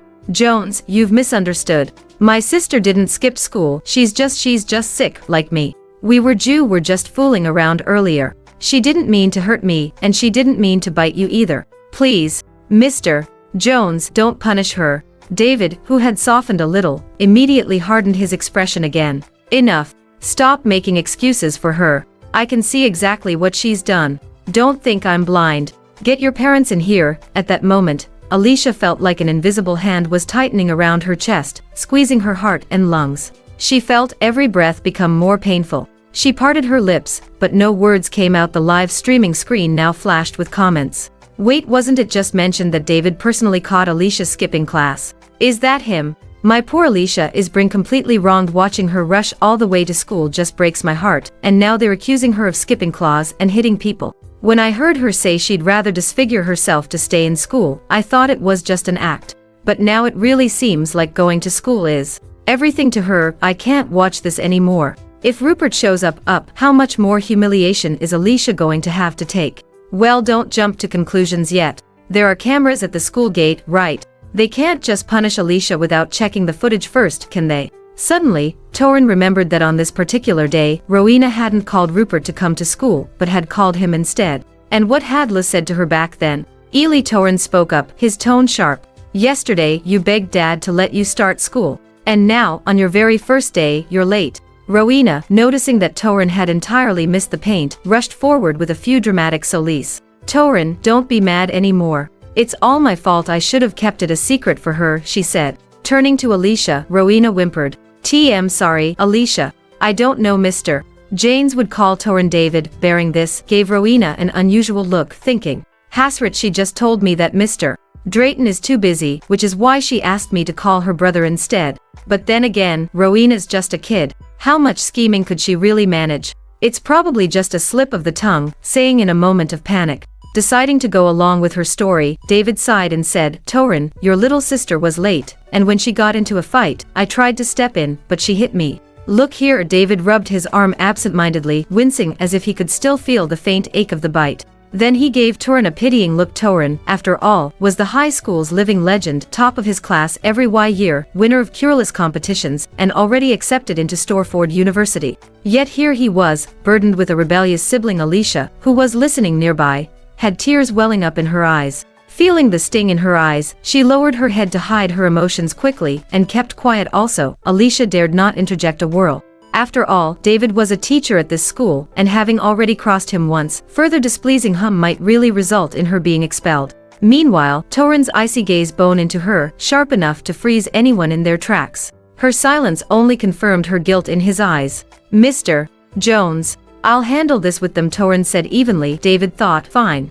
You're the academic star here. Whatever you say goes. As soon as the door shut behind David, Torin ruled Rowena's hair gently, silently assuring her everything would be okay. Then, Torin asked Alicia coldly, what does Rowena ever do to you? What could she possibly have done to deserve being treated like this over and over again? When Alicia didn't respond, Torin pressed on, his voice heavy with accusation. Say something. Yesterday, you had plenty to say when you tried to explain yourself. What's the matter now? Cargo your tongue. Or are you just trying to come up with another excuse to pin it all on Rowena? Even though Alicia's chest tightened with every word, she said nothing. She thought bitterly. What can I say? That I haven't bullied Rowena. That I haven't skipped school. Yesterday's confrontation replayed in her mind, and Alicia couldn't stop hearing that single, devastating word Torin had used. Ridiculous. And now Alicia took a deep breath, trying to steady herself, but her thoughts spiraled out of control. She thought, if even my own brother doesn't believe me, then who in this world possibly could? I didn't bully Rowena, Alicia said finally, her voice steady but pleading. I didn't skip school, one swear I didn't. Torin, you know me. Can't you trust me just this once? When Alicia said that, her eyes were ablaze with emotion, earnest, raw, and tinged with unshed tears, but not a single tear fell. The same. Torin's brows furrowed further. He replied, I don't know you, Alicia, all I know is that you're my sister. To me, you and Rowena are that's it. Beyond her shared bloodline with him, Torin truly knew nothing about Alicia. Torin thought, what I do know, that she's selfish, heartless, and cruel. That she has left me to be taken by kidnappers, and now, here she is, asking me to trust her again. Don't know me. That's it, Alicia thought, her heart shattering into 1,000 pieces. In Torin's eyes, she was no different from a stranger, just someone tied to him by family. If not for our blood relation, would he rather I don't exist at all? Alicia wondered. She had endured countless hardships and clawed her way back to them. But now, she stood trembling like a flame on the verge of going out. Unbeknownst to her, Torin was feeling just as broken. Tim, sorry. I'm so sorry, he muttered under his breath, his hand shaking as it covered his aching eyes. Meanwhile, Torin's mind raced with memories from 10 years ago, memories that haunted him now. He snapped to himself, Torin, not believing Alicia is bad enough. But why do you have to hurt her too? Torin swore in there that when he saw Alicia again, he'd apologize no matter what. He'd make things right. In the meantime, the live stream's comment section exploded. Why don't you believe her, Torin? Why? No investigation, no right to speak. Torin, are all those books you've read just for show? Ugh, my heart. This hurts so much. I want to pull Rowena out of the screen and slap her. Alicia has been so humble. Torin, how could you say something so hurtful? I wish I were her sister. By the way, where does that shameless traitor Odessa run off? Odessa? June, that the quite famous singer. Does she also do something wrong to Alistal? Just watch the replay of yesterday's live stream to find out. The things this woman did are much worse than what Torin and Fenwick did. Sul refusing to admit, Torin asked, his cold voice snapped back to the present. Fine, take Rowena to the mine's office. But you, stay here until you're ready to apologize to her and the door. With that, Torin turned, scooping Rowena up from the couch, and heading toward. However, Alicia just was standing there like a failless shell, her silent protest the only way she knew to declare her innocence. Just before he stepped out, Torin paused and glanced over his shoulder. Not here, stand outside. Don't get in anyone's way, he said coldly. If Alicia had any babe left, it was extinguished entirely by those words. Wow, I take back everything. Both of them are awful. Standing in front of the whole school and apologizing to Rowena. Really? Why does Rowena need the nurse every time? Isn't that embarrassing? At some point it's called pretending to be sick. And judging by her tears, she's probably great. Eric, alright, maybe you guys have a point, but I still think Alicia betraying Torin over such a small matter is wrong. I'm just a low-level employee Arth Drayton Group, but I've seen enough to know what Alicia's really like. Yeah, I've got something to say too. I'm one of Alicia's classmates. Sure, she might be innocent in this case, but she's definitely guilty of the bad things she's done later. We didn't make those up. Torin stared at the endless stream of comments flooding the screen, his heart burning with a surge of unexplainable anger. Why do people always try to dismiss the injustices Alicia has suffered by bringing up her past mistakes? Even Fenwick isn't any different, Torin thought. Torin, don't you remember? Alicia tore up your exam admission ticket before. She stole Rowena's hair clip. Oh, and there's more, Fenwick said, his tone utterly devoid of guilt or empathy. Fenwick's face was cold and indifferently seemed eager to fast forward to the parts where Elysis was at fault. But this wasn't some silly puzzle game. Did Alicia's future mistakes somehow erase the unfair treatment she was enduring now? She's your sister, Fenwick. Your real sister. Not some enemy you're trying to take down, Torin shouted. Fenwick flinched at the outburst, clearly unprepared for Torin's anger. It was the first time in years since he'd become an adult. Torin had shouted at him so many times. Being a public figure, Fenwick couldn't help but feel a flicker of indignation. Yet that annoyance, instead of turning inward, redirected an elf toward Fi in just 2 days. Torin defends her above all else. Fenwick thought bitterly. If that's how it is, then Rowena can be my only sister. Then Fenwick glanced at the unconscious Rowena and sighed. He couldn't help but wonder when she would finally wake up. Not that it mattered, it was all Alicia's fault anyway. Hey, everyone. Look over there, a girl in Lawn the Fields, someone exclaimed. Yeah. I wonder what she did to deserve this. Getting punished under such a blazing sun. Rowena, let's go check it out, another one said curiously. Rowena kept her sickly expression intact and covered her face, pretending to cry. Then she replied, no, don't go. If she sees me mocking her, and you know my sister is still mad at me. Sealing Rowena crying, the entire class around her. Serena asked, Rowena, since when do you have a sister?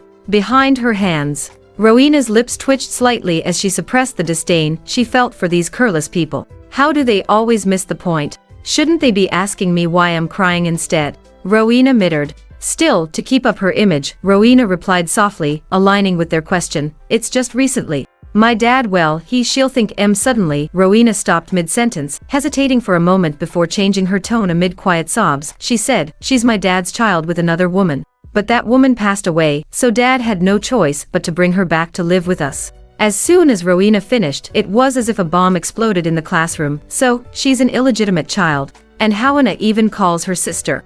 Doesn't that make Rowena, wow, I can't stand people like that. What kind of decent person comes from an affair? Rowena, has she bullied you at home? When Rower heard this, her heart leaped with joy. Finally, someone's asking the right question, she thought. Forcing herself to remain composed, Rowena responded painfully. My sister doesn't mean to hit me. It's my fault. I didn't agree to help her cover up her skipping class, so she got really upset. If only I had gone along with her. Mr.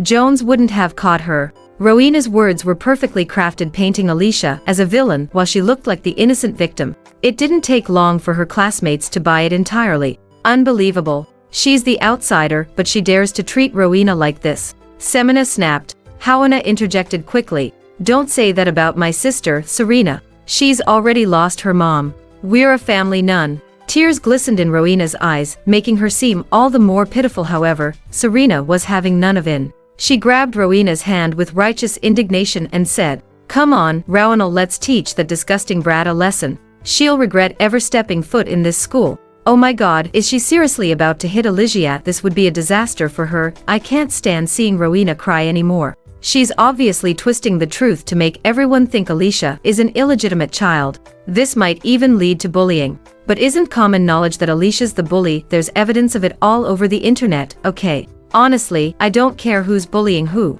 Serena's impulsiveness is ridiculous. She doesn't even have all the facts but wants to fight. Between her and Alicia standing in the sun, which one looks more like the delinquents? Hey, don't blame me entirely. How was I supposed to know Rowena was lying? Besides, Alicia's pretty tough, isn't she? A few hits won't kill her. If she comes out of this, I'll let her hit me back or whatever. Damn. No one expected Serena, or rather, her username, Sarah, to pop up in the live stream, brazenly making her presence known. Within moments, Sarah became the target of the viewers' collective wrath. Thousands swarmed her profile, scouring every post for incriminating details. Full name, Serena White. Lives at Butterfly Heights, Building 5. Uniton Stoneford Avenue.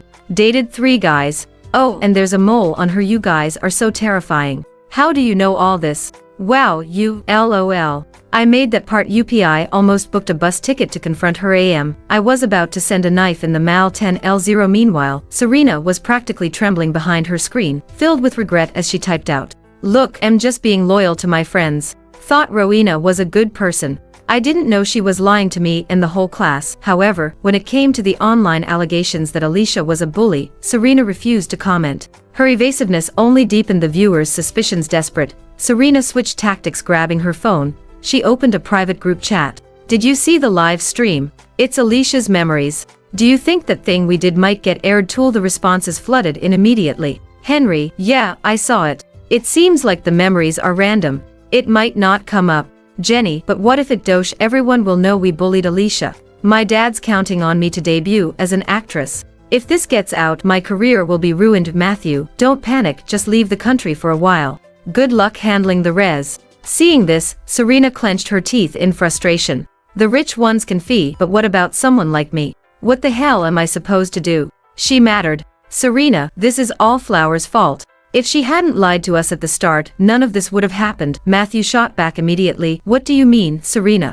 Don't pin this all on Rowena. You knew the truth later on, and you still didn't stop messing with Alicia. As the chat revealed, Sarah's real name was indeed Serena, and every bit of her information that had been dug up turned out to be true. Sin gift. Turin watched Alicia standing under the scorching sun. His heart clenched with pain and bitterness. Soon, his gaze shifted to Rowena, who stood nearby, smirking at Alicia's misery. Torin's disappointment deepened, because Rowena framed Flysai and called her an illegitimate child years ago to protect Rowena's feelings. Torin had given her the last name when she started middle school. Everyone had agreed to publicly acknowledge her as Rupert's daughter. Who would have thought she'd repay us by taking over Alicia's place in the family with such calculated cruelty? Torin thought, however, as much as Torin's anger burned, his mind kept replaying Rowena's past deeds, like the time she shielded him when Alicia tore his admission ticket, or when she tirelessly made soup for him while he was sick. Moreover, Torin couldn't forget that one time when Rowena saved him from food poisoning. These were debts of gratitude he owed her.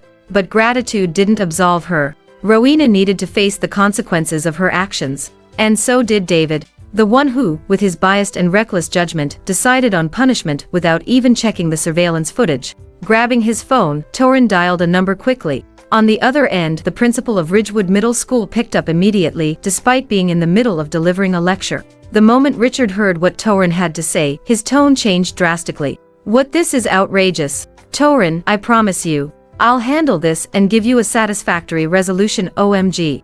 I go to the same school as Alicia. The principal just announced that David got fired. Ah, Alicia is saving Ridgewood Middle School. The scene shifted to the nurse's offer, where LLYS lay unconscious. The strands of hair hiding her face had been pinned back, and the freckles on her face had been wiped off, revealing delicate, porcelain-like features. Alicia looked pale but breathtaking, like a fragile beauty straight out of a fairy tale pie. Just then, a woman with long hair, wearing a nurse's uniform, burst into the room, visibly upset. She said, "Oh, you're awake. How are you feeling? What kind of teacher would make you kneel under the blazing sun like that?" It's outrage. Oust. Before Alicia could answer, the nurse continued, "This heat is no joke.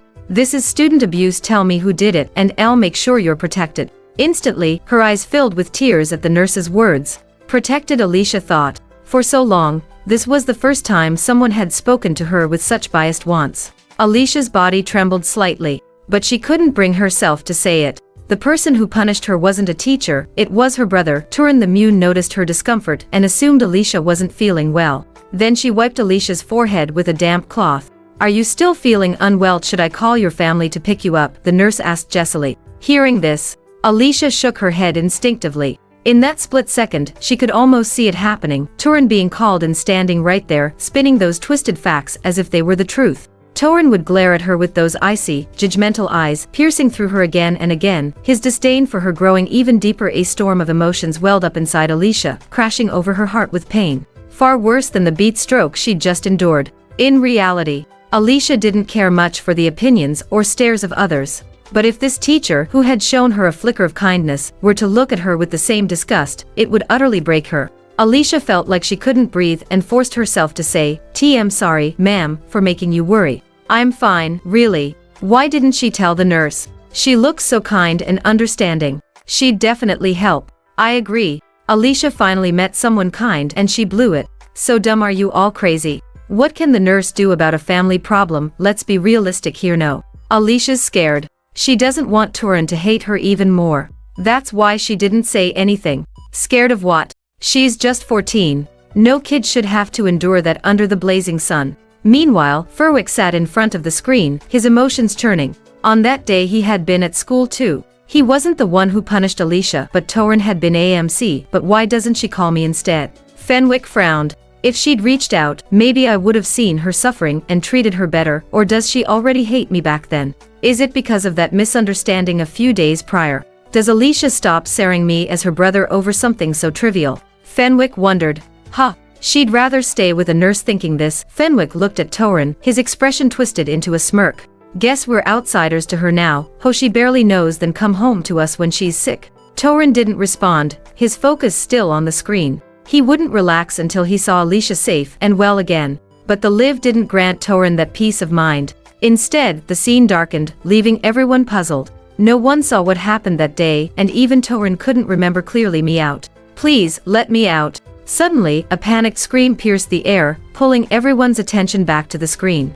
Let me. The image shifted, revealing Alicia. Unfortunately, she renamed to her usual attire. The thick bangs covered her forehead, freckles scattered across her face, and her school uniform was wrinkled and disheveled. Right now, Alicia pounded on an iron door, her voice shaking as she called out, "Why did you he to me? Torm's not here, is he?" Alicia's words, paired with the bruises visible on her skin, painted a grim picture of the bullying she'd endured. But who had deceived Alicia into coming here under the pretense of Torin?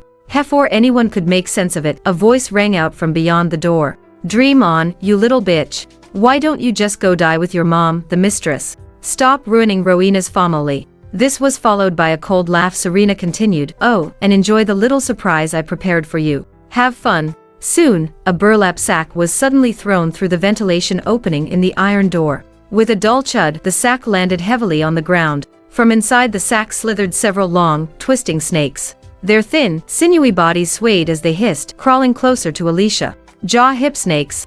Damn Nat, I'm terrified. Same. Blur the screen. Blur it now. As the servant became pixelated, obscuring most of the sore, Fenwick's imitation rose. Snupped. Shat the hell, how are we supposed to watch this? Behan. SESS. A comment popped up. Didn't you say you didn't care earlier? Mr. Drayton. Why so interested? Not. Fenwick's forehead throbbed with frustration, veins visibly pulsing as anger surged through him. If it weren't for the screen separating those mocking him, he'd have dragged every last one of them out to shut them up. Tim, just curious, that's all. Yes, curious if those snakes are venomous or not, Fenwick thought. But fate didn't grant Fenwick the chance to find out. The scrim abruptly shifted to the view outside the iron door, and the voice they'd just beard unmistakably belonged to Serena. Standing beside Serna, Rowena looked visibly distressed. She bit her lip nervously and said, "Serena, don't you think this is a bit much? After all, she's still my sister." Serena, completely unfazed, waved her hand dismissively. "What's the big deal? Those snakes aren't even venomous. A couple of bites won't kill. Rowena, you're way too soft. Someone as lowly as Alicia doesn't even deserve to step foot in our school," Serena continued. Rowena dabbed at her eyes, sniffling as tears welled up. But, meanwhile, Rowena's expression of conflict was so convincing that not only Serena but also the viewers of the live stream were momentarily fooled into believing she might actually feel Ramon. See, Rowena's just that kind-hearted. She barely does anything wrong and already feels bad about it. Alicia could never be like that. Told you I wasn't wrong about her. Rowena, go save Alicia and shut those haters up. Are Rowena's fans brain dead? After those things, they still can't see she's faking it. Oh wait, her fans and her brother are cut from the same cloth, Fenwick shouted, his voice ringing out, loud and defensive. Rowena's not faking it. She's always been kind, but as soon as the words left his mouth, Serena's voice on the screen cut through, saying, "What's wrong, Rowena? Are you regretting luring her out here? This was your idea. The snakes. You brought them. Don't you dare turn me in." No one could have predicted that Rowena wasn't just a bystander or an instigator. She had been actively involved in the scheme, and not just involved. She had orchestrated. In Serena's revelation hit like a bombshell, the live stream exploding into chaos as viewers reacted with shock and disbelief. At the same time, Fenwick stood frozen, his head spinning. No way. Rowena's terrified of snakes. How could she have brought them here? Torin lowered his head in thought, frowning. Rowena's fear of snakes is well known. And Elysis has once scared her into fainting by leaving one in her path. But when does this fear begin? What counts as since she was little? A year old, 3. What about 13? Suddenly, Torin's head shot up. Fenwick, isn't it around this time that Rowena's fear of snakes started? He asked. Send gift. Alicia stood alone before the patterned snakes slithering around her. Oddly, she didn't appear the least bit afraid. She remained completely still, as if rooted in place. Her expression might have betrayed her emotions if not for her bangs covering her eyes, but that wasn't possible now. Thank God these snakes are thin enough not to swallow Alicia whole. Otherwise, venom or no venom, she'd still be eaten alive. Loki, Rowena is terrifying. She looks so sweet and harmless on the surface, but she's just a carnivorous plant in disguise. Could it be that everything we know about Rowena has been a lie from the start? Forget Rowena. Look at Alicia. She's walking toward the snakes. What is she doing? I'm so scared for her. To everyone's shock, Alicia crouched before the snakes, extending a finger to the ground. Maybe Alicia instinctively knew they wouldn't hurt her, or she'd heard Serena say they weren't venomous. Torin couldn't wrap his head around it, but regardless, Alicia shouldn't have made the first move. Hiss, hiss. One of the slender snakes, no thicker than a thumb, coiled around Flisia's finger and settled in her palm. To the audience, it appeared only as a pixelated blur. Alicia spoke softly. Are you going to hurt me? Ha! Does she think she's Snow White talking to animals? I hate kids with this kind of overdramatic behavior. Same here. It's so embarrassing. I want the ground to swallow me. In dream and imagine things. Can you not be so harsh? She's just a kid. Isn't it normal for girls her age to? This was how the internet operated. People clung to a single detail, magnified it infinitely, and forgot that the person they were judging was just as they always placed themselves on a moral high ground, throwing around their opinions recklessly online. Hiss, hiss. The little snake flicked its tongue, almost as if responding to her. Meanwhile, the other six, which had been roaming, suddenly froze in place, their beady black eyes fixed on Alicia. Can you help me open the door? Alicia asked. Unfortunately, Sysikes weren't known for their intelligence. The little one lifted its head in her hand, and Alicia sighed deeply. Outside the mom, Serena's impatience was growing. Rowers, do you think Alicia's fainted from fright? Should we go in and check? They asked. Anxiously, Rowena pressed a hand to her forehead, swaying slightly. I'm sorry, Serena, but I suddenly feel a headache coming on. How about I wait for you at the nurse's office? Without waiting for a reply, Rowena walked off, leaving Serena behind. Northwest matter how close Serena usually was with Rowena. At this moment, she couldn't help feeling a flicker of irritation. Should I open the door now or wait a little longer? But what if the snakes slither out and Oren met? Then again, if they aren't venomous, it should be fine, right? Serena thought. Around the corner, Rowena had barely turned away from the secluded equipment room when her supposed illness vanished. Her face broke into a triumphant smile. Humph, those were all venomous snakes I handpicked myself. Serena's just too gullible to realize. Rowena thought. Thinking this, Rowena exhaled in relief, a glint of calculation in her eyes. Luckily, I have Serena. All I have to do now is find a teacher. If Alicia ends up bitten to death by those snakes, no one can pin it on me. Finally, I'll be rid of her. The current events were beyond anyone's imagination, the shock far surpassing the earlier revelation. The live stream audience count skyrocketed, surging past Milburn and climbing rapidly toward million. Nearly million people had witnessed and heard the horrifying plot orchestrated by Rowena, the so-called national sweetheart. This bombshell, captured live, carried far more weight and explosive potential than any baseless tabloid rumors or paparazzi snapshots. 12 In an instant, the story swept across the internet, dominating every social media platform and claiming the top spot on trending lists worldwide. National sweetheart Hohawana caught on camera attempting murder, child star reveals sinister snake plot, rising actress tragic accident. The shocking truth behind the push that left her in a coma. Watching this unfold, Torin was so distraught that he nearly tore his assistant's shirt apart. It's absurd, utterly absurd. He thought. Stud get comment. See. Does Rowena's behavior count as attempted murder? Her sweet and innocent persona is crumbling to dust. I told you, you can't trust anyone in the entertainment industry. Nothing's real. Poor Alicia, thank goodness those snakes don't bite her. Otherwise, she'd have died in vain. Attempted murder confirmed. This video needs to be handed over to the police. Or maybe we can use it to cancel out Alicia pushing Rowena down the stairs. Dead her go. In your dreams. Rowena was only 13 at the time, and she wouldn't even face charges. KAL. Such an audacious claim instantly sparked public outrage. Viewers unearthed evidence, bombarded her with messages, and flooded her phone with relentless cock. This sudden wave of online backlash trended on social media, silencing even Rowena's most loyal fans. Nobody dared use the "she's just a minor" excuse anymore. Did Rowena really say those things?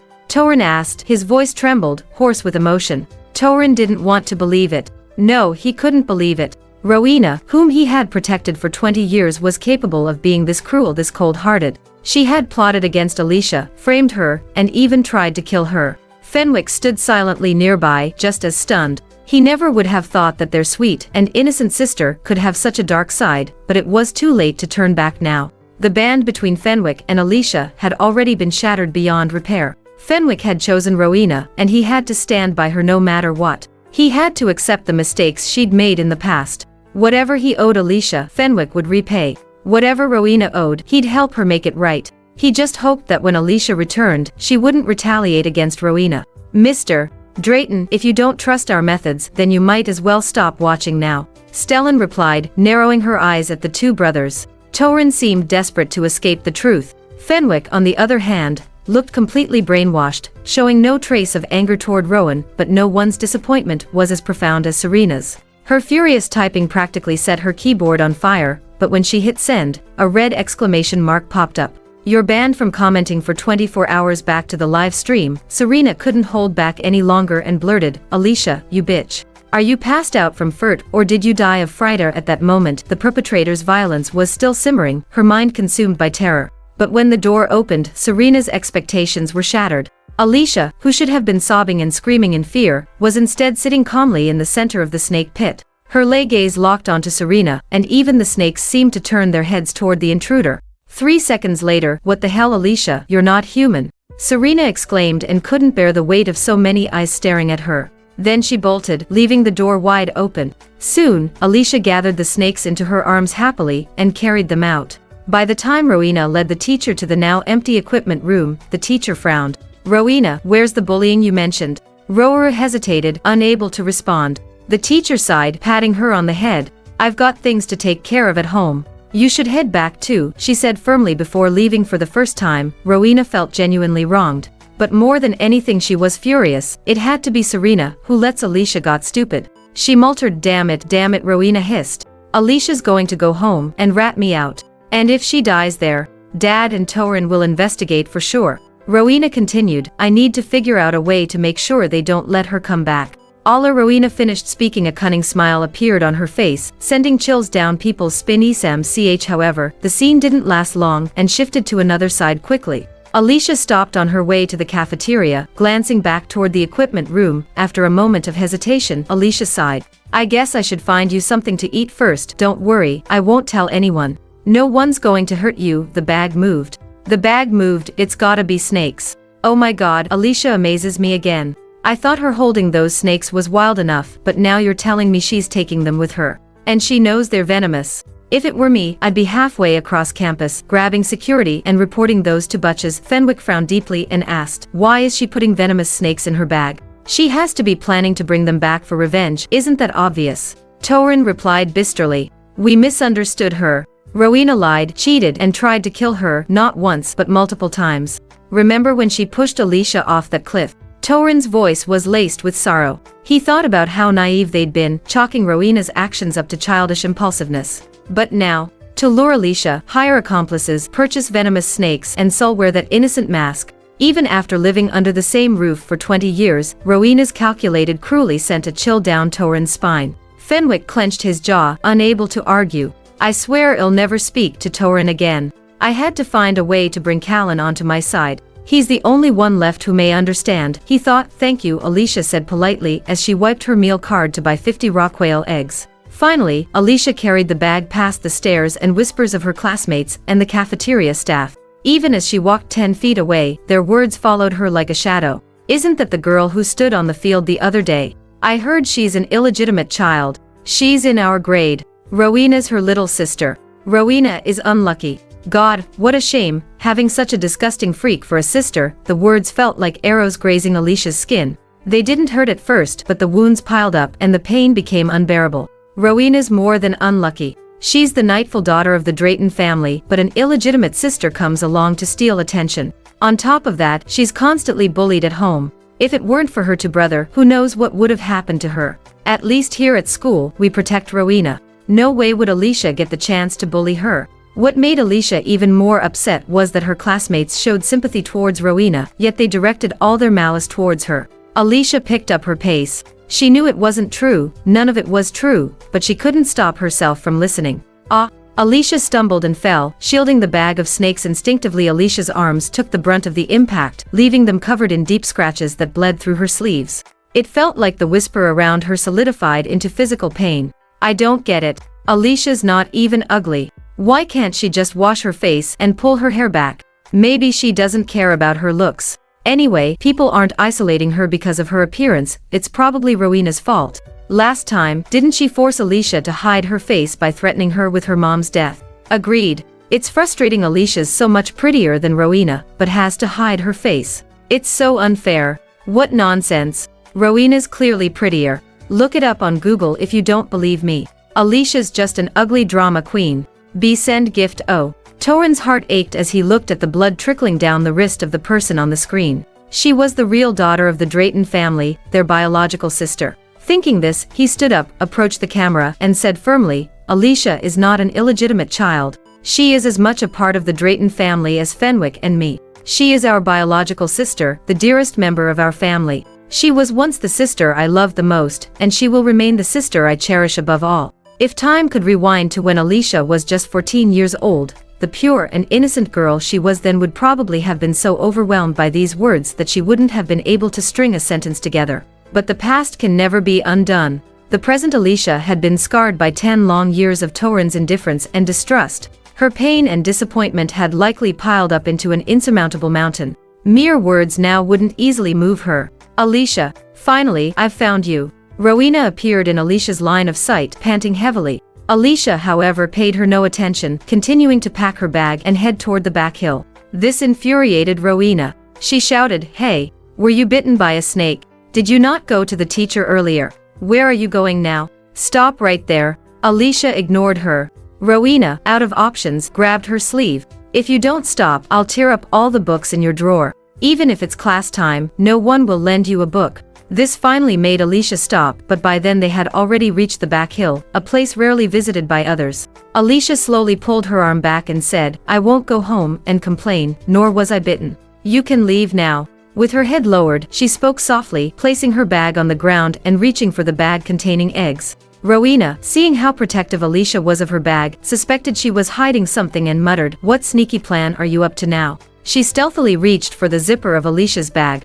As soon as it was opened, a snake's head shot out. Caught off guard, Rowena let out a piercing scream. Her body instinctively recoiled, and Alicia, startled by the sound, turned around just in time to see Greenie lunging at Rowena's face. The sharp scream pierced through the sky, echoing far and wide. Alicia covered her ears. By the time she regained her composure, Rowena was sitting on the ground, her pale face marked by 2 faint puncture wounds. Greenie slithered up Alicia's leg like a scolded child, gently coiling around her. The live stream viewers were stunned. Alicia can tame animals. She must have commanded the snake to bite Rowena. Serves her right. Use your common sense. This isn't a fantasy novel. Clearly, Rowena brought this on herself by messing with Alicia's bag. She deserves it, but isn't that a venomous snake? Rowena might die. Or was she bluffing earlier? If that's the case, maybe Rowena isn't so bad after all. Fenwick shared the viewers' concerns. Seeing Rowena's pained expression, his heart clenched with worry.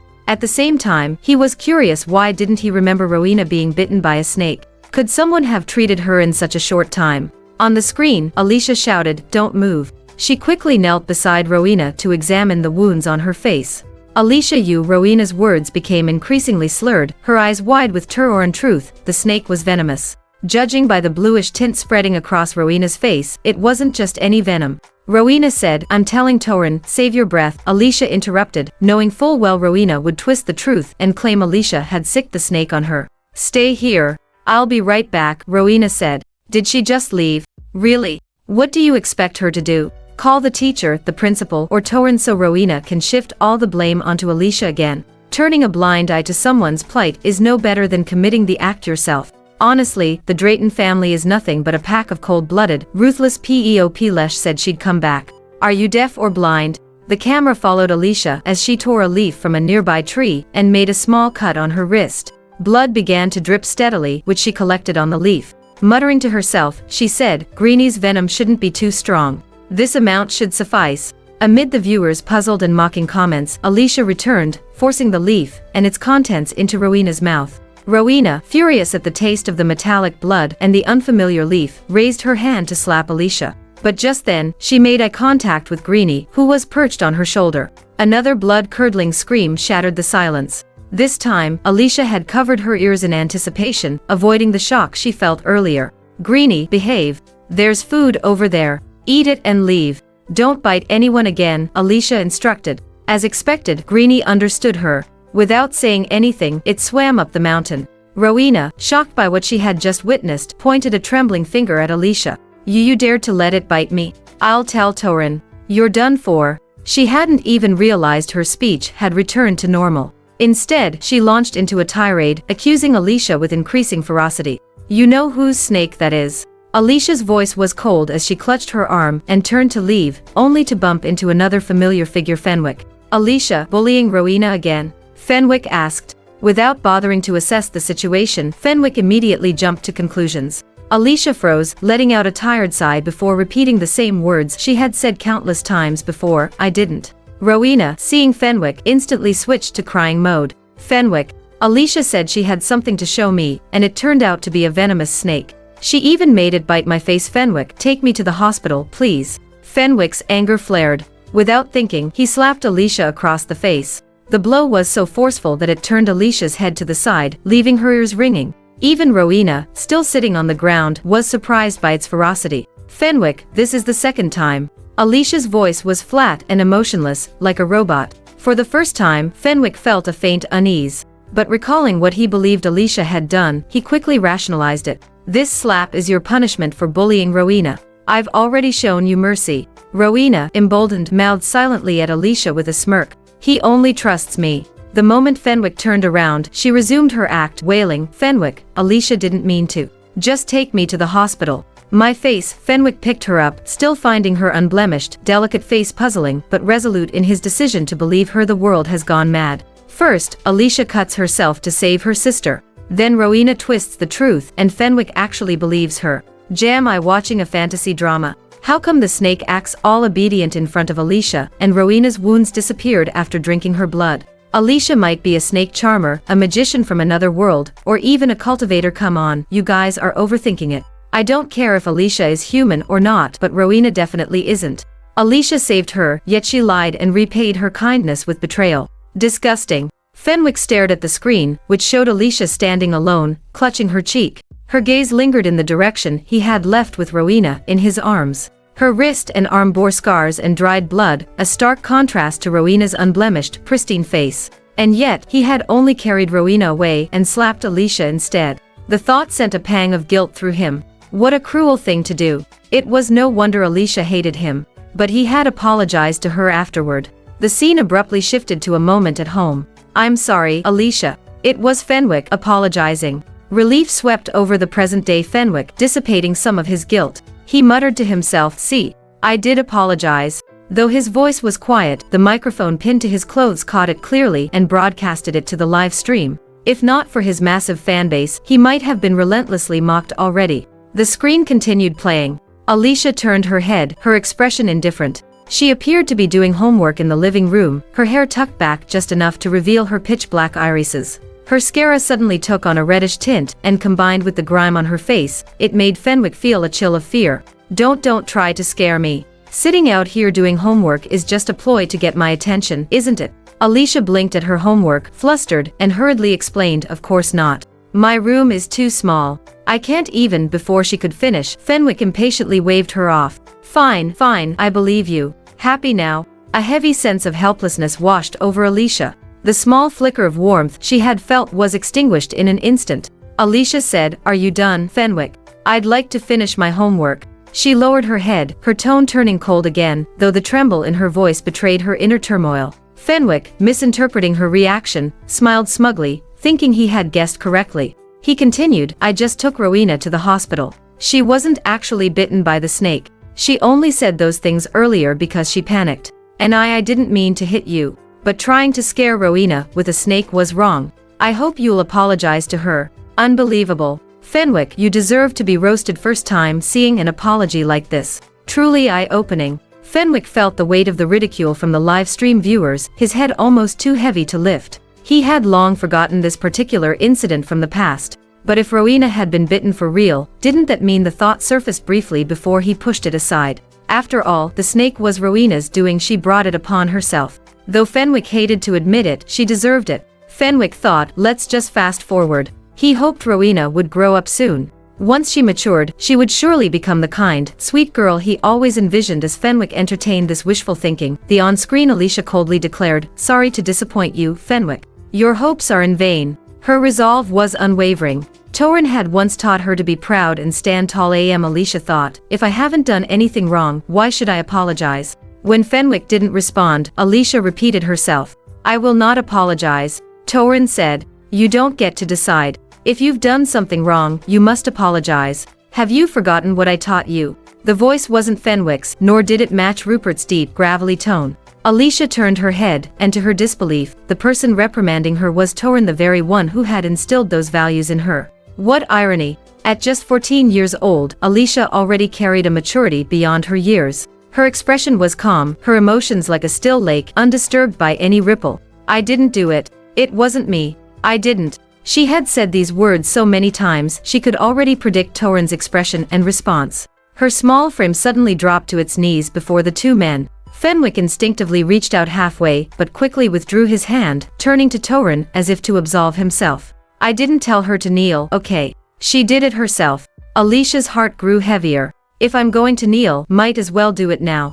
Though she yearned for familial love, her soul harbored an unyielding pride. It was that pride that had allowed her to survive traffickers, escape a twisted maniac, and endure countless torturous experiments. None of those trials had broken her. Yet here, being told to kneel outside Torin's calm words cut deeper than any physical pain. I need a moment to cry in private. Same here, I've already huddled with my roommates for a group cry. Solo crying doesn't cut it anymore, forget it. I want to storm into the TV studio and throttle Torin myself. Torin wasn't faring much better. This time, Alicia hadn't even tried to explain herself to him. Torin thought, why? Has she truly lost all hope in me, as they said?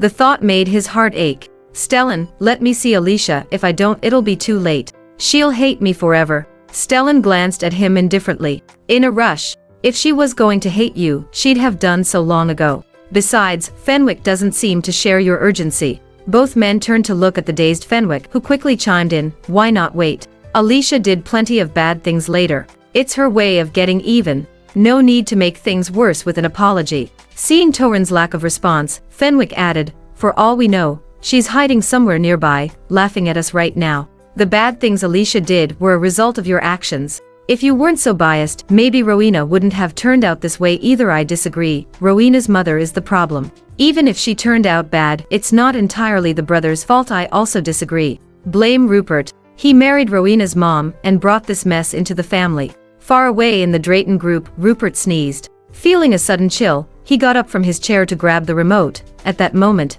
he glanced at the massive screen on the opposite building. And there he was, being broadcast in public. Rupert said, Alicia, how could you scare your sister with a snake? I understand you're unhappy with the addition of 2 new family members, but how can you bully them like this? Or has life in the countryside over the past 10 years turned you into one of those uncultured women?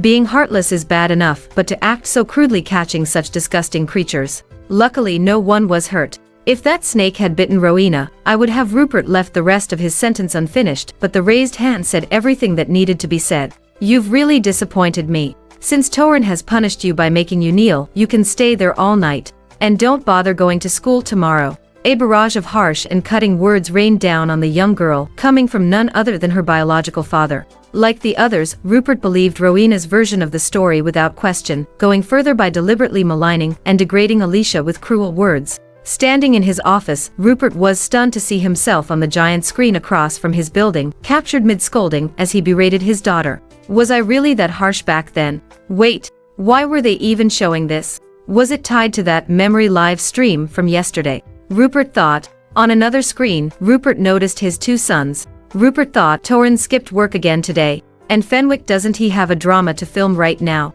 A sense of unease crept over him. Desperate to understand what was going on, Rupert grabbed his phone to call his assistant. The response he received was beyond anything he could have imagined. Alicia signed a contract for a memory research project. The resulting material is now being broadcast globally.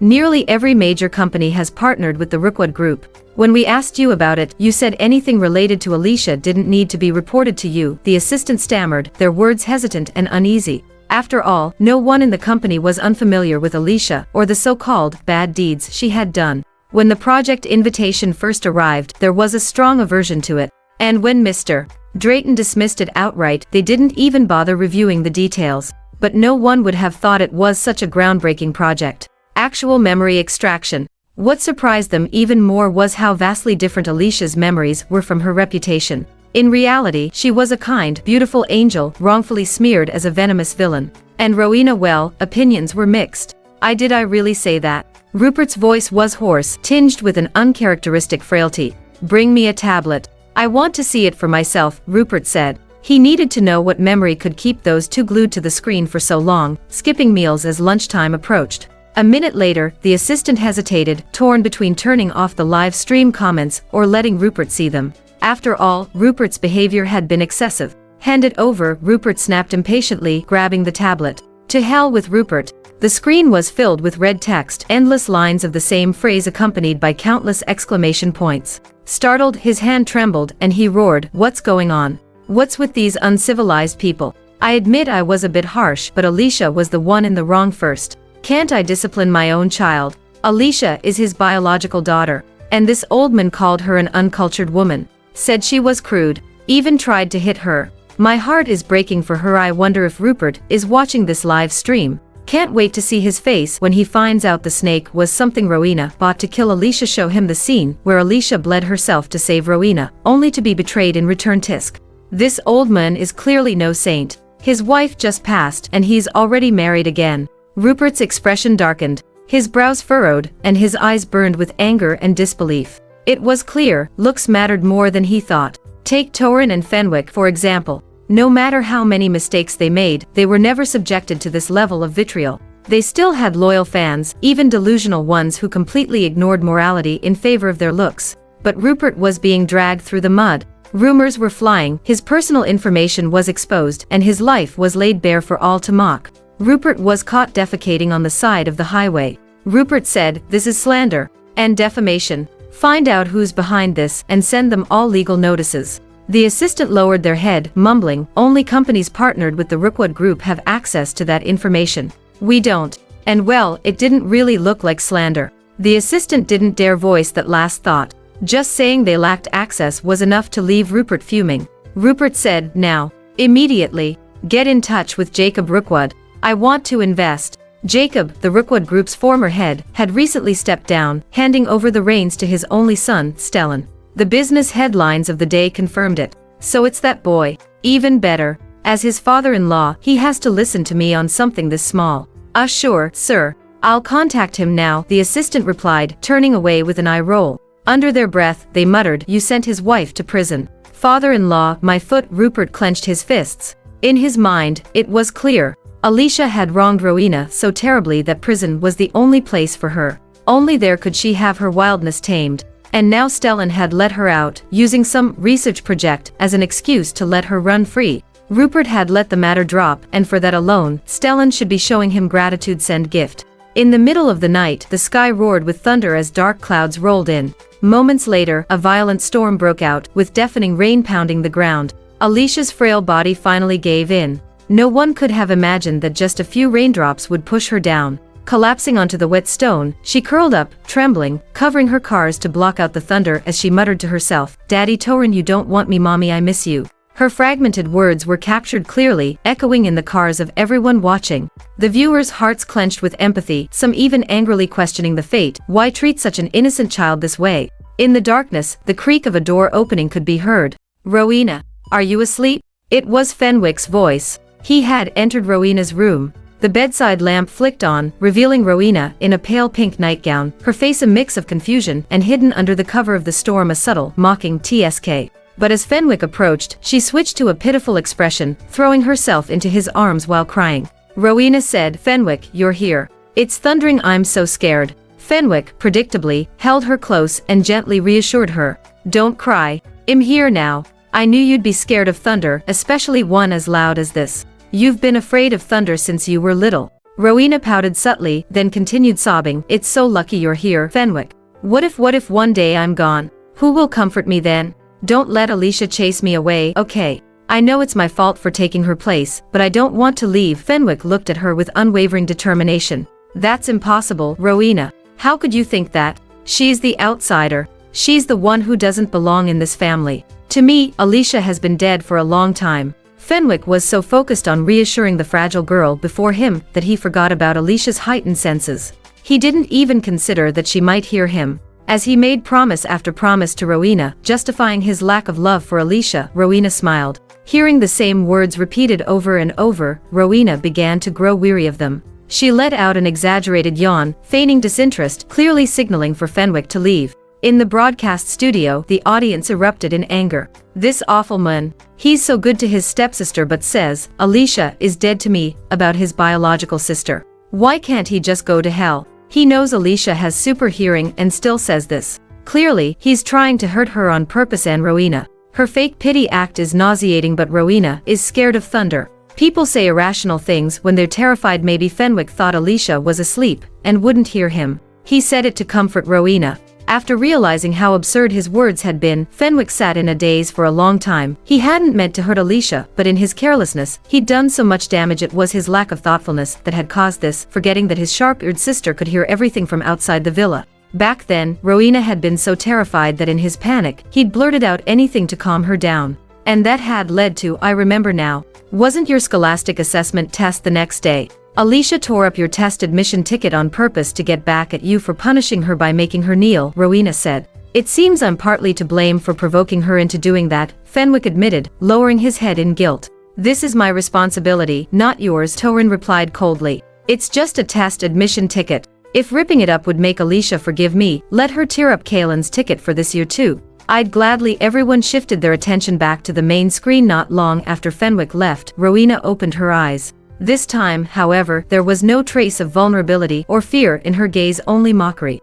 Idiot, she muttered, how could he mix that up? I have never been scared of anything, least of all thunder. Fenwick is so dumb, she sighed, frustrated. Now I can't even sleep. Maybe I'll check if Alicia is still outside kneeling properly. As Rowena got out of bed, she paused in her tracks. Wait, Rowena isn't scared of thunder. Fenwick, are you out of your mind? I can't stop laughing. All that comforting was completely unnecessary. Rowena didn't even care. Fenwick sprang up and shouted, impossible. Stellan, there must be a technical error. Rowena is afraid of thunder.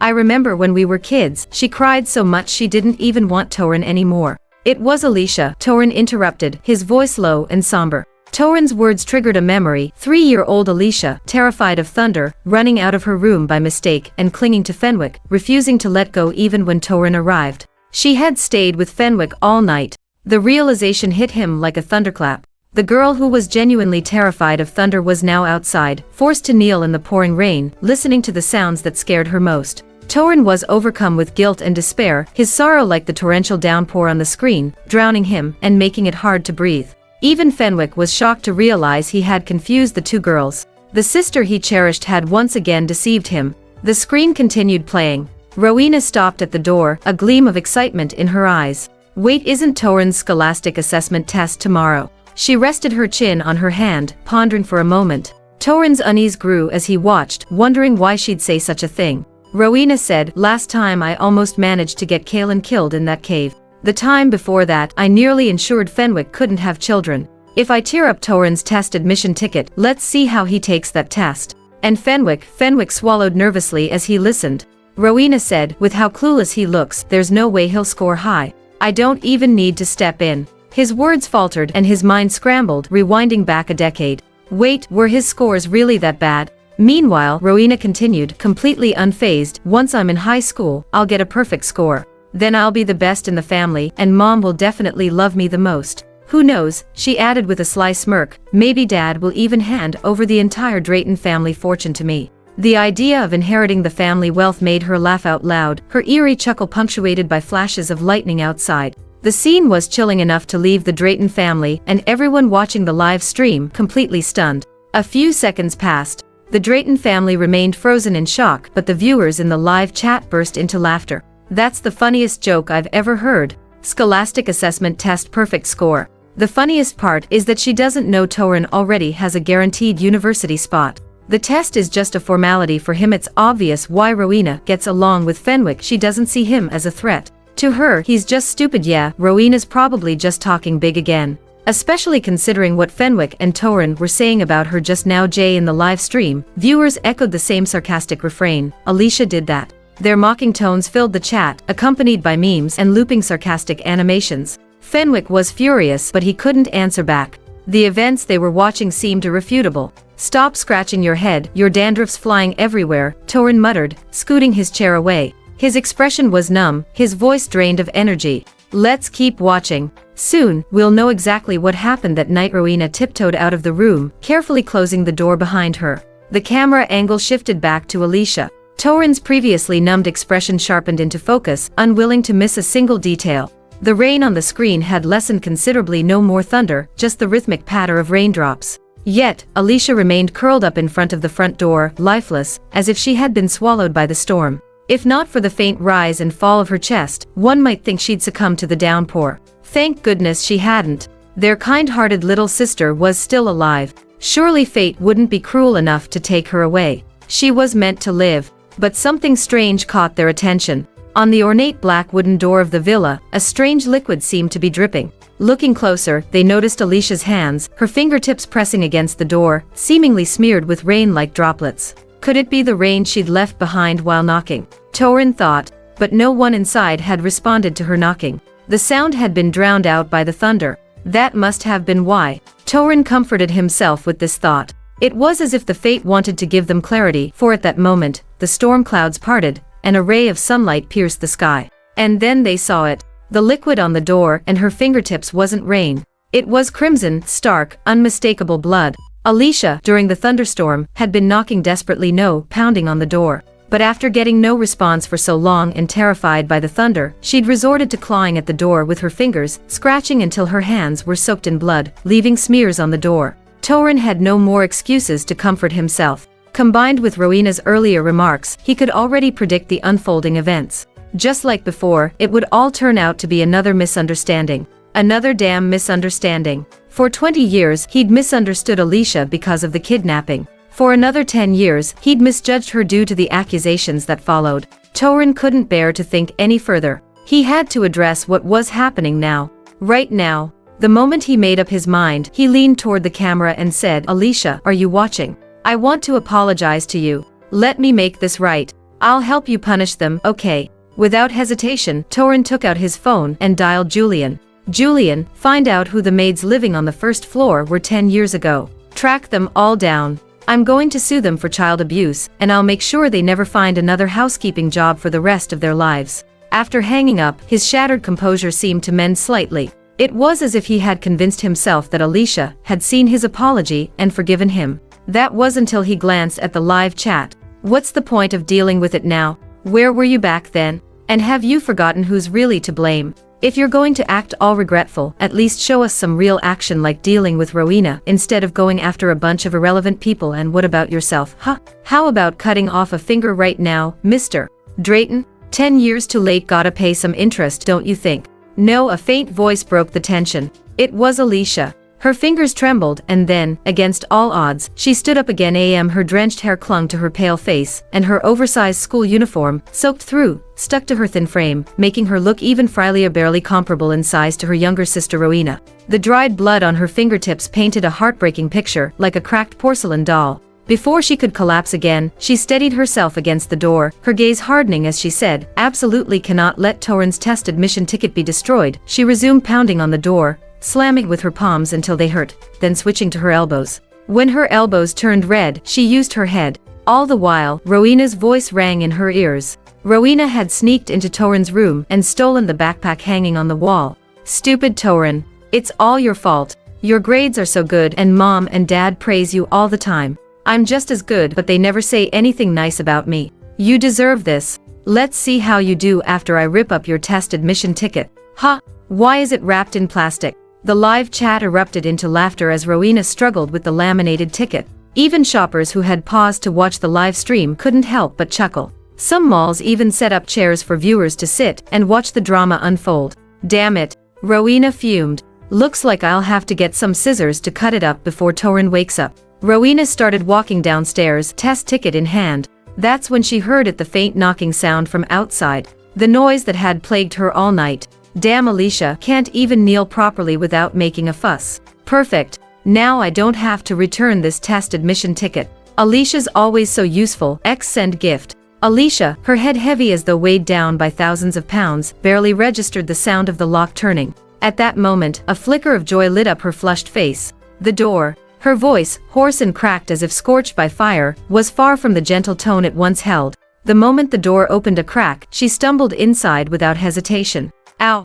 A shriek echoed as someone shoved Alicia with such force that she fell to the ground. Confused, she looked up, her dazed and tearful eyes brimming with confusion and hurt. Alicia, are you blind? Rowena glared down at her, anger flaring at the sight of her disheveled stepsister. Alicia's wet and muddy clothes had left stain on Rowena's skirt, and that alone was enough to spark her fury. Disgusting, disgusting.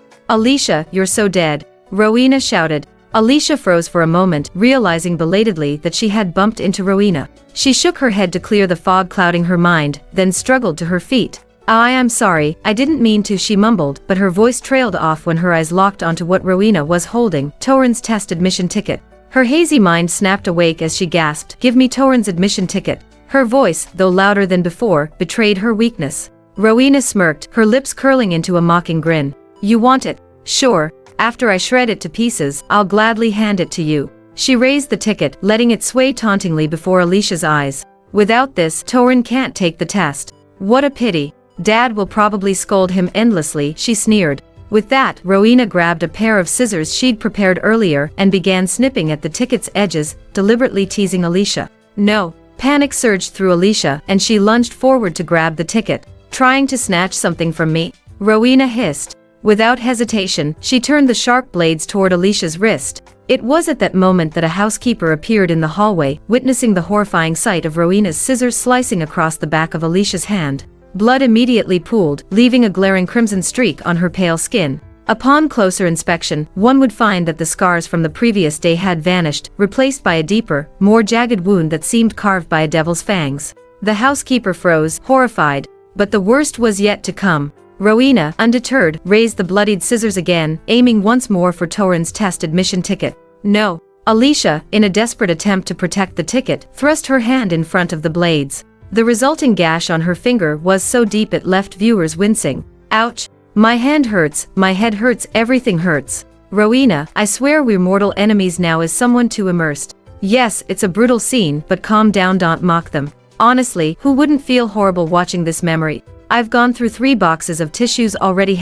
I'm a VR user with tactile feedback. Couldn't relate more, but well, poor people wouldn't understand." Torin, watching the scene, felt his stomach twist in agony. His trembling hand instinctively reached toward the screen, as though he could touch the injured girl clutching the bloodied test admission ticket. For him, the ticket had been trivial, practically unnecessary. "What's going on here?" Torin asked. The screen showed Torin from 10 years ago, appearing at the top of the stairs and storming toward Rowena. Hearing his voice, Rowena flinched. Her once arrogant and haughty demeanor melted away as she spun around, her expression transforming like a masterful stage actor's. Her wide, tearful eyes glistened with innocence as she spoke in a trembling voice. "Torin, Alicia was trying to cut up your test admission ticket.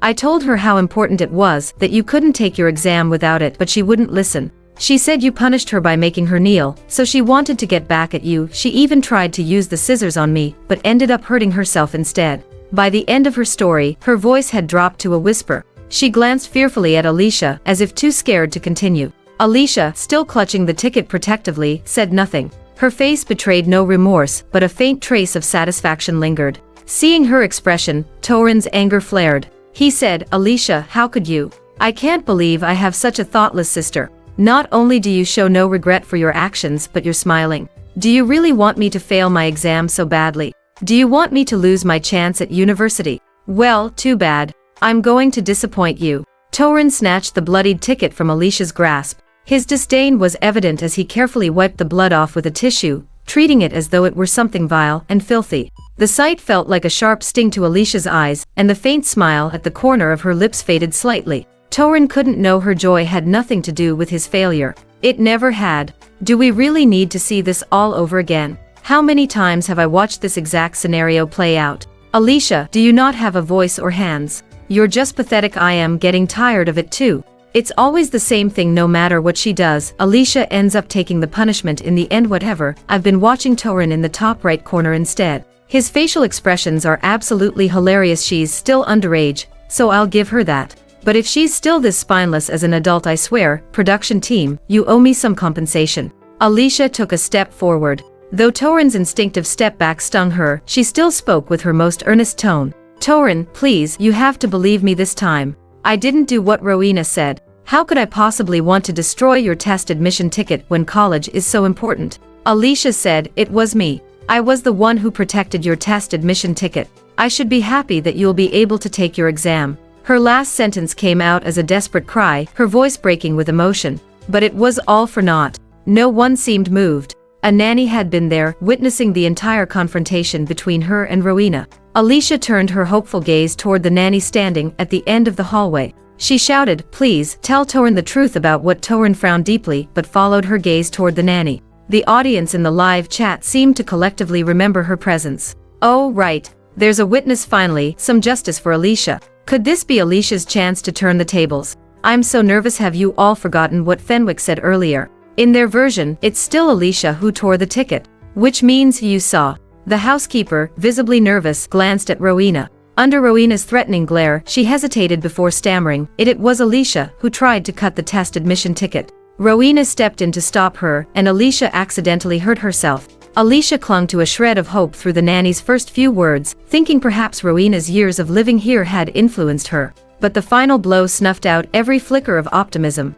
At that moment, she understood with crystal clarity, this house was no longer her home. A wave of indescribable sorrow crushed her, leaving her breathless. Yet, no tears fell. Across from her, Rowena wept delicately in Torin's arms, the very picture of a wronged angel. By contrast, Alicia seemed cold and emotionless, as though her tears had been taken from her in some cruel experiment. Torin's suspicions only deepened. Torin said, so you're not even pretending to cry anymore, Alicia. You've truly outdone yourself today. His words, sharp as a blade, pierced through her remaining hope for familial warmth. This housekeeper is just as vile. Flip-flopping like Rowena, with those crocodile tears. Disgusting. Torin siding with his stepsister over his real sister. I've only seen this in novels, and even they didn't go this far. Has anyone ever seen Alicia cry? She's so beautiful. Imagine how moving it would be. Cry. With her wet hair plastered to her face. Honestly, that would just look messy. Torin's face twisted into a smile, more pain than tears, his voice trembling as he slowly turned to Fenwick.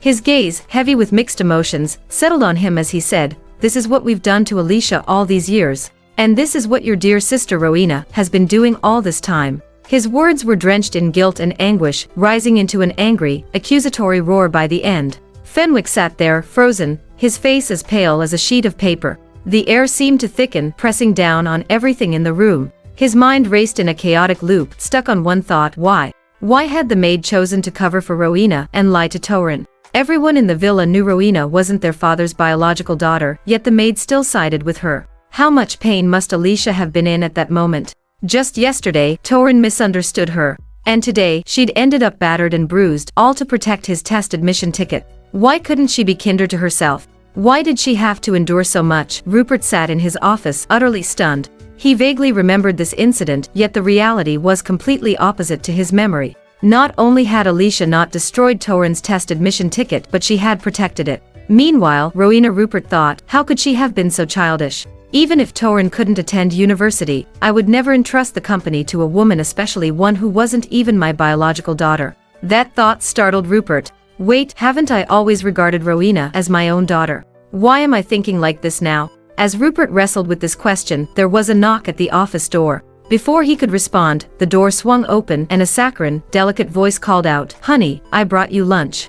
The voice sent a shiver down Rupert's spine. It was his wife, Althea. Honey, what's going on with you, Torin, and Fenwick today? I spent all morning cooking your favorite dishes, but none of you picked up your phones. Are you all treating me like an outsider now, keeping things from me? Rupert suddenly remembered how cold he'd been toward Althea since watching Alicia's memories the previous day. No wonder she had come all the way here. It was wrong of him to let his thoughts wander. Standing quickly, he wrapped his arms tightly around the frail woman before him, and said soothingly, "It's my fault. I'm sorry, honey. Let's go home and eat together, okay?" But Althea wasn't so easily appeased. She squirmed in his arms, pouting playfully as she whined, "And what about Torin and Fenwick? Kaylin's busy preparing for the scholastic assessment test, and Rowena's situation is anyway, no one wants to have a meal with me lately. It's like you're all keeping secrets from me." Her words turned into soft sobs, her voice eerily similar to Rowena's when she cried. However, the upward tilt of her gaze carried a seductive charm that was uniquely hers.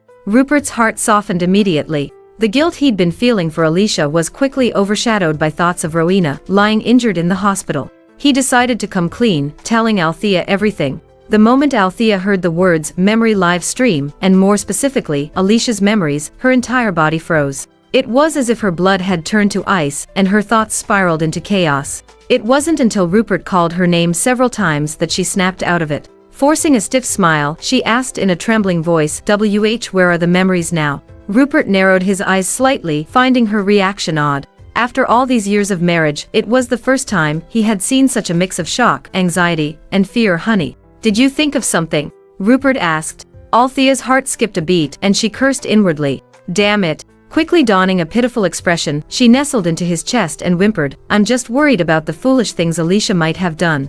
And, well, back then uncertain of how far the broadcast had progressed, Althea didn't dare say much. Instead, she wept, knowing her tears would evoke Rupert's sympathy. As expected, Rupert's suspicions melted away instantly. He comforted her gently. "The memories are only up to when Alicia was 14, just starting school. I understand that you felt insecure when she was brought back into the family. But you really should pay more attention to Rowena. We've spoiled her rotten. Cutting up Torin's test admission ticket was bad enough, but framing Alicia for it's caused so much misunderstanding over the years." Althea's heart raced as her forced smile stiffened. Thankfully, Rupert hadn't mentioned her involvement, allowing her to breathe a small sigh of relief. "I need to get to the hospital and warn Rowena immediately. If the live stream continues, we're done for," she thought. The live stream cut abruptly. Before Torin could rise to find Stellan, the scene shifted to a school setting, giving him no time to dwell on his guilt. Reluctantly, he sat back down. Torin didn't want to miss another moment of Alicia's life, one he had been absent from for 20 years. Slowly, he vowed, he would learn everything about the sister he had forgotten and make it up to her in the best way possible. "Alicia, how could you erase Rowena's chalkboard art? She worked so hard on that for 2 days. Can't you stop being such a nasty person? Why can't you stand seeing others succeed?" The screen opened with a barrage of criticism. It didn't take long for the viewers to piece together the supposed story. Looking at the scene again, Alicia stood alone, cornered at the back of the classroom by 6 or 7 people. Meanwhile, Rowena was sobbing softly, supported by others as if she could barely stand. "Alicia, why did you erase the chalkboard I worked so hard on?" Rowena's voice trembled. Alicia glanced coolly at the group before focusing on Rowena. Without a trace of emotion, she said, "I can redraw it for you." Her calm response only enraged the others further. "Apologize, Alicia. Stop pretending. Do you think your drawing could compare to hers? Yours would look like garbage. She's just jealous because the teacher picked Rowena to do the chalkboard art instead of her.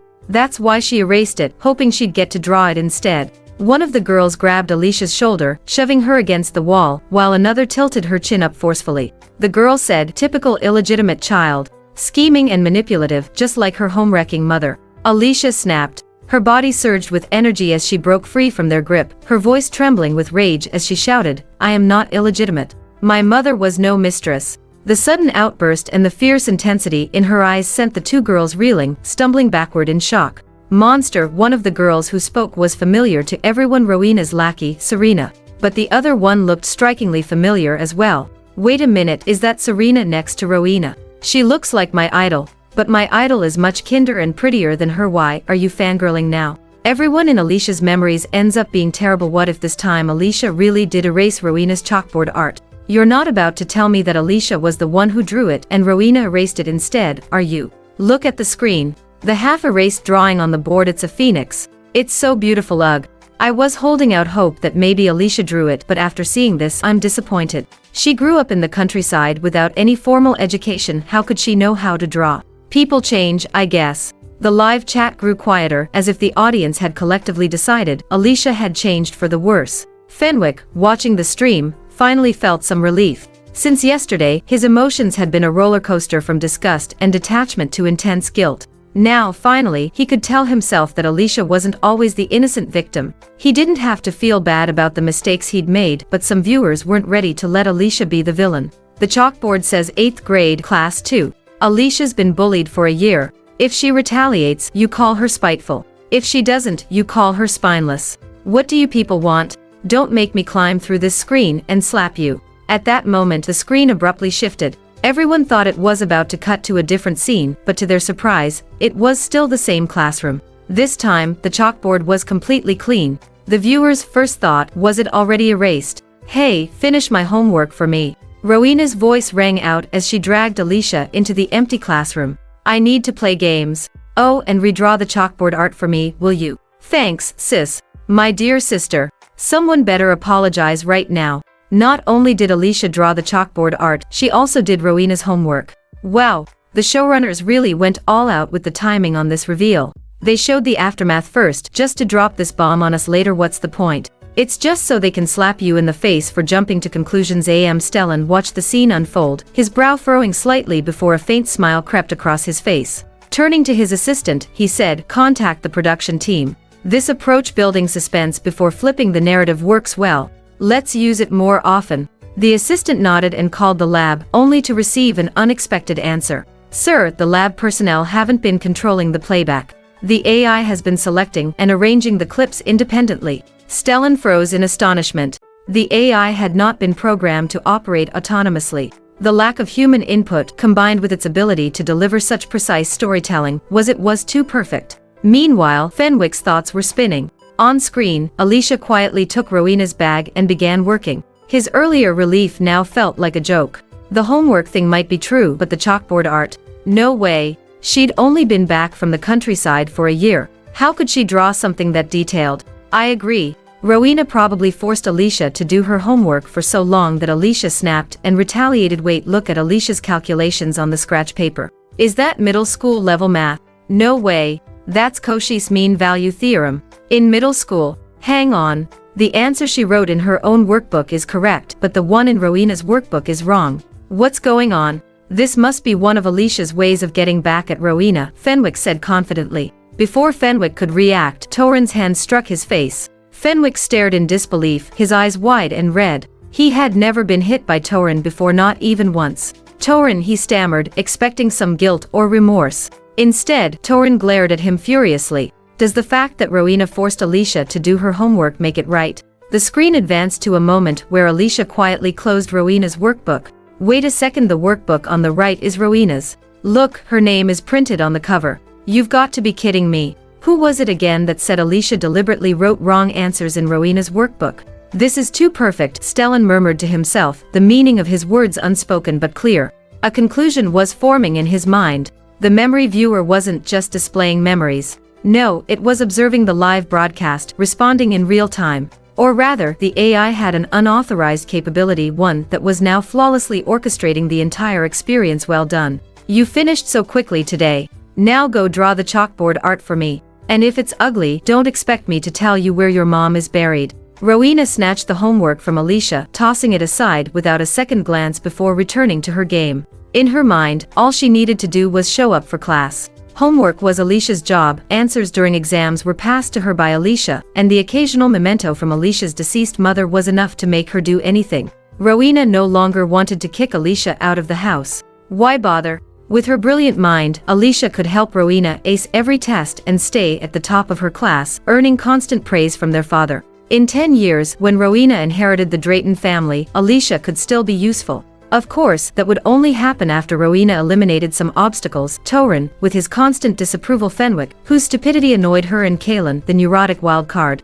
The thought of a carefree and luxurious future brought a bright smile to Rowena's face. Life was simply too easy. Meanwhile, Alicia brought 2 boxes of chalk and began drawing on the blackboard. Despite having no formal training, she blended colors with incredible precision, and soon, a stunning phoenix began to take shape. Viewers in the live stream were awestruck, marveling at her skill, and flooding the chat with questions. Did the Drayton family sign her up for art lessons? The answer was a resounding no. Forget art lessons, we didn't even enroll her in tutoring classes, Torin muttered, his hands clutching his head in anguish as he slid from his chair to the floor. His once imposing figure as a confident and aloof businessman was nowhere to be seen.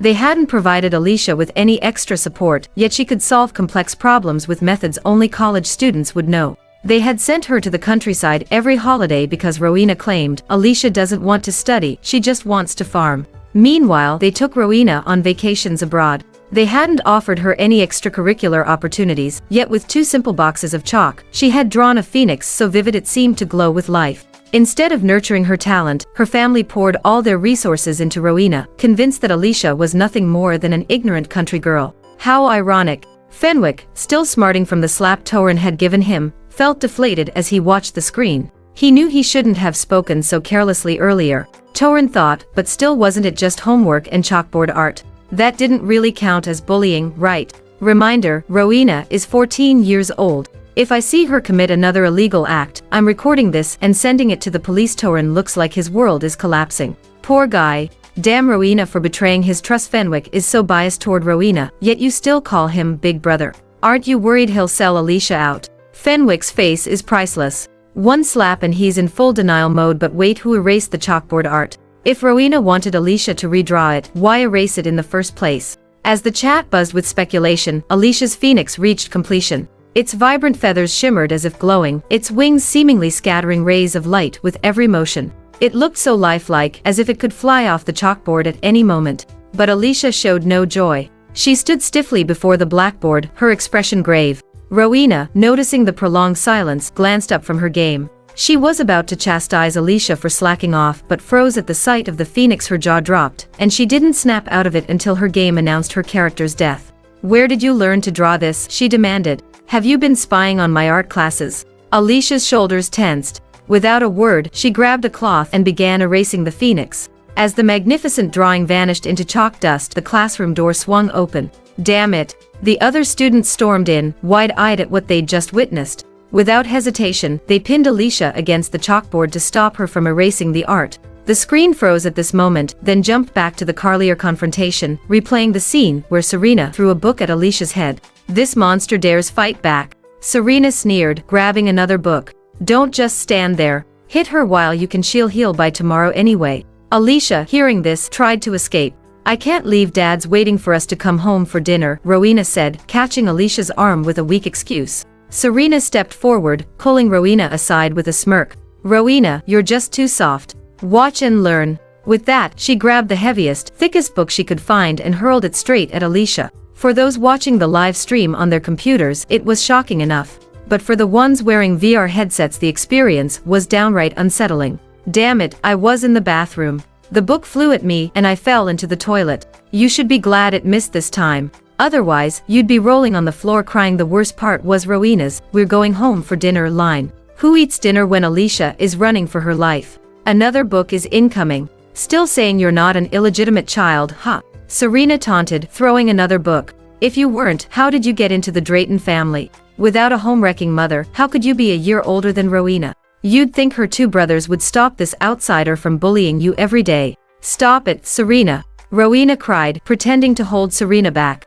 Don't say those things about Alicia. She pleaded desperately for her to stop, knowing full well that this wasn't about helping Alicia. It was about protecting herself, preventing Alicia from revealing the truth. What she didn't expect, however, was that this time, Alicia didn't hold back. Instead, she shouted at the top of her lungs, Torin and Fenwick are my brothers. We share the same mother. I am not an illegitimate child. Meanwhile, in Serena's private group chat was buzzing with activity. Serena, the group admin, had already kicked Rowena out. Jenny, it's over, totally over. Someone just recognized me, and in this kind of scandalous context too. Henry, we only saw Alicia wiping the board earlier, but now it's clear there was so much more to it.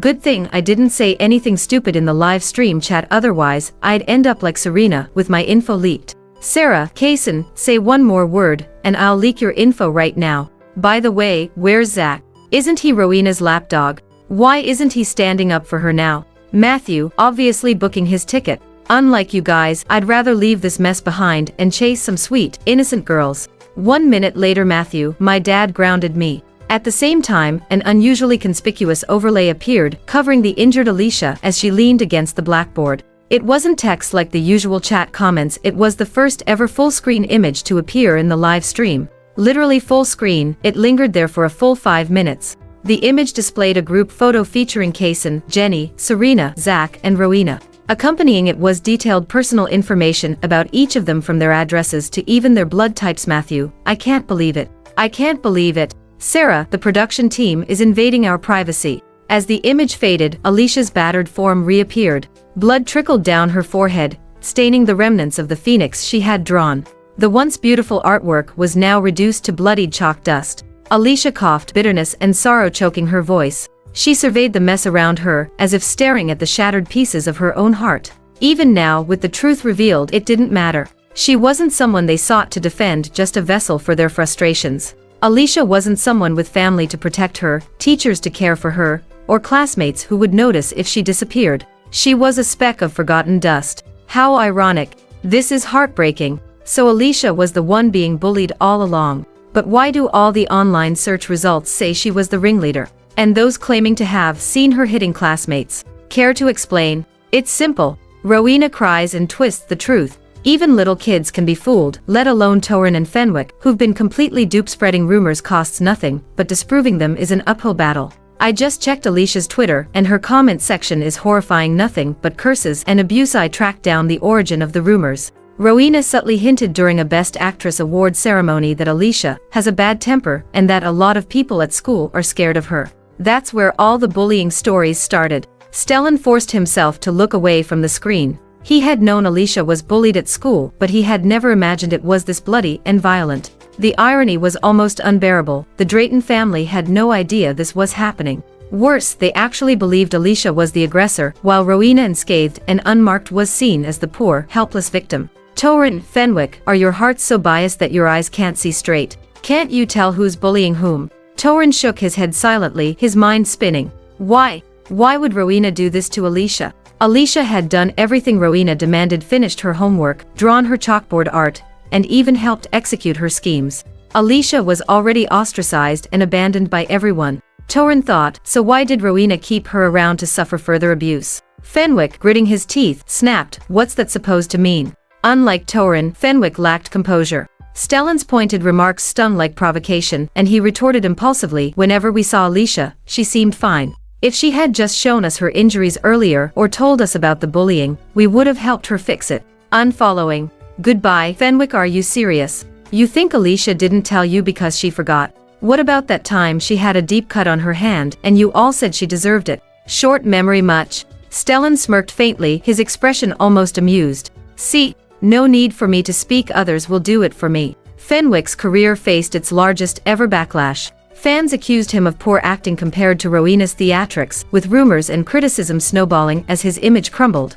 Meanwhile, a tech worker approached Stellan and whispered, "Sir, that user ID." It appeared out of nowhere. Once the image disappeared, the ID vanished too. We can't find any records of it in our system. Stellan sighed, rubbing his temples. This was no coincidence. Whoever was behind this wasn't even trying to hide. The memory viewer couldn't have developed its own consciousness. Someone must have infiltrated their system. But strangely, their actions seemed entirely focused on helping Alicia. The screen continued to play, giving viewers little time to process. This time, the setting was a police station. The sight made everyone tense. Was Alicia reporting the abuse? Or had she done something wrong? Anymore. On screen, Alicia was still in her school uniform, and judging by the daylight, it was morning, meaning she had skipped class. Yet her face remained calm as she walked inside. Everyone relax. Alicia went involuntarily. She's probably reporting those bullies, right? Unlikely. Rowena's never been in custody, and judging by how biased the Drayton family is, that's not happening. Inside the station, a middle-aged officer sat on a bench, his demeanor commanding respect. When Alicia entered, he immediately stood, his face lighting up with genuine joy. The police said, "Thank goodness you're here. On behalf of the Stoneford Police Department, I want to thank you for your contribution to the community." He took a deep breath before continuing, "Thanks to you, Lyra and Dorian, those two notorious traffickers have finally been caught. We've been pursuing them for years, and today, justice has finally been served." But he sighed heavily, his expression darkening. "I'm sorry for the year you endured because of us. If your family had been willing to support you in court, last year's trial might have ended differently. And if we'd believed you sooner, we might have apprehended them earlier." At this, Alicia's lips curled into a bittersweet smile. Shaking her head gently, she replied, "It's not their fault. They had no obligation to help me." Her words cut through Torin's heart, reopening wounds that had yet to heal. Torin thought, no obligation. They were her family. How could they have no obligation? Because they didn't see any visible injuries, they dismissed her claims as lies. Even worse, Torin, the second adult in the family, had refused to accompany her to court. So it wasn't even a loss in court. Alicia, as a minor without family support, wasn't even allowed to testify. The Drayton family is truly something else. She was only 15 at the time, right? Her life was already this hard. No wonder she later sought revenge. Hold up. Her family raised her, fed her, sent her to school, all that costs money. And didn't she have an abortion later? Who paid for that? The Drayton family, I bet, right?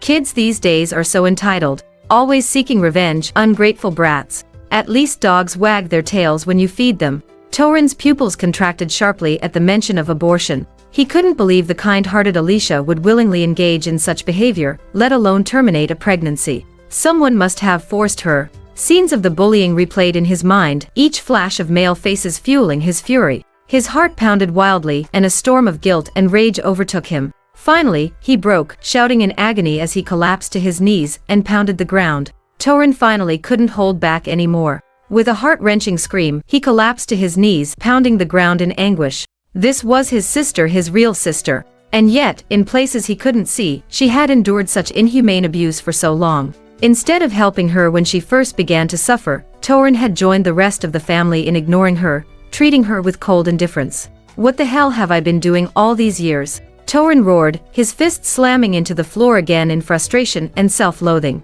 Even Fenwick, usually unshaken, was startled by the sight. Quickly, he reached out to help Torin up. "Torin? Why are you suddenly on the floor? Alicia's still alive and fine, isn't she? Get up. She's not worth it." Before Fenwick could finish, Torin's reddened eyes snapped toward him. Grabbing Fenwick's arm with a vice-like grip, Torin shouted, "Alicia, she must have been forced into this. We have to find the person who did this to her. We have to avenge her." Fenwick, unable to break free, instinctively pinned Torin to the floor instead. For once, he played the role of the older sibling, speaking to him in a measured, almost paternal tone. "Torin, calm down. We don't know the truth yet. How can you jump to conclusions like this?" Fenwick hesitated, then added, It could even be that Alicia is dating someone. Maybe it's just that." "Torin, what are you doing? Don't push me." Fenwick protested as Torin angrily shoved him away. "I'm just saying it's possible." "Possible?" Fenwick slumped to the ground, glaring at Torin in irritation. In his mind, he hadn't said anything wrong. The brothers stood in stark contrast at that moment, one trapped in spiraling guilt and punishment, imagining the worst, while the other stubbornly clung to alternative explanations, seeking solace in denial. Are these two really brothers? How are they even from the same family? Fenwick is so heartless, poor Alicia, having two clueless idiots for brothers. Do they realize this is a live broadcast? Shouldn't they be working to bury this story instead of arguing over whether she was forced or willing? Torin suddenly froze, as if jolted awake. His eyes slowly shifted toward the camera in the distance. His voice, hollow and broken, murmured, "I'm sorry, Alicia, I've failed you again, send gift." On screen, Alicia continued, "It's partly my fault for just talking and not bringing the evidence immediately. Luckily, I remembered later and brought it to you. The kids who were sold, have you found them yet?" The middle-aged officer furrowed his brows, clearly confused. "Evidence? We identified those traffickers based on your description and some surveillance footage from the station. That's how we confirmed their guilt." Alicia frowned deeply, her expression too serious for ire old. "No, that's not possible.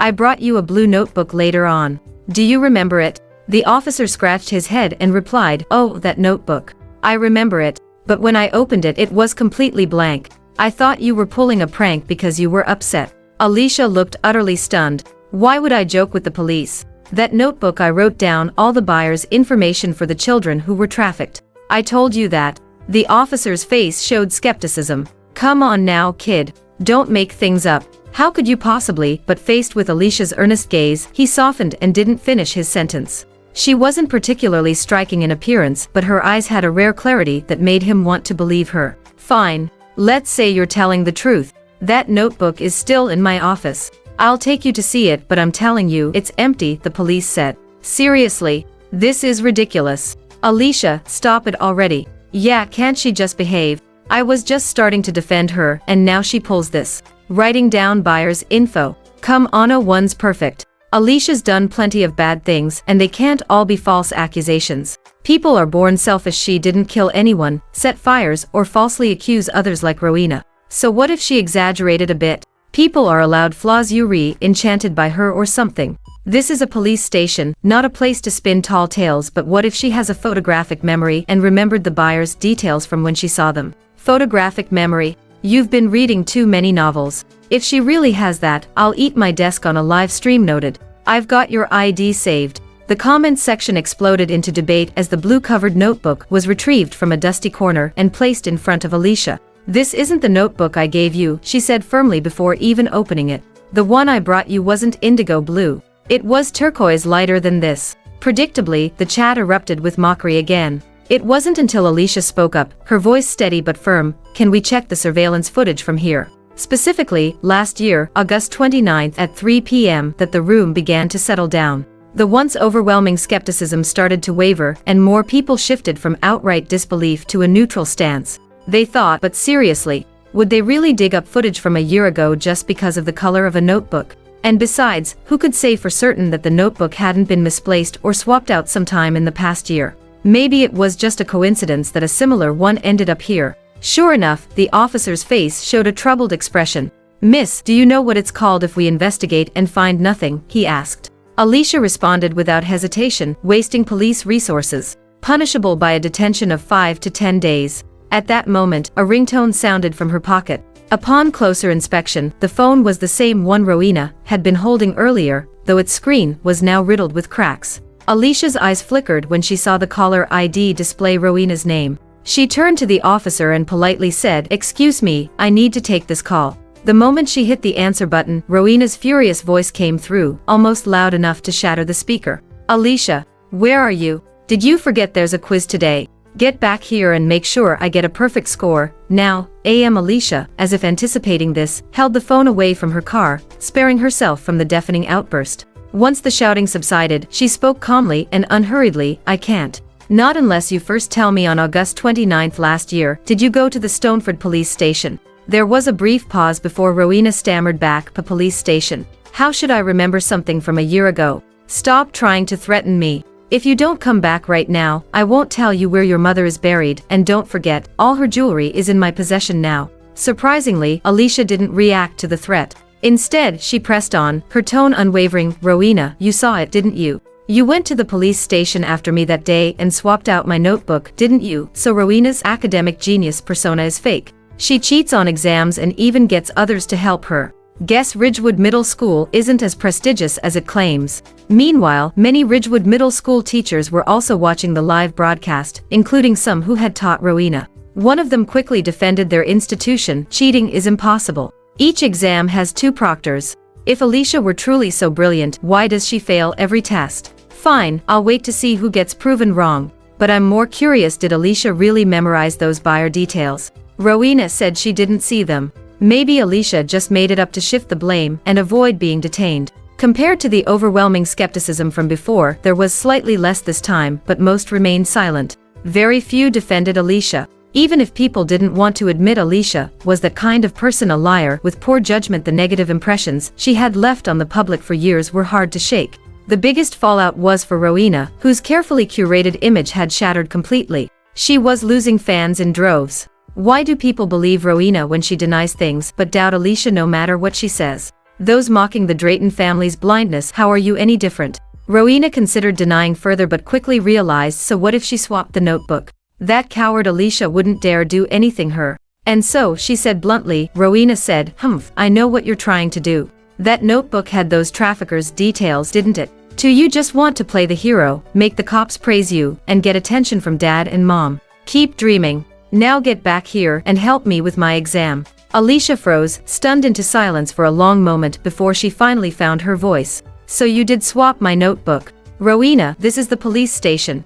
Do you realize? Rowena said, are you stupid? I'm the most important daughter in the family, not a sneaky little mouse like you. The police station is like private garden. And those cops. The moment they see me, they act like lapdogs. Who would dare stop me? Rowena's words, dripping with arrogance, made the nearby officer's expression grow increasingly grim. Rowena Drayton, Alicia said, her voice trembling with anger, a first for her. My, that notebook had nothing to do with your ridiculous schemes. It contained all the buyer details for the trafficked children I tracked down. It took me so much time to gather that information, Alicia said. Her righteous fury made even the previously skeptical officer start to believe her. Rowena, meanwhile, dismissed her with a sarcastic, "Oh, not my problem. I threw it away. You've got an hour before the exam starts. If you don't come back, you'll never see your mom's grave again. I'll dig up her ashes and feed them to the dogs.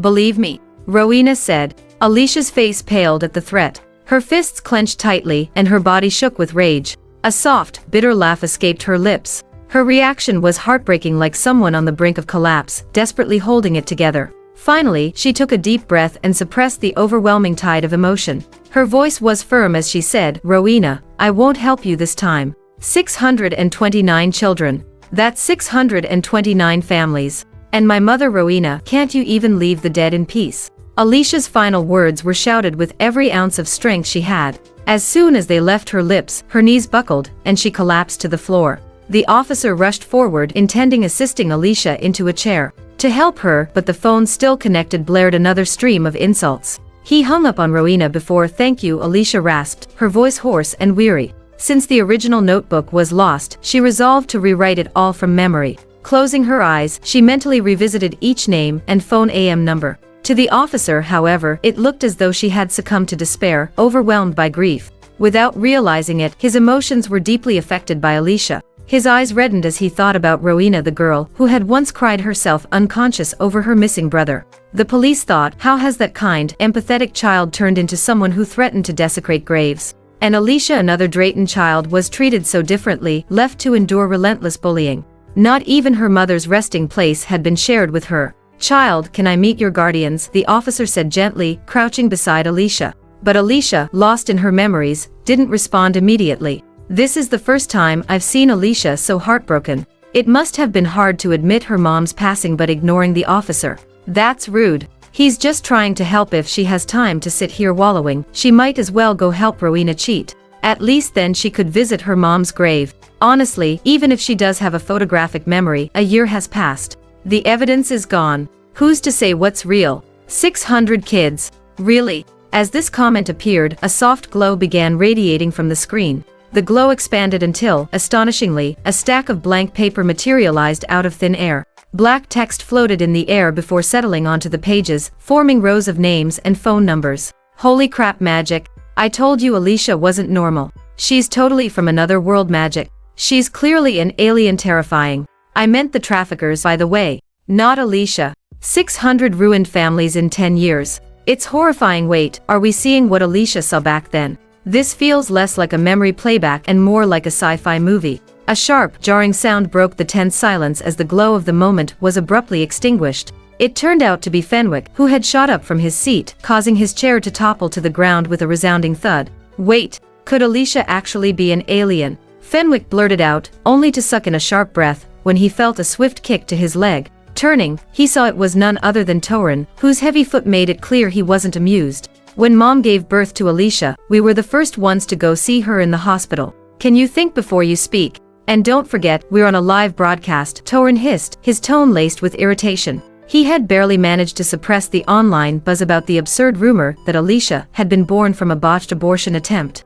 The last thing he wanted was to waste more time and effort shutting down a new conspiracy about her being an alien. Torin turned his attention back to the screen, and what he saw made his breath catch. Alicia had picked up a pen and was now furiously scribbling on the blank notebook. Her movements were swift and precise, her hand gliding effortlessly across the pages. In no time, the entire notebook was filled with elegant handwriting. Around her, the number of police officers had grown. They had instinctively formed a circle, standing in silence as they watched her write. When Alicia finally stopped, she smiled faintly and said, 629. All here, none missing. Her voice was calm, yet the weight of her words hung heavily in the air. The police, however, remained frozen, staring at the notebook now packed with pages of information. It wasn't just random scribbles, it was a meticulously detailed list of buyers involved in child trafficking. If the information she wrote down proved accurate, it could lead to the rescue of at least half the missing children on the list. This meant countless broken families might finally be reunited, and an untold amount of suffering could be brought to an end.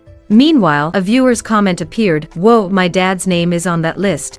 Good thing the phone number doesn't match. Phew, false alarm. But seriously, Alicia, this list looks fake." That sounded plausible until someone responded, "Kid, did it occur to you this isn't Liv? It's a memory playback from 9 years ago. If your dad's name were legit, the police would have arrested him already. OMG, is this person the innocent dreamer? Kid, go get a DNA test with your parents' stat." The skepticism persisted. That's such a long list. Can Alicia really remember it all? If she's this incredible, why wasn't she all over the news 9 years ago? But moments later, Stoneford Police Department's verified account posted, while editing the promotional video, someone who was used to seeing the constant notifications in their mentions suddenly froze in confusion. And then, a follow-up. The police station confirmed the list written by Alicia was entirely accurate, except for one trafficker's updated phone number. Of the children have been found. The last case remains unresolved. We thank Alicia for her invaluable contribution. The police station, Innocent Dreamer, please DM us immediately. Your account is private, and we urgently need to speak with you. Wait, this is the person who promised to eat their desk if Alicia's memory was real. Can the cops hold off? Let them stream the desk eating first. Send gift.